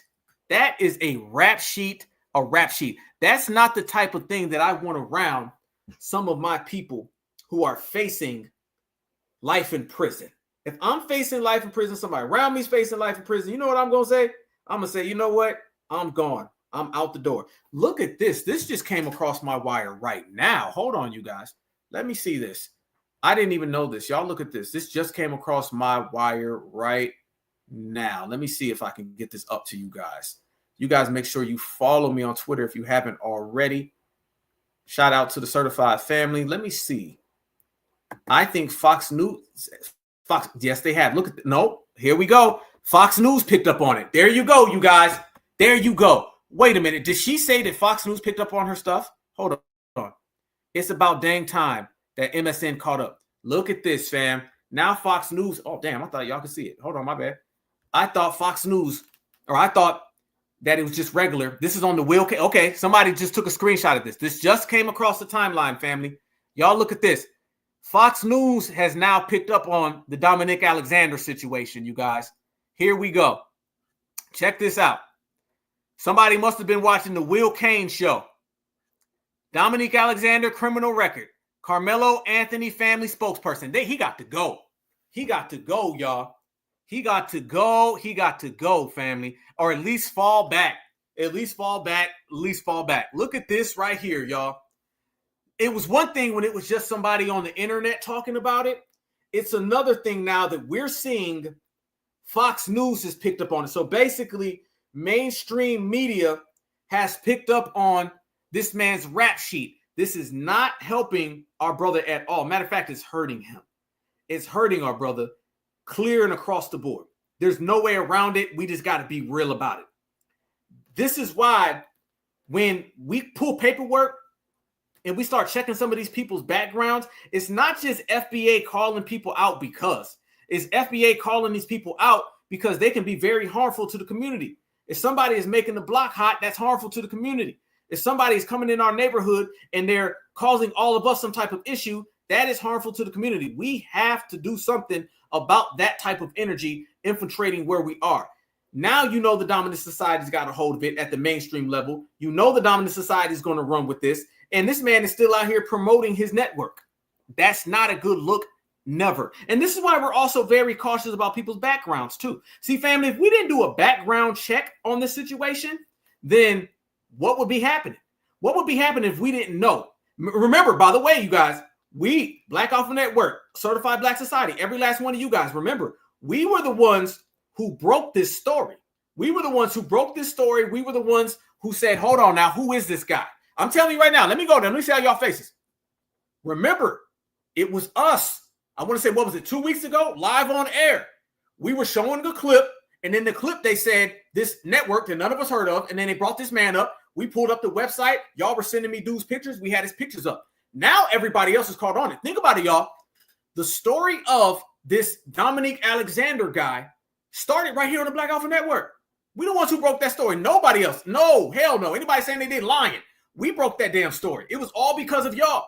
I remember live on air. People go check it out. It was the cameras, it was recording. It was there. You guys were sending me pictures. We went down the website. We posted it. Shout out to my brother Tariq. He posted it, went viral. And then now everybody is starting to talk about it all the way to the point now with Fox News. Fox News is literally 2.5 weeks behind Black Alpha Network. Straight up and down. Fox News is 2.5 weeks behind all of us because we're the ones who broke that damn story, y'all. And you guys have been sending me stuff. I've never got so much emails before in my life. You guys have been sending me email every day. Hey, Alpha, check this out. Matter of fact, I don't know who it is. Somebody had hit me up last night. Whoever hit me up, I forget who sent it to me. But y'all was like, Dominique Alexander's live on Roland. I was actually in the car.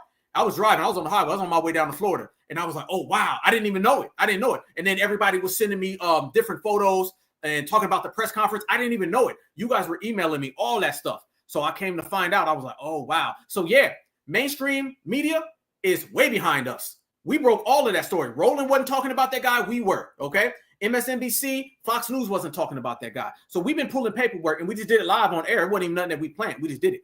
But let me talk about things that are planned. Let me show you guys this right here because there's a lot going on. And this is why we got to be very cautious. We got to move thorough. And when I say moving cautious, I'm not talking about moving in fear. I'm talking about moving cautious because we out here and we know what time it is. Check this out. This is what's planned for tomorrow. Look at this. This is where they are right here.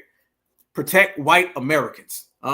Justice for Austin Metcalf. Demand Karmelo Anthony be put back in prison until trial. April 19th, 11 a.m., Frisco, Texas, Wakefield High School parking lot. It's funny that they were talking about the schools and all that stuff and what you can and can't bring to a school. But ain't it funny that they don't mind having this protest there? And they put stop Black violence on white Americans. And notice they put peaceful protest. They only put peaceful protest there is because they want everybody to know that they're going to be violent. Okay, let me make this clear, you guys. One of the tactics of the dominant society is to highlight and promote something they're not going to do, to cover themselves. All right, so this is what they're doing. They're trying to cover themselves by saying, oh yeah, man, peaceful protests. Anytime you see them say something like peaceful protest, that means they're not going to be peaceful, but they just cover themselves out. So they could say something along the lines when it does go bad. They could say something along the lines of, it would do one bad apple. Our flyer said it wasn't going to be this way. You dig where I'm coming from? You feel me? This is what they're out there trying to do, y'all. They want to come out there and they want to push that line so everybody can see them and be like, no, man, we didn't do it that way. So, yeah, that's what that really means. That's what that really means, you guys. That's all cap. Don't believe none of that at all. Don't believe none of that. None at all. None whatsoever. That just means that they're really going to be out there doing a lot of bad things. The dominant society knows how to codify their language. And when they codify their language based on doing that right there. Shout out to the fam who's in here. Let me see something real quick because I received something on Instagram. Shout out to our sister, Nicety Girl. Shout out to her if you're in here, beloved. Much respect.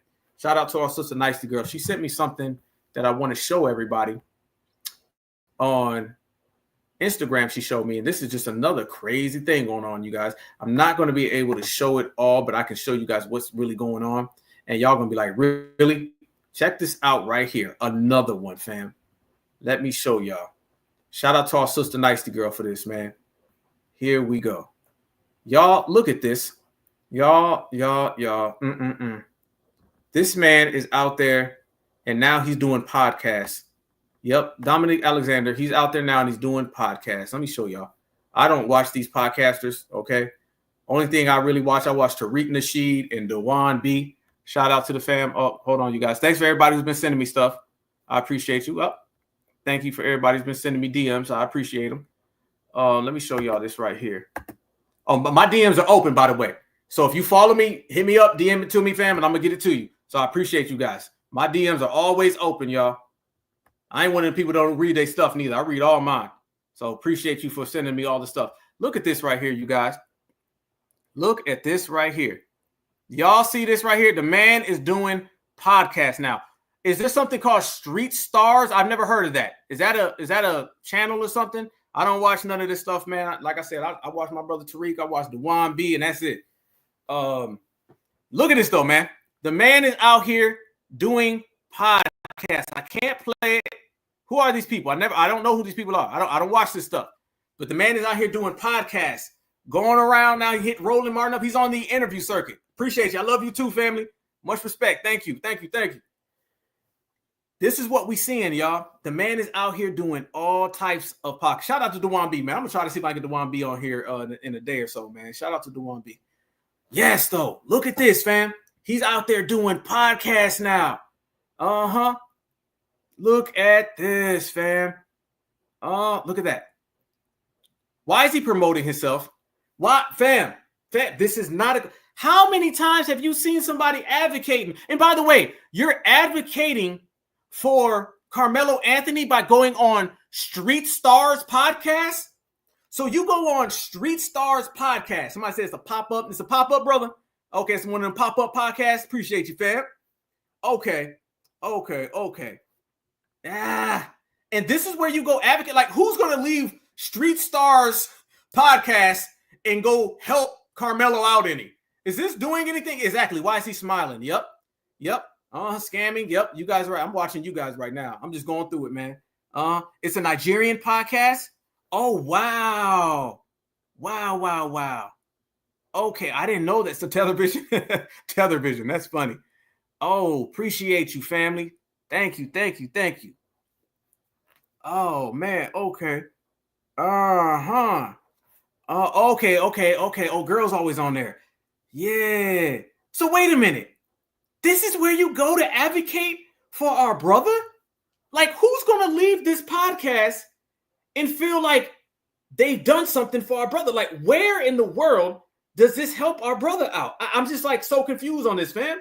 You know what I mean? Like, who in this audience of this broadcast or of this show, who in the audience of this show can do anything to affect change in the Karmelo Anthony case? This is just a bad look. Ain't nobody gonna leave and be like, man, dog, I ain't gonna lie to you, family. Man, we done changed the game out here. Fam, Fam, you got to go play. Fox News is running your rap sheet and you talking to Street Stars. Like, any of their listeners are gonna be like, gotcha, we good. All right. Nah, bro, this about dude. Y'all. This ain't about, nah, some Tether stars. So that's what you guys say. Y'all saying that this is, okay, some Tether stuff. Okay. All right. Okay. HBO Tethers. Okay. So this is a big Tether. So wait a minute. Oh, maybe he's going back. Yeah, exactly. Yep. He going out there with his family. He ain't lying in his pockets. Okay. Yeah, he going out there with his cousins. He getting back up with his family, huh?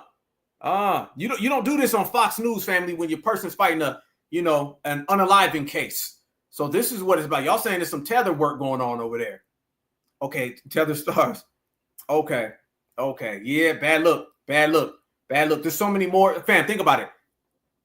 They don't come deal with us. Okay, we deal with geopolitics. Y'all know on the Black Alpha Network, one of the things that separates us is we do geopolitics on the Black Alpha Network. On the Black Alpha Network, you get it all. On the Black Alpha Network, we'll talk about hip hop. We'll talk about R&B music. We'll talk about politics locally, domestically, abroad. We talk geopolitics. You guys remember we hosted panels where people were calling in from New Zealand. They were calling in from Toronto. We had people calling in from the Middle East. We do geopolitics. We do economics. We do education. We do healthcare. We do all forms of everything because we are everywhere. He don't come to us. He don't come to us, fam. The Black Grassroots are out here. Don't act like you don't know who Tariq Nasheed is. Don't act like you don't know who Black Alpha is, fam. We out here. How come? How come you're not coming to these platforms, but you're going to Street Stars? All right. We got more people going to do the advocating than any of these people. Nobody who listens to something called Street Stars is going to go and do something for Karmelo. You're not even going to a fan base, to an audience that is really out there like that. That's music, hip hop, street stuff. We out here doing real things that are going to benefit the community. So that's not a good look, man. Shout out to the family, by the way, who, like I said, shout out to our good sister who sent me that. Much love and much respect. I appreciate you guys. Okay, let me go up further, fam. I got some more stuff I want to show you guys that have been popping up. And I'm wondering who be around this family, y'all.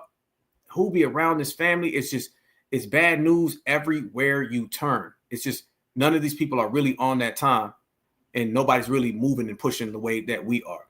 So let me show y'all this right here. This is another thing that came across the timeline with these strange characters that have no business being around our good brother at all whatsoever.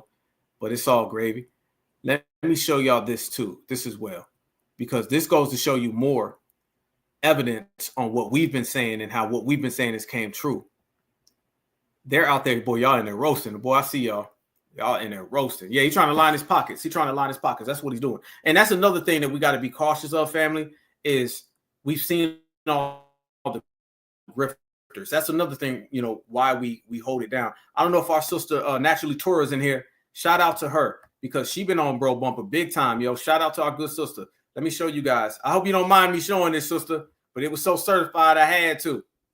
Our sister Naturally Tora, she been writing nobody. Write this. Yep, check this out. I'm gonna show you guys this. Our sister's been she was writing a lot of these people out there, and she was pulling out some things, but I'm gonna show you guys something she sent me. She sent me this right here, and this shows you guys what people been on about this little march. Okay, they said alert. This is going on in the back channels. This is Black Alpha Network exclusive. Shout out to our good sister Naturally Tora. Much respect. Oh, I see you, sister. Much respect. I see you, sister. Our good sisters in the building. Much respect. She had posted this earlier and I seen it, man. I was like, wow, this is what it is. This is real back channel work right here, fam. This is what we got to do. And it's some of the things going on in the back channels with these people. Okay, look at this alert.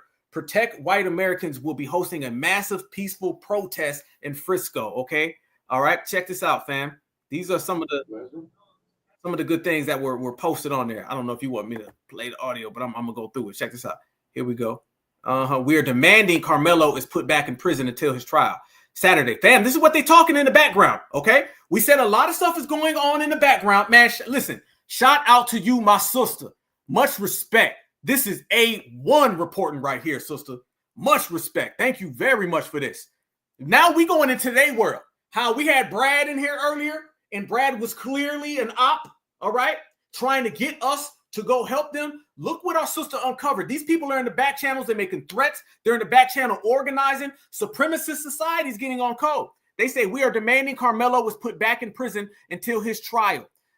Saturday, 11 a.m., the Wakefield High School parking lot. Tens of thousands will be in attendance. This is all tomorrow. We cannot allow W America to continue to become a statistic of the outrageous hip-hop generation of brainwashed young Black thugs who hate America and hate W's. What? We foundational Black Americans, we built this country. We don't hate anybody. Foundational Black Americans, we don't hate anybody. We treat everyone accordingly to how they treat us. We don't hate anyone. Man, sister, I appreciate this right here. Man, this is good work. This is what they doing, fam. We're bringing some of their back channel stuff. I feel compelled by God to honor this young man who is now another victim of an evil mentality pushed by Democrats. Now you, fam, hold on. I need to see y'all. Damn it. Let's go there. Fam, did I not just say they're trying to politicize this and it becoming a political situation? It's just throwing kerosene on it. We are already in a situation where our young brother is out there and he's dealing with a lot of things. See, I'm a grown man. If it's me out there, if it's my brothers out here, my sisters, we certified, we grown. Okay, I don't give a damn how they make it. They can bring up Trump Elon when it's me. We're talking about a 17-year-old. I don't want to have geopolitics involved in this case. I don't want to have them talking about Elon Musk and Donald Trump. What's going on right now with Elon Musk? Do you guys see all the things that people are doing to Teslas? Did you see what happened in front of that Tesla headquarters? What happened to Donald Trump this summer? What happened to Donald Trump this summer? What happened multiple times with Donald Trump? Have you seen the videos of these people out there with this inflammatory language about Donald Trump? We don't need that energy being pushed off on our brothers. See, I understand that, especially right now, we are at a high point, a high temperature politically. We're always talking about in politics in the United States. Let me see y'all all the way, okay? We're always talking about politics in the United States has gotten crazy. Crazy, fam. Donald Trump's out here. He's trying to lock people up. They out there wrecking people's Teslas. They out there making attempts on people, running their mouths. We don't need that energy, which is really W on W, coming here. See, once they politicized the Karmelo Anthony situation, now it's became a W on W situation. And that just put a whole bunch of stuff on it. They ain't got nothing to do with us, nothing to do with our brothers. So now we can't sit there and let people like Dominique Alexander Democrat this. We can't allow people like Roland Martin to Democrat this. We don't want that Democrat Republican filth involved in a case with our young 17-year-old brother. Keep that stuff out of our business. And anybody out there who's trying to Democrat Republican this, they're doing that for a reason. We got to make sure this stays exactly what it is. It is a particular specific case with one individual, has nothing to do with them. But you see now in the back channels, thanks to our good sister posting this. Thank you very much, sister. People are using this terminology. Look at the screen right there. It says white violence, and it says, I feel compelled by God to honor this young man who is now another victim of an evil mentality pushed by Democrats and mainstream media. W people are oppressors, and you will be praised for harming them. This is what they saying. This is what they saying, y'all. This person says they're a J believer in Jesus, and I know it's easier to divide us than to conquer us. Look at this, fam. Look at this. Be that is it as it may, we must address the culture of violence that is proliferating in Black America and causing W people to live in a terror of being robbed, downed, poked, or caught in a snatch and grab robbery every day. Karmelo Anthony needs to be behind bars now, and furthermore, we need to fix violent Black degenerate culture in America. I pray we can lift our Black brothers and help them. Look at that. And then threw brothers at the end to throw you off. Woo! Man, this is great. This is some good work, my sister. I want y'all to notice all of that savagery involved in those statements. I want you to notice all of that rhetoric involved in that statement. See, these people are turned all the way up to the maximum, all the way up to the maximum. This case, as we've been saying since day one, because we were the first ones to cover it, family, this case has the potential to ignite a lot of things, family. And we don't need any outsiders trying to get involved. This is going to be the case of the summer. Can you guys imagine when the trial begins? Can you imagine when the trial begins? This case, in a lot of ways, this case seems to be heading in a situation where it may be bigger than the Trayvon Martin situation. We remember the Trayvon Martin situation. Remember, Black folks at the time, they weren't really on code. There wasn't the factor of FBA certified Black society in 2012. We still had Obama running around here. This case is starting to be very, very heavy. And I don't know when the trial begins, but that trial this summer is going to be something, y'all. It's going to be something. I'm telling you right now. They're throwing around the war term. Absolutely. A lot of people are saying that, fam. This is something, fam. You got the dynamics. You got all these different groups popping up. FBA is on code. See, when FBA is not on code and these situations occur, you know how it's going to end. When FBA is on code, you don't know how it's going to end, because now we got the element of us being certified, and they're not ready for that. And they've seen the gains that we've made. They've seen where we're going. And you got to also remember this. You have a Democratic Party who's mad at us because we've crippled their plantation. You've got the Republicans who are just floating around, and then you have all of the dominant society who practice that anti-Blackness upon us. So yeah. It's getting real out there. Shout out to our good sister for that. Okay, that's what you call going in their back channels and exposing a lot of things that they've been saying. They don't really like when we do that, though. Y'all notice that? They don't like when we go in their back channels and we start pulling out the receipts on them. So that's what we've been doing. We've been pulling out the receipts on them, and there ain't really nothing they can do about it. They just got to learn to accept it, fam. So yeah, this is real out here in the field. Brothers and sisters is out here riding. Brothers and sisters is standing on certified business, and that's the only way you can do it, y'all. You got to stand on certified business, and our certified business is winning all the way through. There's some more things I want to show you guys, if I may. Let me show y'all this right here, because y'all know that we've been on that business all the way across the board. That's all we do.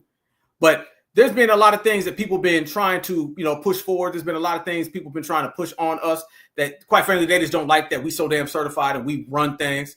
So they've been putting out a lot of different energy. And one of my goals, fam, was to show you guys a lot of the differences and what's been happening in the United States of America. Let me pull that back. There they go. And so on this broadcast, we broke down a lot of the tethers. We broke down on how a lot of these people are out here trying to falsify what's really going on, what's really happening. There's going to be a lot of misinformation. But I always tell people, we just stand on our FBA square. We stand right here on our FBA square. We're the only ones who are really out there, and people can say whatever they want. But I'm telling you right now, we are the only ones who've been standing on business for this young man. We're the only ones. I don't trust anybody who's coming towards this young man. I think everybody else is very fraudulent. I think everybody else out there who's pretending to be on code aren't really on code. But y'all look at this one right here. Y'all tell me how y'all feel about this. I'm going to let you guys, because I really haven't formulated an opinion on this, but you guys let me know how you feel, because I'm not so sure about this. So we spoke about the W Lives Matter. Look at this one. Rally in support of Karmelo Anthony. Peaceful rally showing solidarity for our young black child. Drop the charges. Charge Hunter Metcalf a few blocks away from whatever stadium tomorrow at 11 a.m. Family, I don't know about that, man. I don't know who's behind this. This is the thing, though, fam. I don't know who's behind this situation right here, so I can't really call it. Is this some Democratic stuff? I guess they're trying to counter protest the other people. Man, we might have to go live again tomorrow, y'all. Because, there might be some stuff that pop off tomorrow that we might have to talk about. Okay, so we might end up having to go live tomorrow and get to the bottom of this. Okay, because I'm not sure what's really going on. I'm not sure what's going on at all. Hey, fam, don't be surprised if trap. Absolutely, fam. Absolutely. Good point. Don't be surprised there's some Democratic shills there.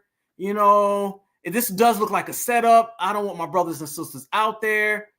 I don't know who's down with this. It sounds like a trap. There's a lot of things going on that I feel are to keep us kind of at bay, and a lot of trap setting to go on. A lot of trap. Because, fam, we haven't been participating in any of these protests.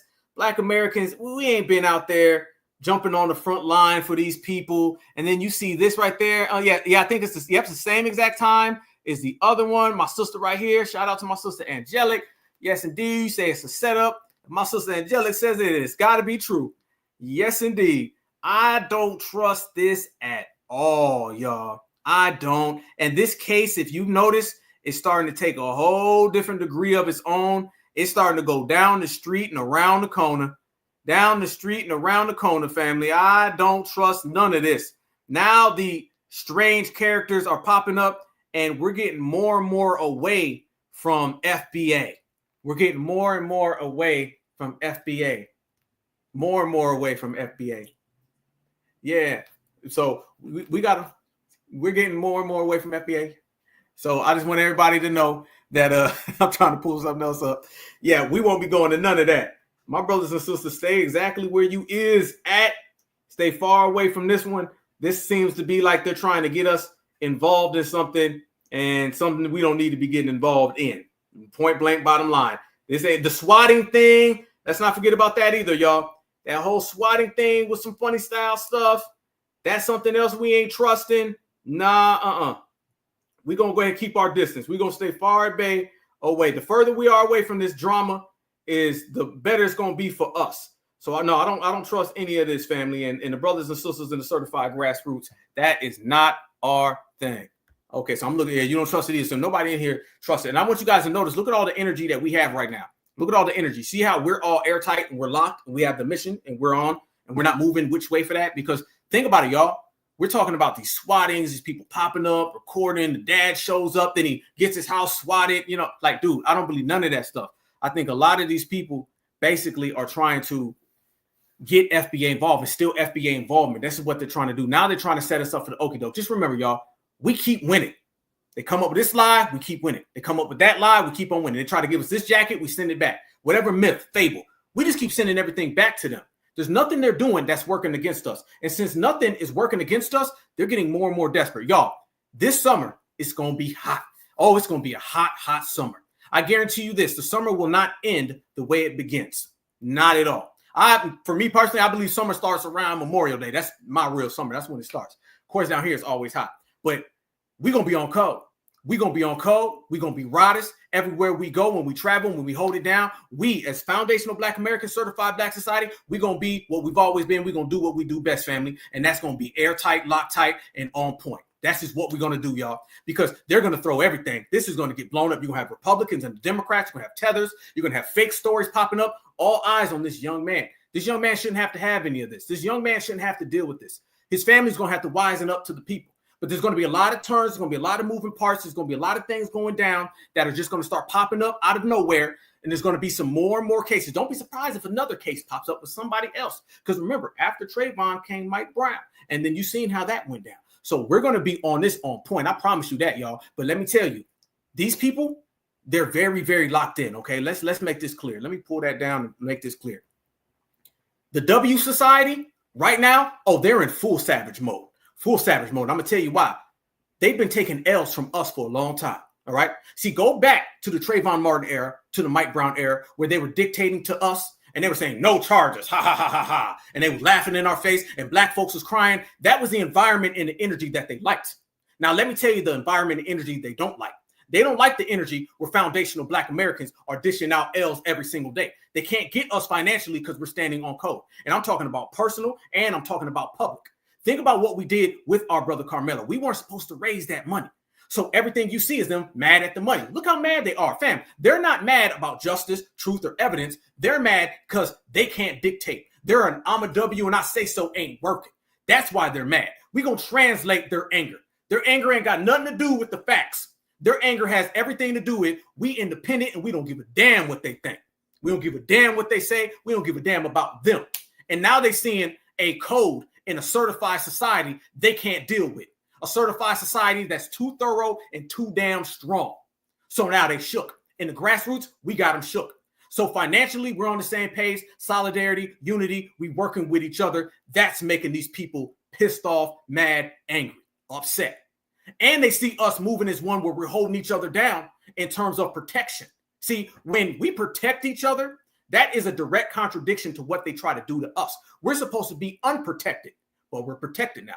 We're supposed to be unfinancially stable, but we're financially stable. We're supposed to be ununified, but we're unified. Everything that we do that works with their supremacist dictatorship tactics isn't working because we have changed how we move. When we change the way we operate, now they got to change, but they're changing for the worse. We change for the better. So now this new generation, the reparations generation, certified Black society that's here right now as we predicted was coming and we are standing on the front line. Now it's real because we in full swing and full effect. The election, damn that. We won it, wrapped it up. All that, y'all gonna get deported, damn that, wrap that up. Now we're dealing with the self-defense, the community code, and the community standing strong. This is what they really don't like. All those other issues, they can live with them. This issue right here, they don't like it.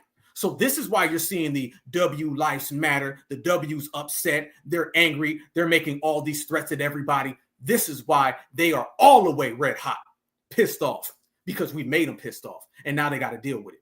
And now the fact that we don't give a damn about your anger, we don't give a damn about your jealousy, all your lies, take the lie, throw it back to you, reject. You wear that damn jacket, FBA, we good, you losing. And we laughing and smiling in the process.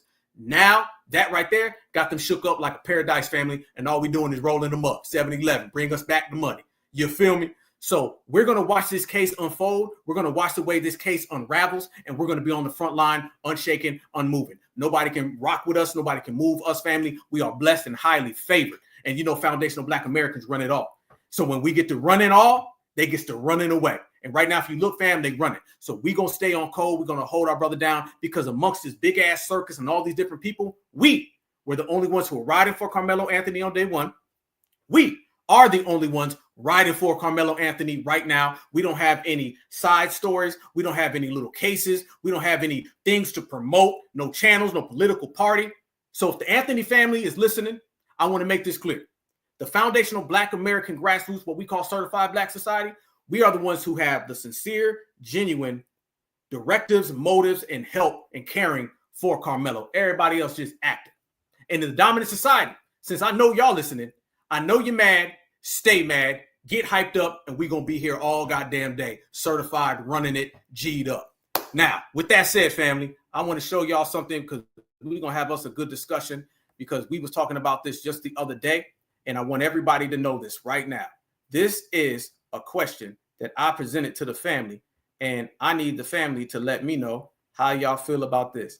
There was a little thing out there, and everybody was talking about these Mount Rushmores in music. And people been making a whole gang of them too, y'all. But I'm going to ask y'all who y'all feel is on these damn Mount Rushmores because y'all had some real good answers. I should go through all the answers. I don't think I ever did that. Let me go through a community post, fam. But here's something, though. Let me go through this. This one right here. And, fam, the way I take it is what people are saying. Michael Jackson is pop, but R&B does it all. Basically, they're saying, in my opinion, Black entertainers. And, man, they got some whoppers. And, man, they got some crazy things. But like we always do, certified Black society, the same way we regulate the dominant society, the same way we G-check the tethers, the same way we pack up, rack up, and cancel everybody else, we're going to do that to the folks who got the wrong list. This one is Chris Brown, Michael Jackson, Usher, and R. Kelly. Then somebody else put Michael Jackson, Neo, Usher, and Chris Brown. I'm sorry, Neo, you can't be on my list. Neo got to go. I don't know who the hell said they want Neo on the list. No offense to Neo. No, not no, but hell no. Hell no. Here we go. This one, Luther Vandross. Okay. Then the next one, we got Smokey Robinson. Not Smokey Robinson, excuse me. Hold on. What is it? I'm looking at the wrong one y'all guys looking at. I'm sorry. I'm looking at the complete wrong one. We on the same page? We on the right one? No, we on the right one? Yeah, my bad. Okay, no, yeah, we on the right one. Okay, no. Yeah. We got Marvin Gaye, Luther Vandross. I think we looking at the same one. Stevie Wonder, and the other guy's Babyface. Oh, yeah. Somebody was telling me that Smokey Robinson was on one of them. Nope. And then this one right here, Babyface, Smokey Robinson, Luther Vandross, and again, Stevie Wonder. I guess, okay, so same one, just in reverse. Who y'all got? I need to know. I know the Chris Brown fans in here. Marvin Gaye, okay. Marvin Gaye. Give me 4, though. I need 4, though. Y'all got to give me 4. Give me 4. Yeah, no Neo. Who put Neo? Like, yeah, I was like, Neo, please. Give me 4. Okay. And some people was like, I'll put Michael Jackson on there because even though Michael Jackson made pop, Michael Jackson still, that was heavily R&B. I'll put Michael Jackson on that one. Prince, absolutely. Okay, my brother Church came out swinging, boy. Church came out swinging. He put Sam Cooke. Woo, you ain't never told no lie. Yeah. Good one. All right, okay, Michael, Luther, Teddy, Prince. And remember, y'all, Luther Vandross. Okay, remember, this is FBA. You can't do no wrong. This is all FBA, family. So we all know Michael Jackson on there. Me, my personal, I'm going to say Michael Jackson cannot come off that list. And R. Kelly can't come off that list. Nope. Those two, in my opinion, can't come off the list. Everything else, man, we going to work it out. But them two can't come off the list in my personal opinion. That's just how I feels about it. Who else we got, y'all? Yeah, James Brown, Michael Jackson, Prince, Billy Preston. Okay, I didn't expect that one. Okay, threw Billy Preston on there. Okay, Mike, Marvin, Luther. Okay. Stevie Wonder. Yeah. Okay, the Temptations, the whole thing, huh? Yeah, where Prince at? See, Prince got to go up on there, man. Prince got to go there. Hey, if y'all check, my brother Dewan B did a show on this, I think yesterday. So if you guys get the chance, check out Dewan B. He did a whole broadcast on this right here. And I was like, oh, man, it's real good. Okay, check that out. Okay. Man, Neo didn't even look right. Neo don't look right at all. If they Neo, please. You know what, man? I'm gonna keep it a buck, man. I'm gonna say some things, and these things might be a little controversial, but we're gonna chop it up. When Neo was big, I was never like a big Neo fan, man. I don't really think Neo can sing. How many of y'all seen when Neo was what was his name? Go-Go? Did y'all see that when Neo was on the Apollo with his group? How many of y'all seen that? I'm not a big Neo person, man. Now Neo cool. I mean, I like Neo's music, but I remember when Neo came out, man, they was trying to make it look like Neo was like the second coming. His music didn't really move me like that. I mean, he makes good music, but he don't make great music. That's the difference between good and great, right? You know what I'm saying? There's levels to it. How many? Yeah, okay. How many of y'all remember that? How many of y'all remember when Neo was on when he yeah, boy, Neo headbutt you and knock you out. How many of y'all remember when Neo was on the Apollo and they booed his group off? That was terrible. They made a song. They said, "What song you got?" He said, "This song's called Something for the Players." They went out there and sang a 1993 song in 2000. Yeah, that was terrible. Y'all check that out. Mm-hmm. Yeah, Neo running around here with 15 wives. Talking about, I'm the head of the household, and what I say goes. Neo out here. Yeah, you okay? You remember that? Yeah, Neo's overrated. Thank you, family. That's my brother. Okay. Yeah, man, Neo is overrated. Yeah, shout out to the fam. Uh-huh. Okay, Neo's first album was a classic. Yeah, you right, my sister. They were comparing Neo to Usher. You absolutely right, sister. And I never saw that. Never. No way at all. I don't think he could sing as good as Usher. I'm a big Usher fan. I like Usher's music. Usher got a catalog. Neo didn't really move me, man. Nah. I'm gonna be real with you. There were some people out there like I like Jaheim more than Neo. I'm gonna be real with you. That's just me, myself, and I like Jaheim. I thought Jaheim was cool. You know what I'm saying? He looked strange now, but Jaheim was dope. Jaheim was real dope. Brian McKnight, dope. Yep. Like I liked Jaheim. There was some facts, fam. Let's go there. Okay, we rocking, right? It's Friday. Okay. If we really went there and we start talking about some of the R&B artists from like the mid 2000s, there were a lot of people that I'm not saying they were on the Mount Rushmore, but they was good artists, right? Like I like Jay Holiday. He had a couple cool songs, right? He was dope. Trey Songz, he made a couple joints. I like Jaheim. I thought Jaheim was super good. There was a lot of people that just weren't real big, but they made good records. They may not have been quadruple platinum artists, but they would double, they go platinum, they go gold. Records was different back then. You know what I'm saying? Yeah, Jaheim was cold. Jaheim was cold, man. That Put Your Woman First.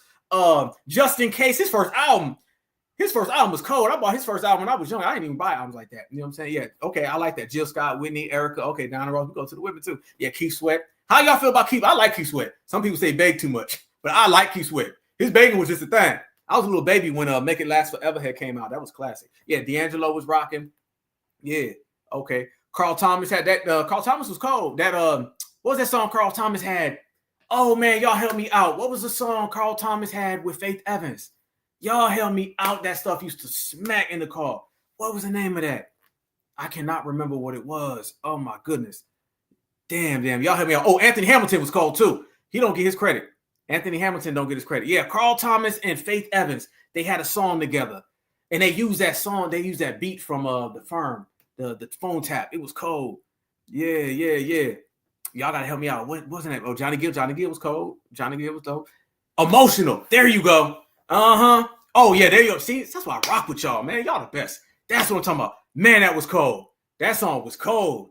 That was cold, boy. Uh-huh. Yeah. Emotional. That was Joe. Shit. Joe, you know what? Joe's a legend. Man, Joe's got some classic records. Neo would nowhere close to Joe, in my opinion. Joe is the most, in my opinion. I'm not saying Joe's the best. I'm saying Joe is probably the most slept on R&B artist out there. Joe has classic records. Raphael Sadiq loved him.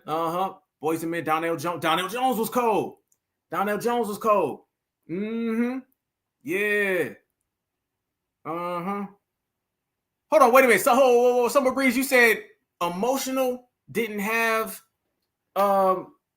Faith Evans. Which one was it though? Then y'all let me know. Somebody Google that for me. I wish I could just play it. Boy, I'd be playing that cold. My brother Church. Yeah, I see you, family. Yeah, Joe was cold. Joe had some good music. Man, Donnell Jones was cold. So what happened to Donnell Jones, man? Donnell Jones, what, he from Chicago, right? I think it was from Chicago. Yeah, Donnell Jones, boy, that first joint he had, that say what? Oh, you know that joint he had with Big Pun? That is so hard. He made that song. Yeah, Jagged Edge was cold too. Okay. Yeah. John B. I ain't really like John B like that. Tupac was dope on that one song, but I ain't really like John B like that. He was cool. John B was cool, but he was like one of them cookout people. Yeah. Okay, Emotional is Carl Thomas. Okay, yeah, okay, yeah. All right. But okay, what else we got? Okay, y'all got some good with H-Town. H-Town, absolutely. H-Town was cold. H-Town was cold. Otis Redding, yes, right here. My home. Yeah, man, Donald Jones. Yeah, you know what's up, Donald Jones. Man, I thought that was so cold in that video because a Left Eye was in there. Rest in peace to Left Eye, man. Left Eye was real solid. Avant. Oh, why you bring up Avant? Okay, shout out to Avant. Yeah, I used to like Avant. Man, that Read Your Mind. Read Your Mind is cold, but y'all know that first 15 seconds of Avant. I ain't gonna do it. But that first 15 seconds of Read Your Mind, do. Everybody know that. That was cold. What was old girl, man? You know, I'm slipping, man. I'm sorry. I had all this other stuff on my brain. Avant used to always make the songs with old girl. What was the name of them? Old girl, man. Old girl and Avant. Then they did Separated. I think it was Separated. That was cold. Aaliyah, Maxwell made some stuff. Yeah, Maxwell was dope too. I like that one Maxwell song. Damn, what was it called? Pretty Wings. That was a good song. Real great song, actually. Case was dope. Yeah. Man, we got some people. We got some workers. We got some straight up workers. Silk was dope too. Yeah, Kiki. Yep. What's it? My baby more keeps sweating. Escape. Yeah, okay, Kiki White. Yeah, Kiki White. Boy, that was cold. Oh, man, you ain't never told no lie. You ain't ever told no lie. What we see? Let me see where we at. Let me see where we at. Hold on. Okay. Yeah, you right. I do got to narrow the scope a little bit. Yeah, I was just going off what they was posting because I was heated, man. I was like, y'all ain't putting up no real people. I mean, you know, Mike and them, but Neo on the list, man, and Babyface cool, but I'm sorry. Yeah, Ron Isley, damn. Music Soul Child, yes, indeed. Yep. Tyrese had some stuff too. Yeah, Tyrese was snapping in the early beginning. He used to be coming with it. Tevin Campbell. Oh, you know what, man? Let me ask y'all some questions, man. Okay, hold on. Why we here? Tevin Campbell. Let me ask y'all. Okay, who y'all got? I'm not gonna say what's called. I'm gonna say some music. Fantasia. I love Fantasia. Let me think about a record. Okay, I'm gonna give y'all. Damn, I don't even know none of the joints. What's old buddy's song? Okay, give me I Can Read Your Mind by Avant versus Put That Woman First by Jaheim. Who y'all got? Let me see y'all face when I say that. Put That Woman First, or what the hell I say? Jaheim. No, Jaheim, Put That Woman First. I Can Read Your Mind by Avant. Okay, Avant versus Jaheim, Put That Woman First versus I Can Read Your Mind. What song y'all got? Y'all got to pick one too. I don't want to hear both. Pick one right now. Which one would it be if y'all got to go? Tell me now. Let's see what we got. Jaheim. I got Jaheim. Okay. Jaheim winning that one. Jaheim. Oh, Avant getting mopped. Avant getting mopped. We got to Read Your Mind in the building. Here we go. Jaheim. That'd be a good. Hey, that's a nice little one. Okay. Here we go. Oh, we tying out. Okay. Jaheim. Read Your Mind. Read Your Mind sticking around a little bit. I see that George Clinton too. You're right. Absolutely. Got a couple more Avants. I'm telling you, we got one for days, man. I used to like the Jay Holiday had a couple joints. He had a couple joints I thought that was popping. Read Your Mind. Okay. Bobby Brown, holding down Bobby Brown. Okay. Y'all doing y'all stuff, man. Yeah, man. Yeah, if I'm from Ohio, man, so you know I got a little bite. If you from Ohio and Georgia, then I'm rocking with you. If you from Ohio and Georgia, I'm rocking with you. Yeah.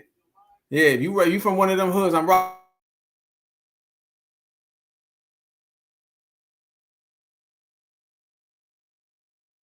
Let me see. Okay. Y'all got Boys to Men. Y'all got all of that. I see what y'all doing. Okay. I see y'all.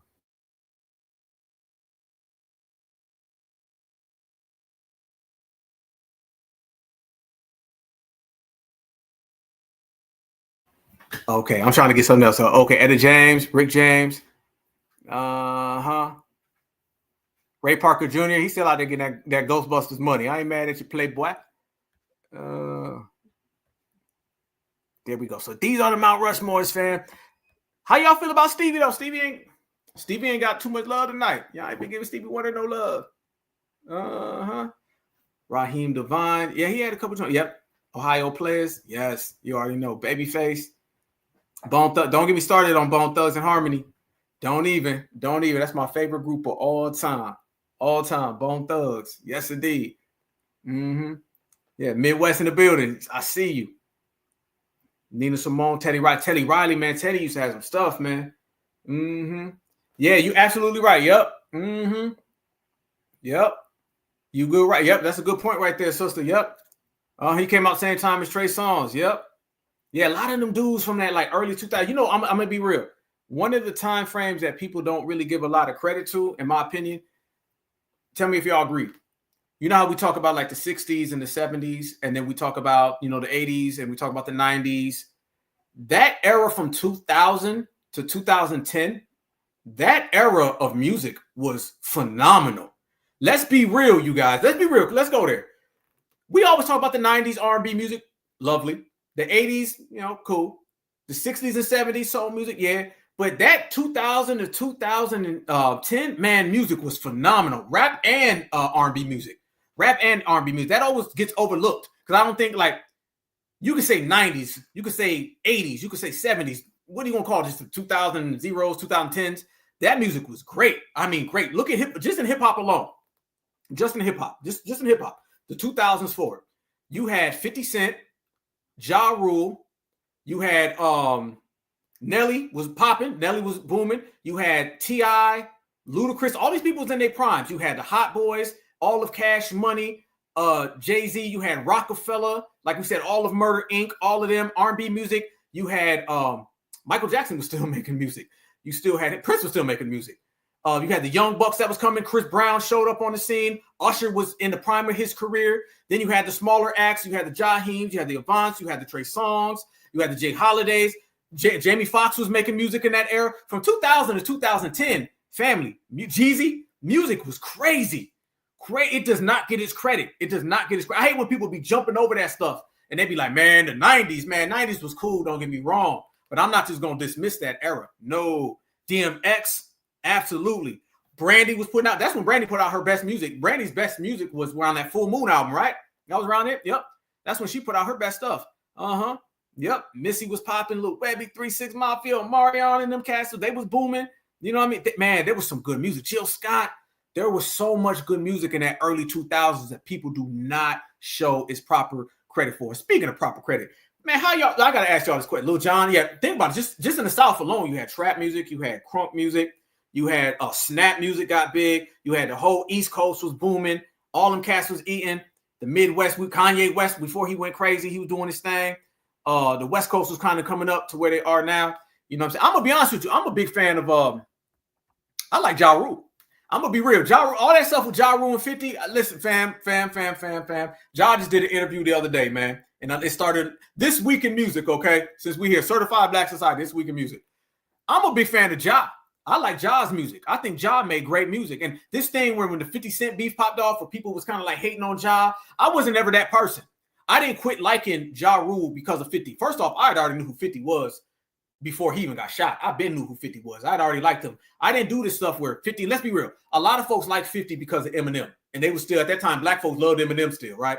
A lot of people was on that Eminem. I still like Ja Rule. And I'm going to be honest with you. There's about 3 or 4 Ja Rule songs that if you put them on right now, I think they go harder than a lot of 50 Cent's music.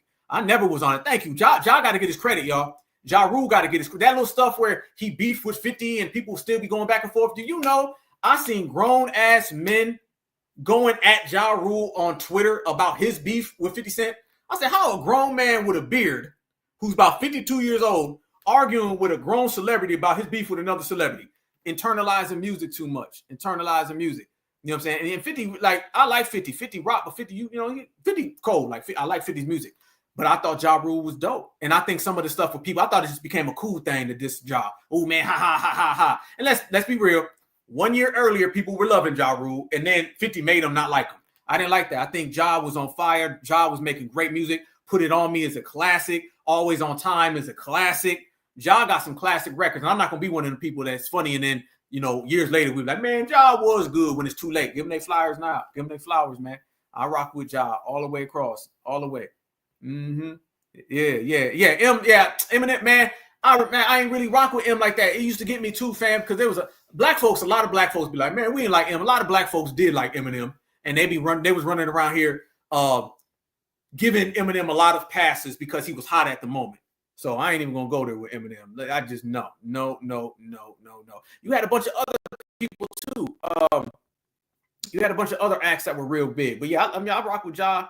You know what I'm saying? I rock with Ja. Ja was that dude. And then, you know, I'm not gonna get into the, you know, all the way in the streets, but you know what I'm saying? Ja and them dudes I remember fans not wanting to believe that Ja and them dudes was putting in work like that. You know what I'm saying? I'm gonna put it at that. They didn't really want to believe it. You know what I'm saying? I'm just saying, you look at, you know, 50 and then what happened to 50, and then you look what happened to Ja, and it didn't happen to Ja like it did 50. And that just showed me that, you know, you can rap about stuff, but you ain't really on that type of time. You know what I'm saying? Yeah, y'all remember how many of y'all remember when Irv Gotti and them put out the tapes about Eminem calling black women the N-word? A lot of black people got mad at Irv and them. They were like, man, don't you say that, Irv, because they was rocking with 50. They allowed their like for 50 Cent to give them a pass to Eminem. So that's when I started realizing, oh, it's just a game to be played. These people ain't rocking like that. You know what I'm saying? But no, I respect Ja. Much respect to Ja Rule. Shout out to Ja Rule. Ja Rule to me is a legend. He's one of the best rappers, man. Much respect. Much respect. You know what I'm saying? But yeah. Eminem, yeah. He was like, Eminem's music was, he's like, walked in, I hit my mom across the head. And I'm like, hit your mom? What? We don't do that. We don't do none of that stuff. But then also, too, back to the music, you had a bunch of girl groups out there. There was a lot of like the sisters out there, you know, putting in work. Like we said, Brandy's music was still bubbling. It was real hot. Maya's music was still good. That was my like high school crush. Not even high school, middle school crush. Yeah, Maya was my middle school crush. Like I used to love me some Maya. Maya, you know, she was doing her thing. Like we said, Fantasia was out there. You couldn't tell me when I was doing like in middle school, I used to love me some Maya. I thought I was gonna grow up and meet Maya. You know what I'm saying? And all that good stuff. But yeah, that was my little crush when I was young. I thought she was good.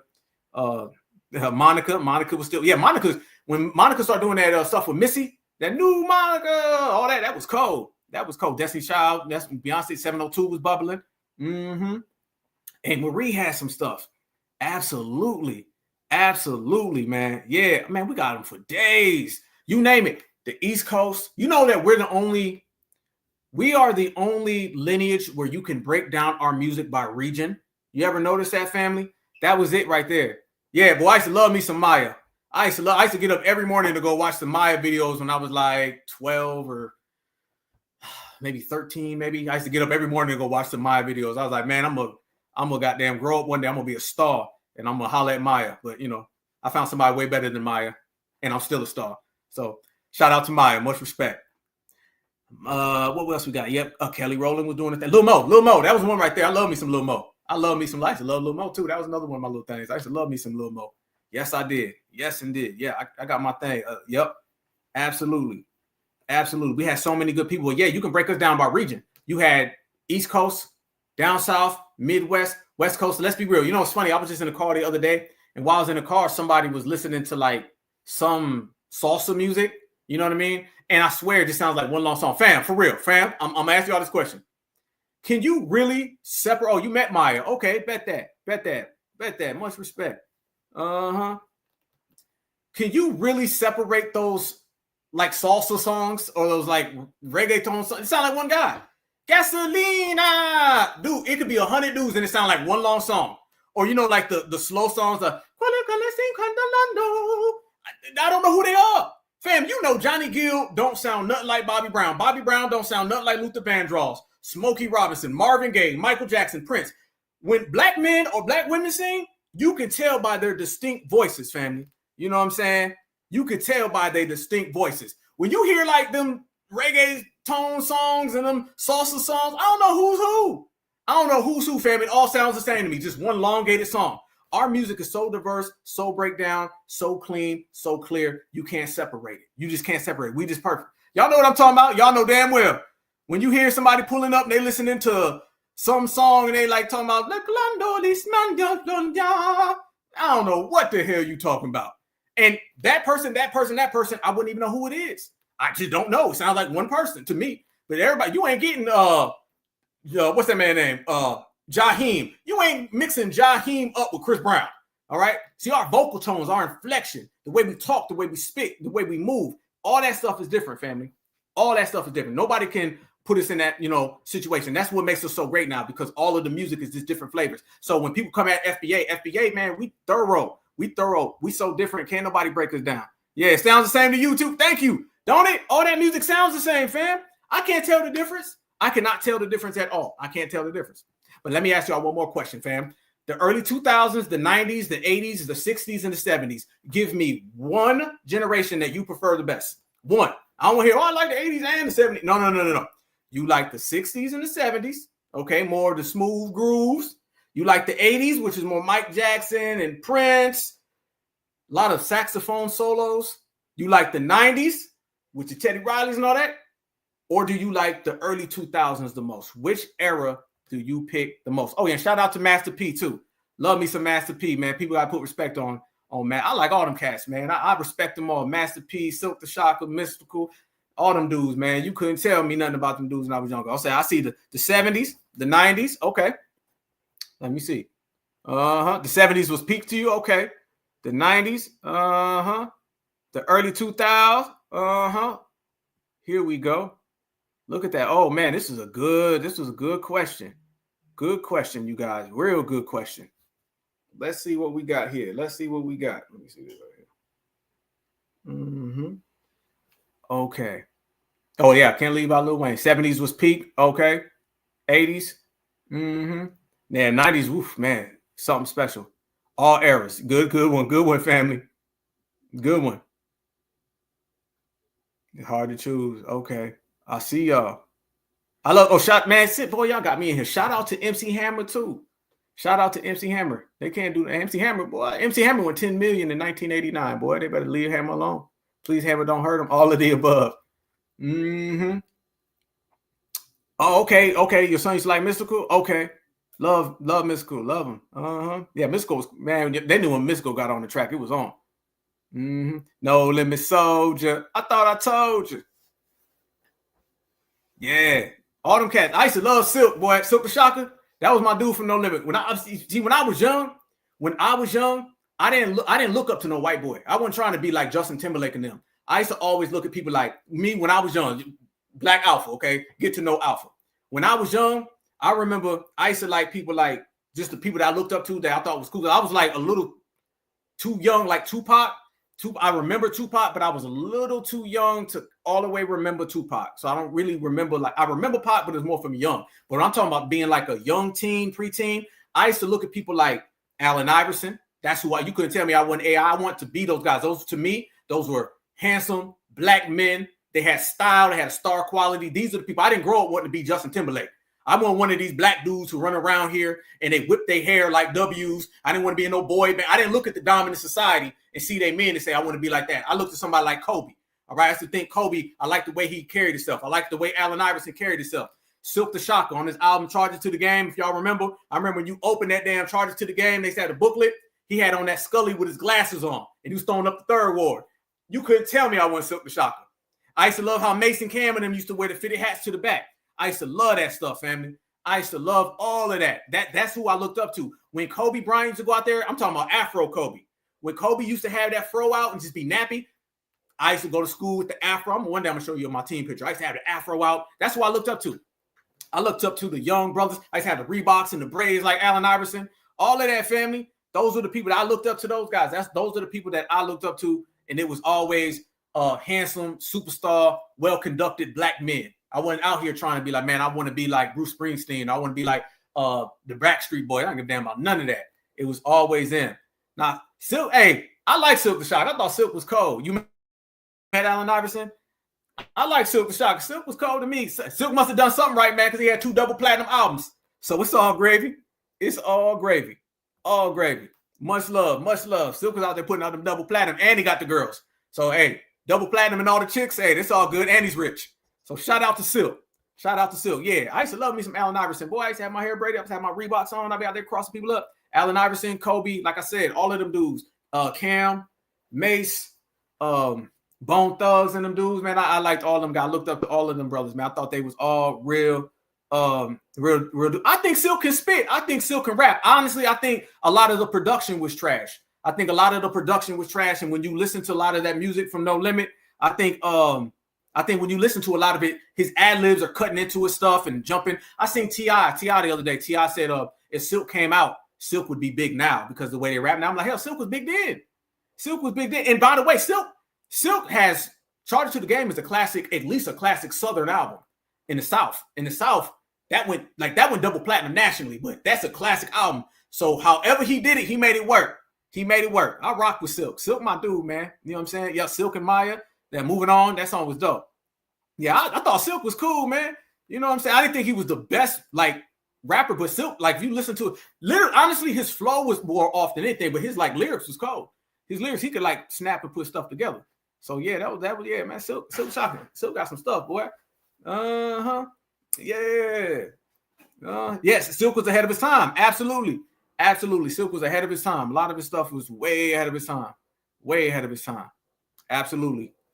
Much respect. And then be honest with you, man. Yeah. He had that offbeat flow that a lot of people do. And I'm telling y'all, go back and listen to some of that stuff. A lot of that No Limit production was terrible. So when he's doing his ad libs, it's cutting into the beat because whoever's doing the production is matching the ad libs to the vocals and stuff. And it sounds like he's jumping in and out. If they would have cut that and let him spit, it would have sounded better. I'm not saying he always had the best flow, but he made it work. When it was time to shine, when it was like a song that you really needed to come on, he always showed when the stakes was highest, he always came through. That's all you can, you know what I'm saying? You could all do it. Yeah, Blueface, that's how Blueface be rapping. Blueface, baby.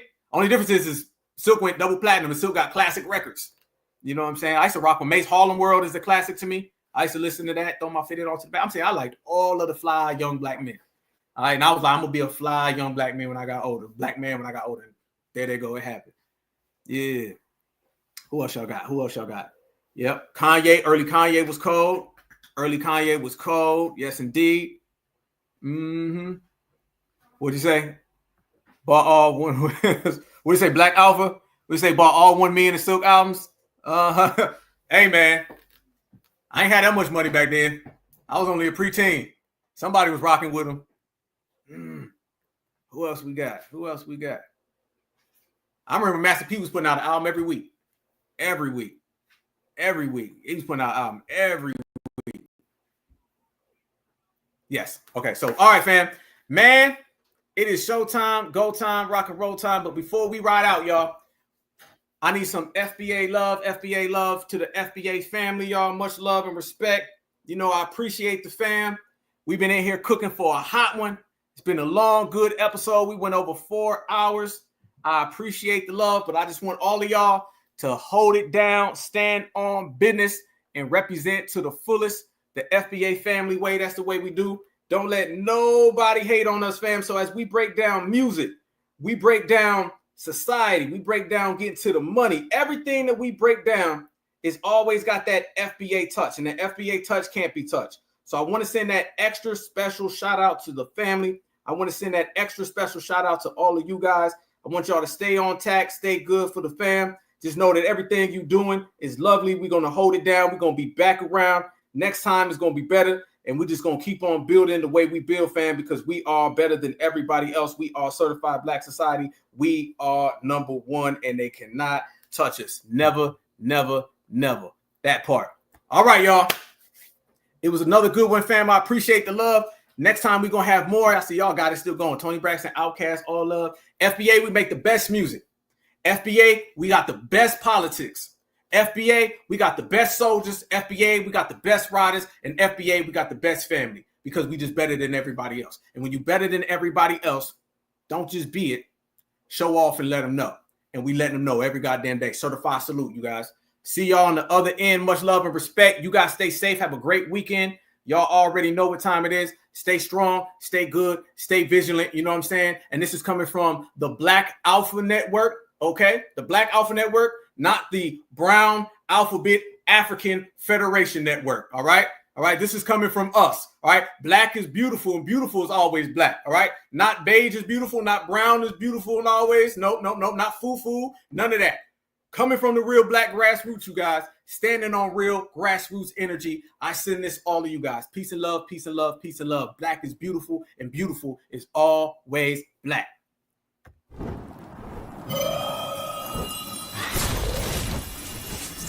Black Alpha Network. Home of black excellence. Power to the people.